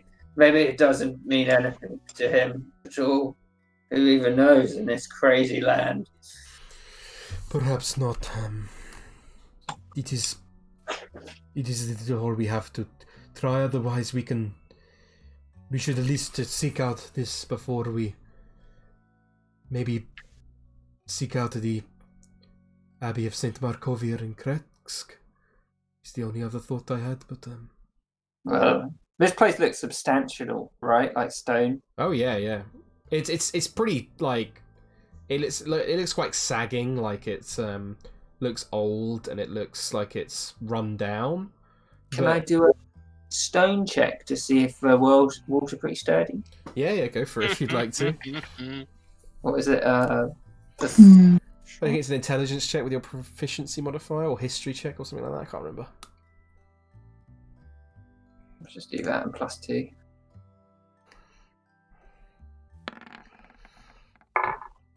So that rolled an 11. Oh yeah. Yeah, I don't know why it rolled twice. So 14. You can tell that whilst it looks run down, it looks very old. The stone looks solid. It's like you're looking at an old church, like within a old town in England, like maybe the one in Seaford. It looks sort of cobblestone and kind of bits put together, and it doesn't. Like, obviously, you think it probably could fall down if it were to come under an immense amount of pressure, but it looks pretty sturdy, so I don't think there's any concern of it caving in. Yeah, so it's just like, this place looks more sturdy than anywhere else I've seen in Barovia. Indeed.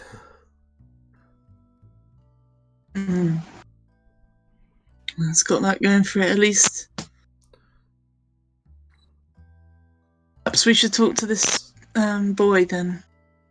Maybe our resident child expert Neville can do it. She looks over. I assume... I still don't know what you're talking about. It didn't exactly end well the last time I approached them. Well, when we accidentally ate them.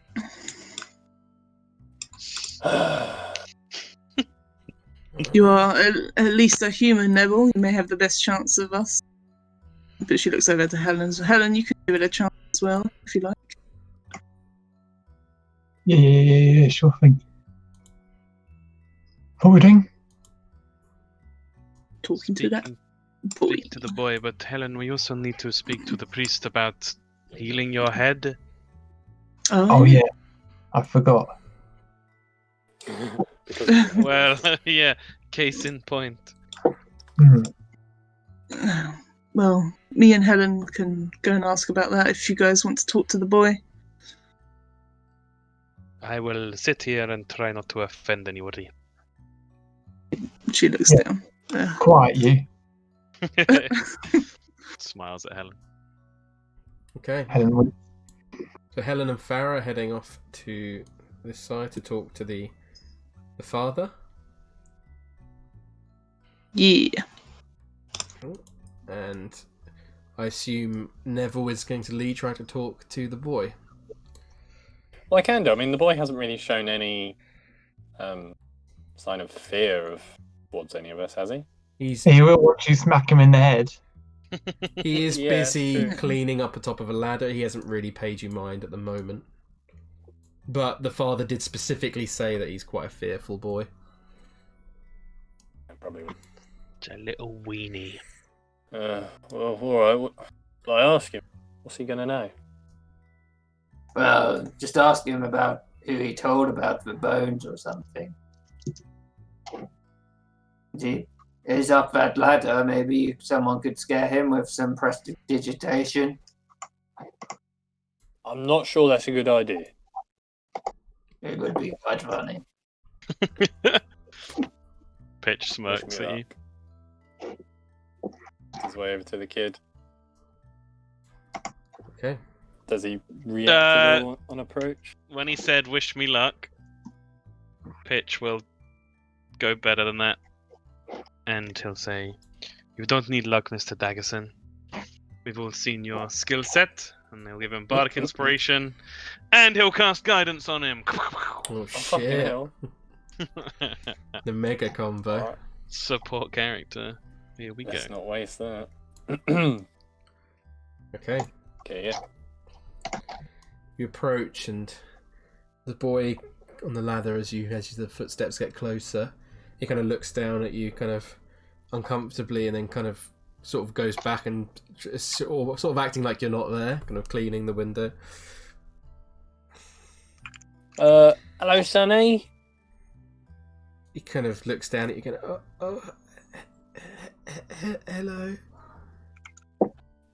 You're right up there. That looks awful dangerous. I'm just cleaning the windows for the father. And you're doing a splendid job. They're all sparkling and they're lovely. Good job, mate. He kind of smiles lightly. Do a persuasion check for me, Neville. Okay. Just to get a good read on how well you're doing. Okay. 11. You got Bardic Inspiration and Guidance, so. Which one was the +4? D4? D4 for That's the guidance, guidance, D6 for Bardic Inspiration, unless it's gone up, Tom. Nope. I don't think. Has it? No. I think it goes up a level 5, I want to say. Not sure. Exciting times. That means 2 Alright, new let's things do- on the table. Let's do the guidance. Mm. +3 is 14. Okay. Are you planning to use the bit Bardic better. Inspiration or not? No, I'll leave it there for now. Okay. He kind of climbs down from the ladder, and then he's like, the father's quite particular about how clean they are, so thank you. Ah, you're very welcome. I'm glad you can come down. We were just wondering if you could have a word with us. Is that all right? He kind of nods. Okay, mister. Yeah, no, I promise you, I've got a lovely group of friends. They might look a bit funny, and I can tell you that they are a bit funny, but honestly, they're not going to hurt you or nothing. We're just going to have a word with you. Do another persuasion check. Guidance again. What, from a distance? Yep, 60-foot range. Oh, shut up. Yeah, it's my special College of Spirits guidance. And with that, he's like, he smiles to you and he says, okay, but they do look weird. Yeah, but don't worry, they're harmless. Okay, my name's Jeska. What's your name? My name's Neville, but you can call me Mr. Neville. Okay, Mr. Neville. He kind of he like holds his hand out for you to sort of take it. Hesitantly, he does. Okay, you know, Like, where has that hand been? You're leading him over to the group, yes? Yeah. Okay. With that, we'll quickly cut to Helen and Farrah.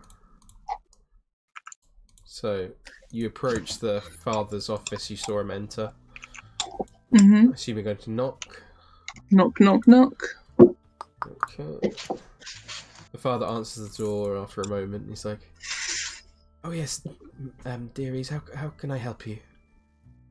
I'm sorry, we did forget to ask if you had any healing ability or anything to help with concussion. He kind of furrows his brow. He's like, I can attempt to perform a blessing on behalf of the Morning Lord. Oh, please do try. Very well, then. Yeah. Do come in.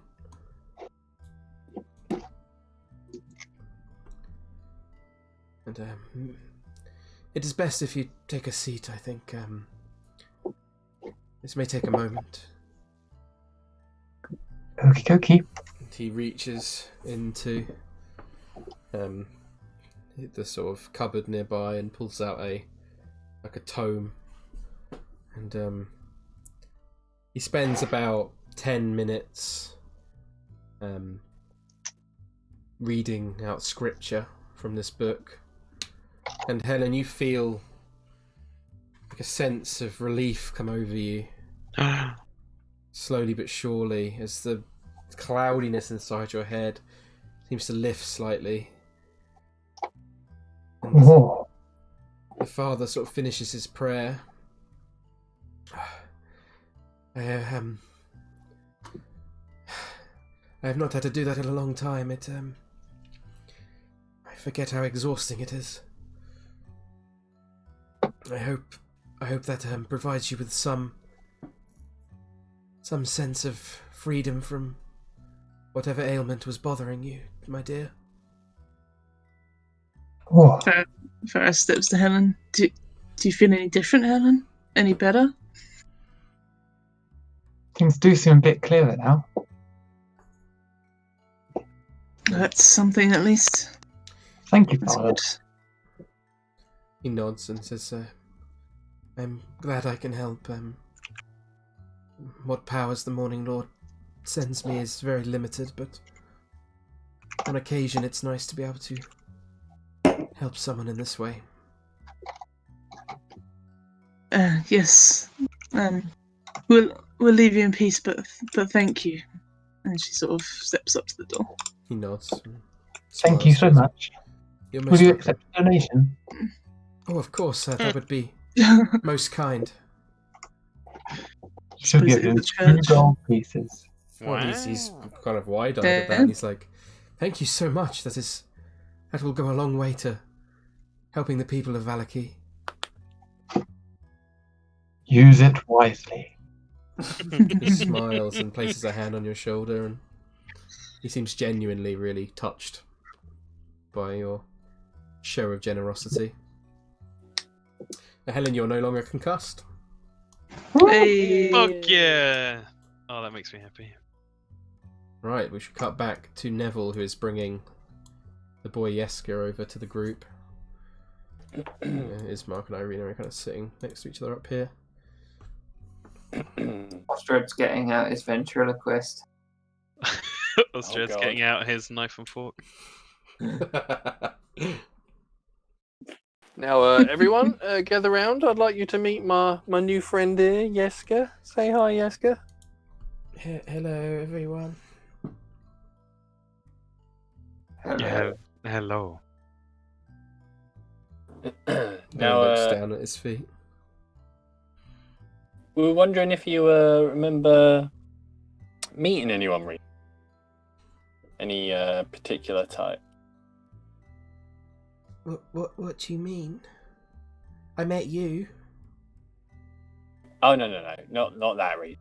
Anyone past what, week or so? He kind of looks down and just shakes his head.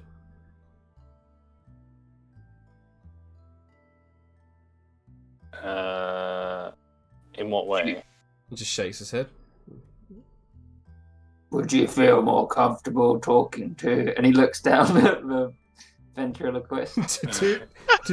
do a persuasion check for me, Osdred.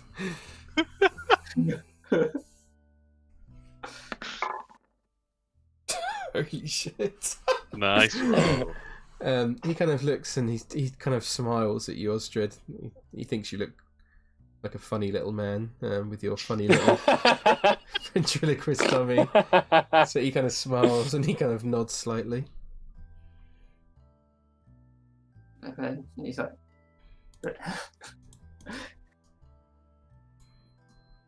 so he sort of sets up the ventriloquist. Yeah. And he's like, what do you know about her?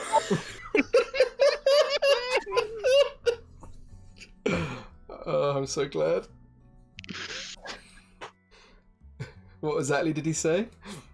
What do you know about the bones, my friend? He kind of smiles and he's like, The father says the bones keep the church safe. And then Ostred looks down at the ventriloquist and makes the ventriloquist look back up at him. He's like, they sure do, don't they, Mr. Moonbeam? He's like, yes, but did you tell anyone about the bones? do a performance check for me. Yeah. This is fairly lowish DC because you did such a good persuasion check. Okay. With that, he nods. And then he looks down at the thing and he's like, and Ostred's like, oh, who did you tell? Can you do one last persuasion check for me?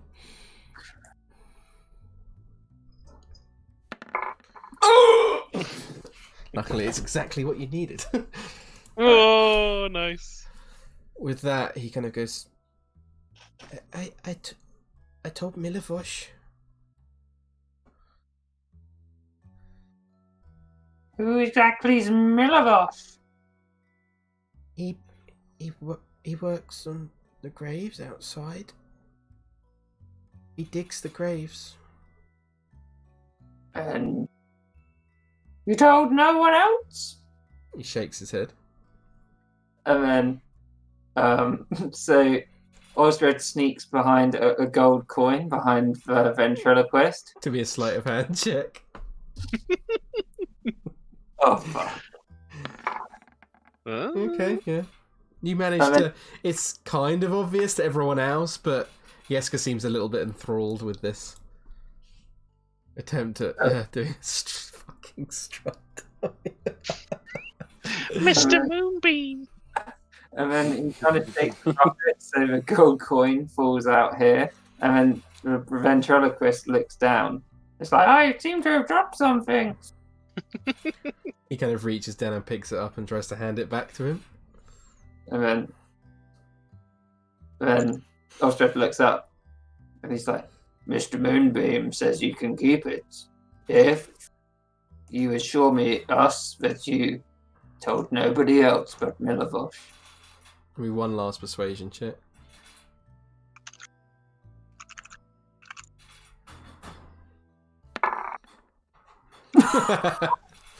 He just nods. Keep it anyway. Yes, you can keep it, boy. But remember, and then he's going to do prestidigitation. Yep. He's like, wait. He's like, Moonbeam knows.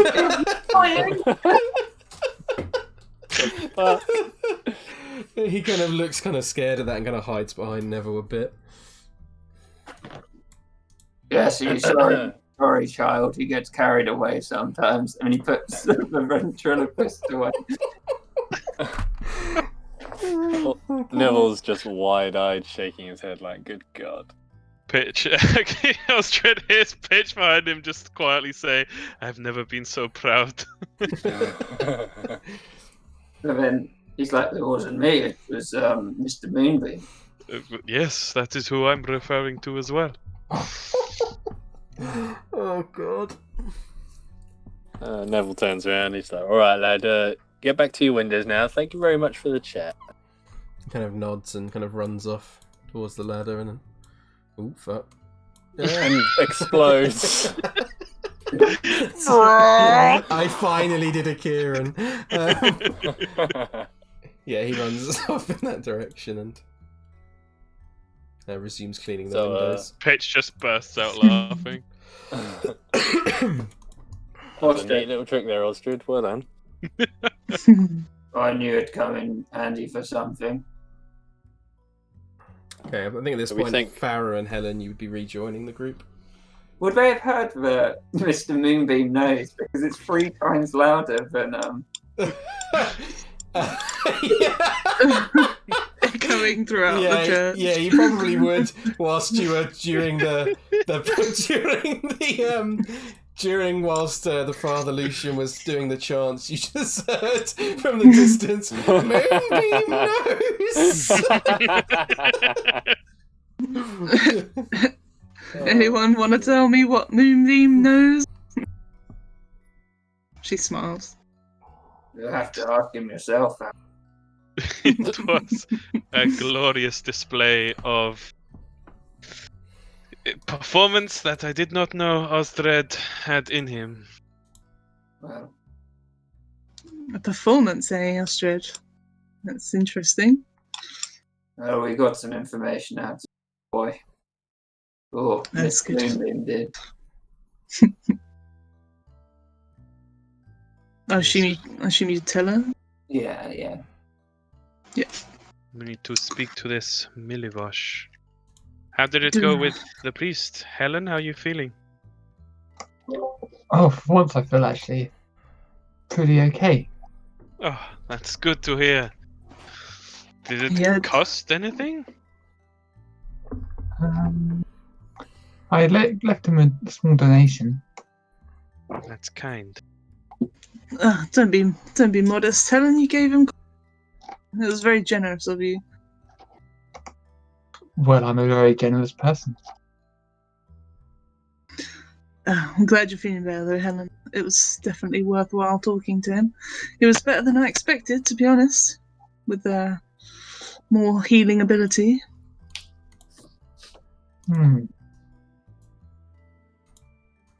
Well, It, before I start burning on this hallowed ground, or not hallowed ground right now, we need to speak to this Milivosh, right? do we have any idea how to find him? Yes, he's in the graveyard. Okay. Yeah, you would have spotted a sort of burly-looking teenage boy, maybe 18 or 19, sort of in the graveyard as you came in. Kind of gives you a bit of a scowled look. Well, to whoever was successful last time, maybe we need to talk to another child today. Is it Mr. Moonbeam again, Osdred? Don't think that tactic will work on a 18, 19-year-old human. Perhaps not. Unless, Okay. We could go for the fear route rather than friendly. Yes, he might be afraid of dummy thing. Yes. Well, in any case, go see him. Is there any other way to get out other than the front door? The The door, door over over here. Where? Oh, yeah. Okay. You make your way round. Osdred's going to go around the other way just in case he tries to take it. Oh, Clever. smart. Not just a pretty face. Not just a talented ventriloquist. I So, don't know where everybody else is going. there. Thank you. So you make your way outside through the side doors of the church and slowly make your way down to a small graveyard where you can see the boy there is currently digging more graves.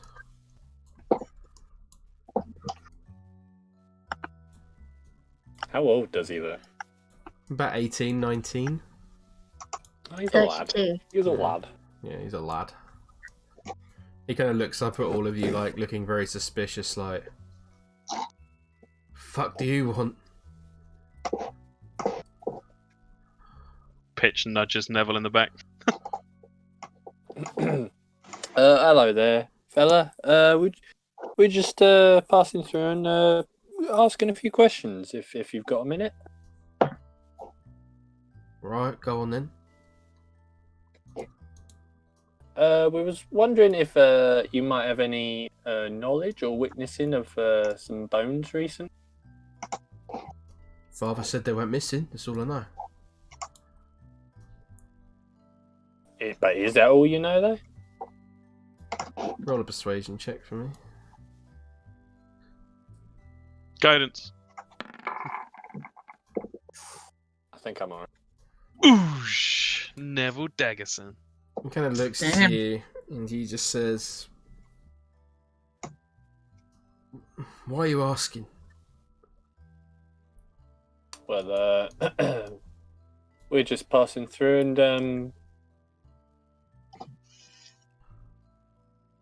we're adventurous, you see. So we go around, we try and solving other people's problems. So hopefully they can, solve ours.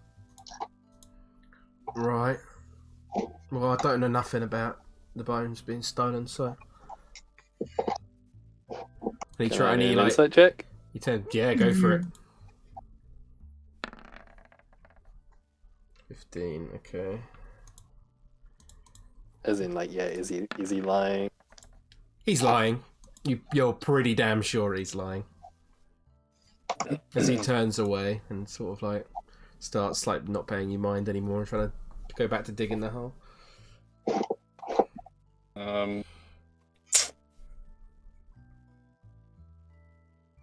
Why would? Gonna have to rough him up a bit. Well,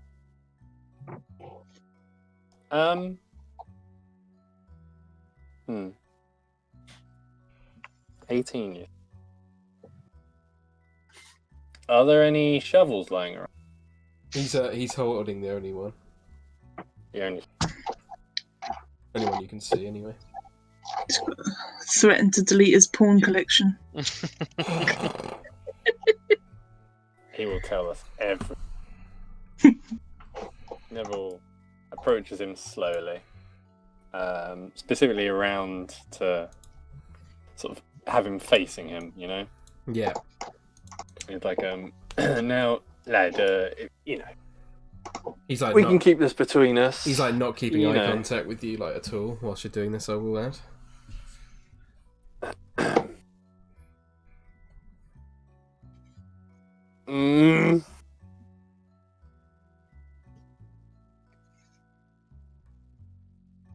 While Neville's doing that, Farrah can just look see if the graves are like freshly like put back in.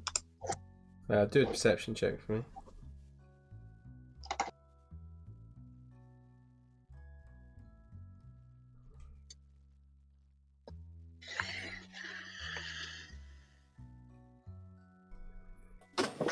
If it would ever load, I would. Nope. No load. No load for you. Try clicking it again if it doesn't. There we go. Whoa. It would be a 22. It's not 7. It just looks. They look like some of them are freshly dug. Some of them are old. You could see when you came in, whilst it's not on the map, that there's a larger graveyard to the left side of the church. There seems to be a smaller, kind of more humble part.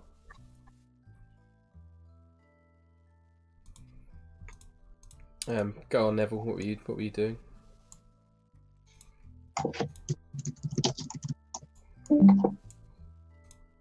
Oh, He disappeared. There he is. Steph? Neville. Hello? Yeah, we can hear you. Hello? Fucking Discord. I don't know if anyone said anything. I was just saying if he was currently digging a grave as we speak. No, he's like, I've almost imagined you kind of turned him around, like holding him on the shoulders kind of thing, trying to have a chat with him. And he's just like, almost like looking down to the side, like not looking you in the eye. Yeah. Alright, fuck it. Neville will kind of... So, is he like holding his shovel up, or is he like got it in the ground? It's just loosely holding it. Yeah. It's sort of like the shovel end, the spade end is like in the ground very slightly with a bit of mud on it. If it's slightly in the ground, Neville's gonna like put his boot on top of it to kind of push it down further into the ground. Uh-huh. And as he sort of does that, he'll kind of step forward to like push the boy away from the shovel. Okay. Did you say anything? Other than just now then, lad. Does he hold on to the shovel? No, he like loosely lets it go as you push it down into the ground. In which case then Neville will then pick up the shovel Okay. and kind of give it a twirl in his hands. Okay. He's gonna say now I think a lad like you spend all this time out here, all this time with these bones, I think you'd know something or other, wouldn't you? He starts like patting the shovel in his hands. Roll an intimidation check for me. Is Neville grooming this boy? Fuck! Apparently what was it? Guidance? Well, I didn't say You guidance. do have bardic That'll do inspiration much. still. Oh, that Oh, one. yeah. Oh, that's D6. D6, isn't it? This is very important. Lucky bastard. With that, he kind of looks way more. He's like, I don't fucking know anything, alright? Well, yeah, but between me and you, lad, I think you should, and I think you do. Right, So unless you want me to start digging another grave for someone else, I think you're going to tell me. Alright. Yeah, Yeska told me about the bones, alright? I was just... fucking hell, mate. I was just trying to... I was just trying to get money, right? To feed my brother and sister. Is that all? Well, someone asked for them, and I took them. Yeah. What, they paid you for it? Yeah, How much? enough to feed my brother and sister for at least 4 months. You say 4 moons, not 4 months. Still a while. And go on then, who was it? It's that coffin maker guy, Van der Voort. Necrophilia. What was that? Henrik Van der Voort, the coffin maker. He wanted it. I suppose you didn't ask any questions either. No, just took the money and that was it. Right, that's all I know, okay? I swear. Insight check. Yeah, doing it so.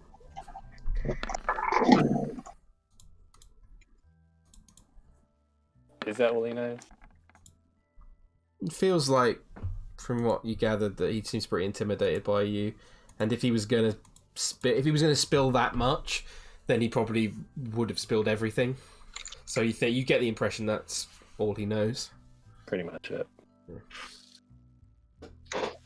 With that, Neville taking a big breath, give him a nod, and just drop the shovel next to him. I hope it was worth it. And walk away. He just looks down. And with that, we will end today's session. Oh, damn. Nice. Nicely done, Nev. Point of inspiration, Neville, for that. That's good. I forgot already, hadn't Gonna dig you another grave, boy. Bad cop Daggersen. I hope everyone enjoyed the first foray into Vallaki. That was very interesting. Nice. Not what I expected. No. What were you expecting, if you don't mind me Just from the asking? map, I thought it was going to be a lot more like tall gothic kind of thing. Yeah. Like big stone things, No. stuff like that. No, nothing that grand. I thought it'd be like all military with guards like everywhere. I was The expecting the like big run wall down, like, around a little it. I will road, say yeah. you have seen a number of guards throughout the street, so I should have mentioned that more. Not like posts on every corner or anything, but you would have seen them walking throughout the town. Okay. There wasn't like an absence of guards at all. There was definitely plenty around. Guards about. Cool. We got Helen fixed. That Yeah. makes me really happy. Finally. Yeah. Poor Helen. That when she rolled that was literally the worst possible one you could have rolled on that table. Finally unconcussed. Yeah. What was that even from? Hopefully nothing from when she got knocked out by the Walter monster. And Oh, yeah. Ages ago. very long time ago. Hopefully. Would it not have worn off? Anyway, like. No, it concussions. takes 4 weeks to heal. Jeez. Yeah. Yeah. So I think it's been about. I can actually check. Hold on. A few days. Yeah, it's been a few Okay. days. Lancelot's dead. Yes, thank you. Yeah. I did wonder how that was going to go. Campaign anymore. I'm kind of glad he didn't. He died quickly, at least. Like Yeah. it was like obliteration. Could have been a lot worse. It wasn't like something down the road where it's like, there's a house that's on fire and you have to get out and you have to climb up a ladder to get out. Uh-oh. Yeah. Dogs can't climb yeah. ladders. So you would have. It would have been about 4 days ago. She's had the concussion, so. Yeah. Fair enough. Healed fairly quickly then for a concussion. Well, it wouldn't have healed that long. No, if you but didn't- yeah. yeah. I was convinced Helen was going to be possessed for a while, and that was why she was kind of strange. Now, that's something else that you would have noticed is that throughout this time, Neville and Nigel, you would have also noticed that kind of feeling hanging over you about Mr. Moonbeam sort of dropped off. Oh, yeah. You would notice that by this point, at some point throughout the day, it would have dropped off on you. I forgot they were charmed. I'd forgotten about that. Yeah, Yeah. I definitely didn't. Shut up. I'm the best year. Never forgets anything, always knows what he's doing. Yeah, you got guys. There's a We've lot got a of few missions now. there's a lot of dense shit in Vallaki, so you've got some interesting stuff. I'm so glad you guys got to meet Blinsky. He's like I love him so much. he's He's like my favourite. the one true comic relief character in Strahd, probably. No. And we're Like his going back monkey. to get the stuff. Yep, Yeah. the stuff you ordered. Oh, yeah. The Yeah, Lancelot toy. Mm. Because somebody killed him. Yeah. He was gonna die eventually. To be fair, Nigel, if you hadn't done that, he was gonna like yeet him into the trees, so he probably would have died. Safety.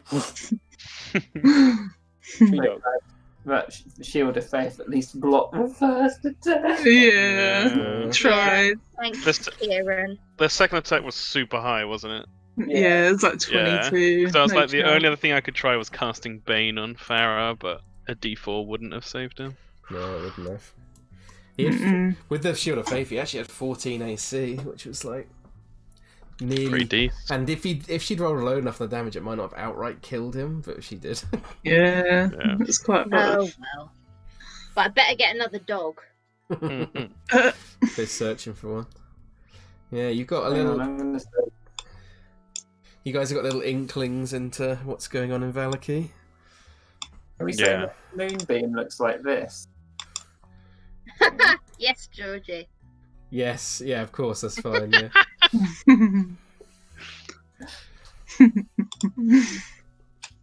Yeah.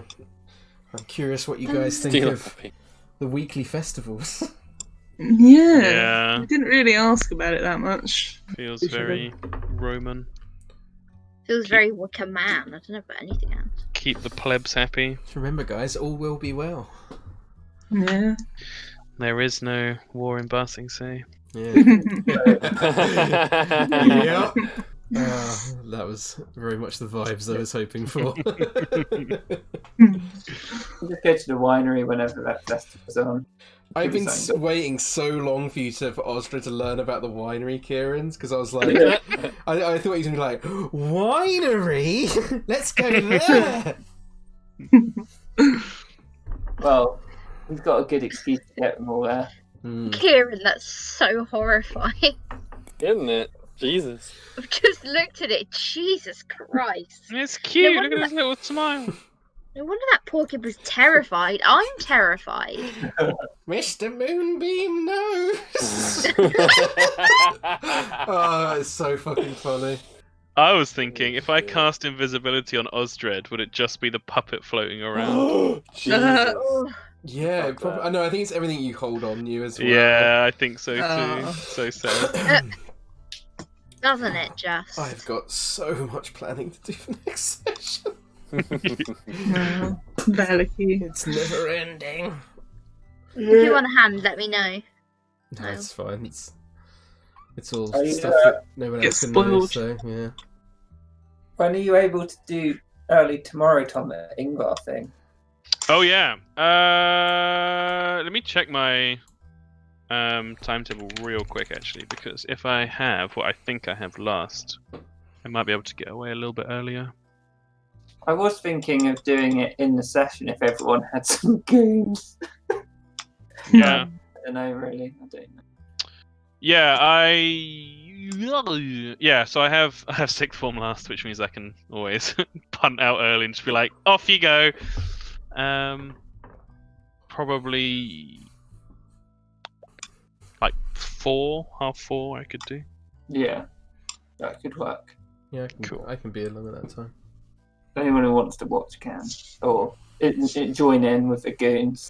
Oh yeah, Ho Ho Harumbo is going to ho his way down into Ingvar's good books. If any of those goons make like a big play, I will be so happy. I've got a good voice for him in mind. Like she's about to get away and Ho Ho Harumbo throws a fucking stone at her head or something. No, he's an unarmed fighter. Oh, nice! He's gonna whomp her. Ho Ho Harumbo. When the fight starts, Lewis, you have to say "Cowabunga!" It is. Cowabungo. To make it D&D. There, Tom. I'm trying to work that out earlier. Sorry? How many people are you going to have there? Literally as many as possible. Yeah. How you wanna fucking do if I were you, I'd genuinely play them like swarm tokens. Like swarm of goons take up like a large space or whatever. Ooh, where's he gonna get all of them from? He's been sending people out to hire, like, literally just go get me street scum and I will pay each of them a silver piece or whatever to turn up. But then, wouldn't he have the issue of them just going around blabbing to everyone, oh, I've got this mission here, right? I mean, yeah, exactly. yeah, Yeah. 100%. Relies on it. Anyway, if everyone, if people do want to go, by the way, don't feel you need to stay or whatever. I'm hanging around today because I was going to show Kieran how to do the rollable tokens for Oh, nice. something for Anja. Oh, that's intriguing. So, Is it for the power hour? Might be related to Davy's multiple hats he's just bought. Yeah. Oh yes, the hat. Oh my god, amazing. Interchangeable hat. I'm gonna have to choose which hat I'm gonna wear to the power hour. Well, hopefully when me and Kieran are done with this, you'll be able to control it in game, where you can pick what hat Davy wears on your token. That's so cool. That's amazing. That is pretty cool. See you, Georgie. Bye, Georgie. Bye Bye, bye. everyone. Who's going? Goodbye, everyone. Thanks for that, Lewis. No worries. Thank you, Lewis. Bye all. Bye. Bye. ho, ho, ho.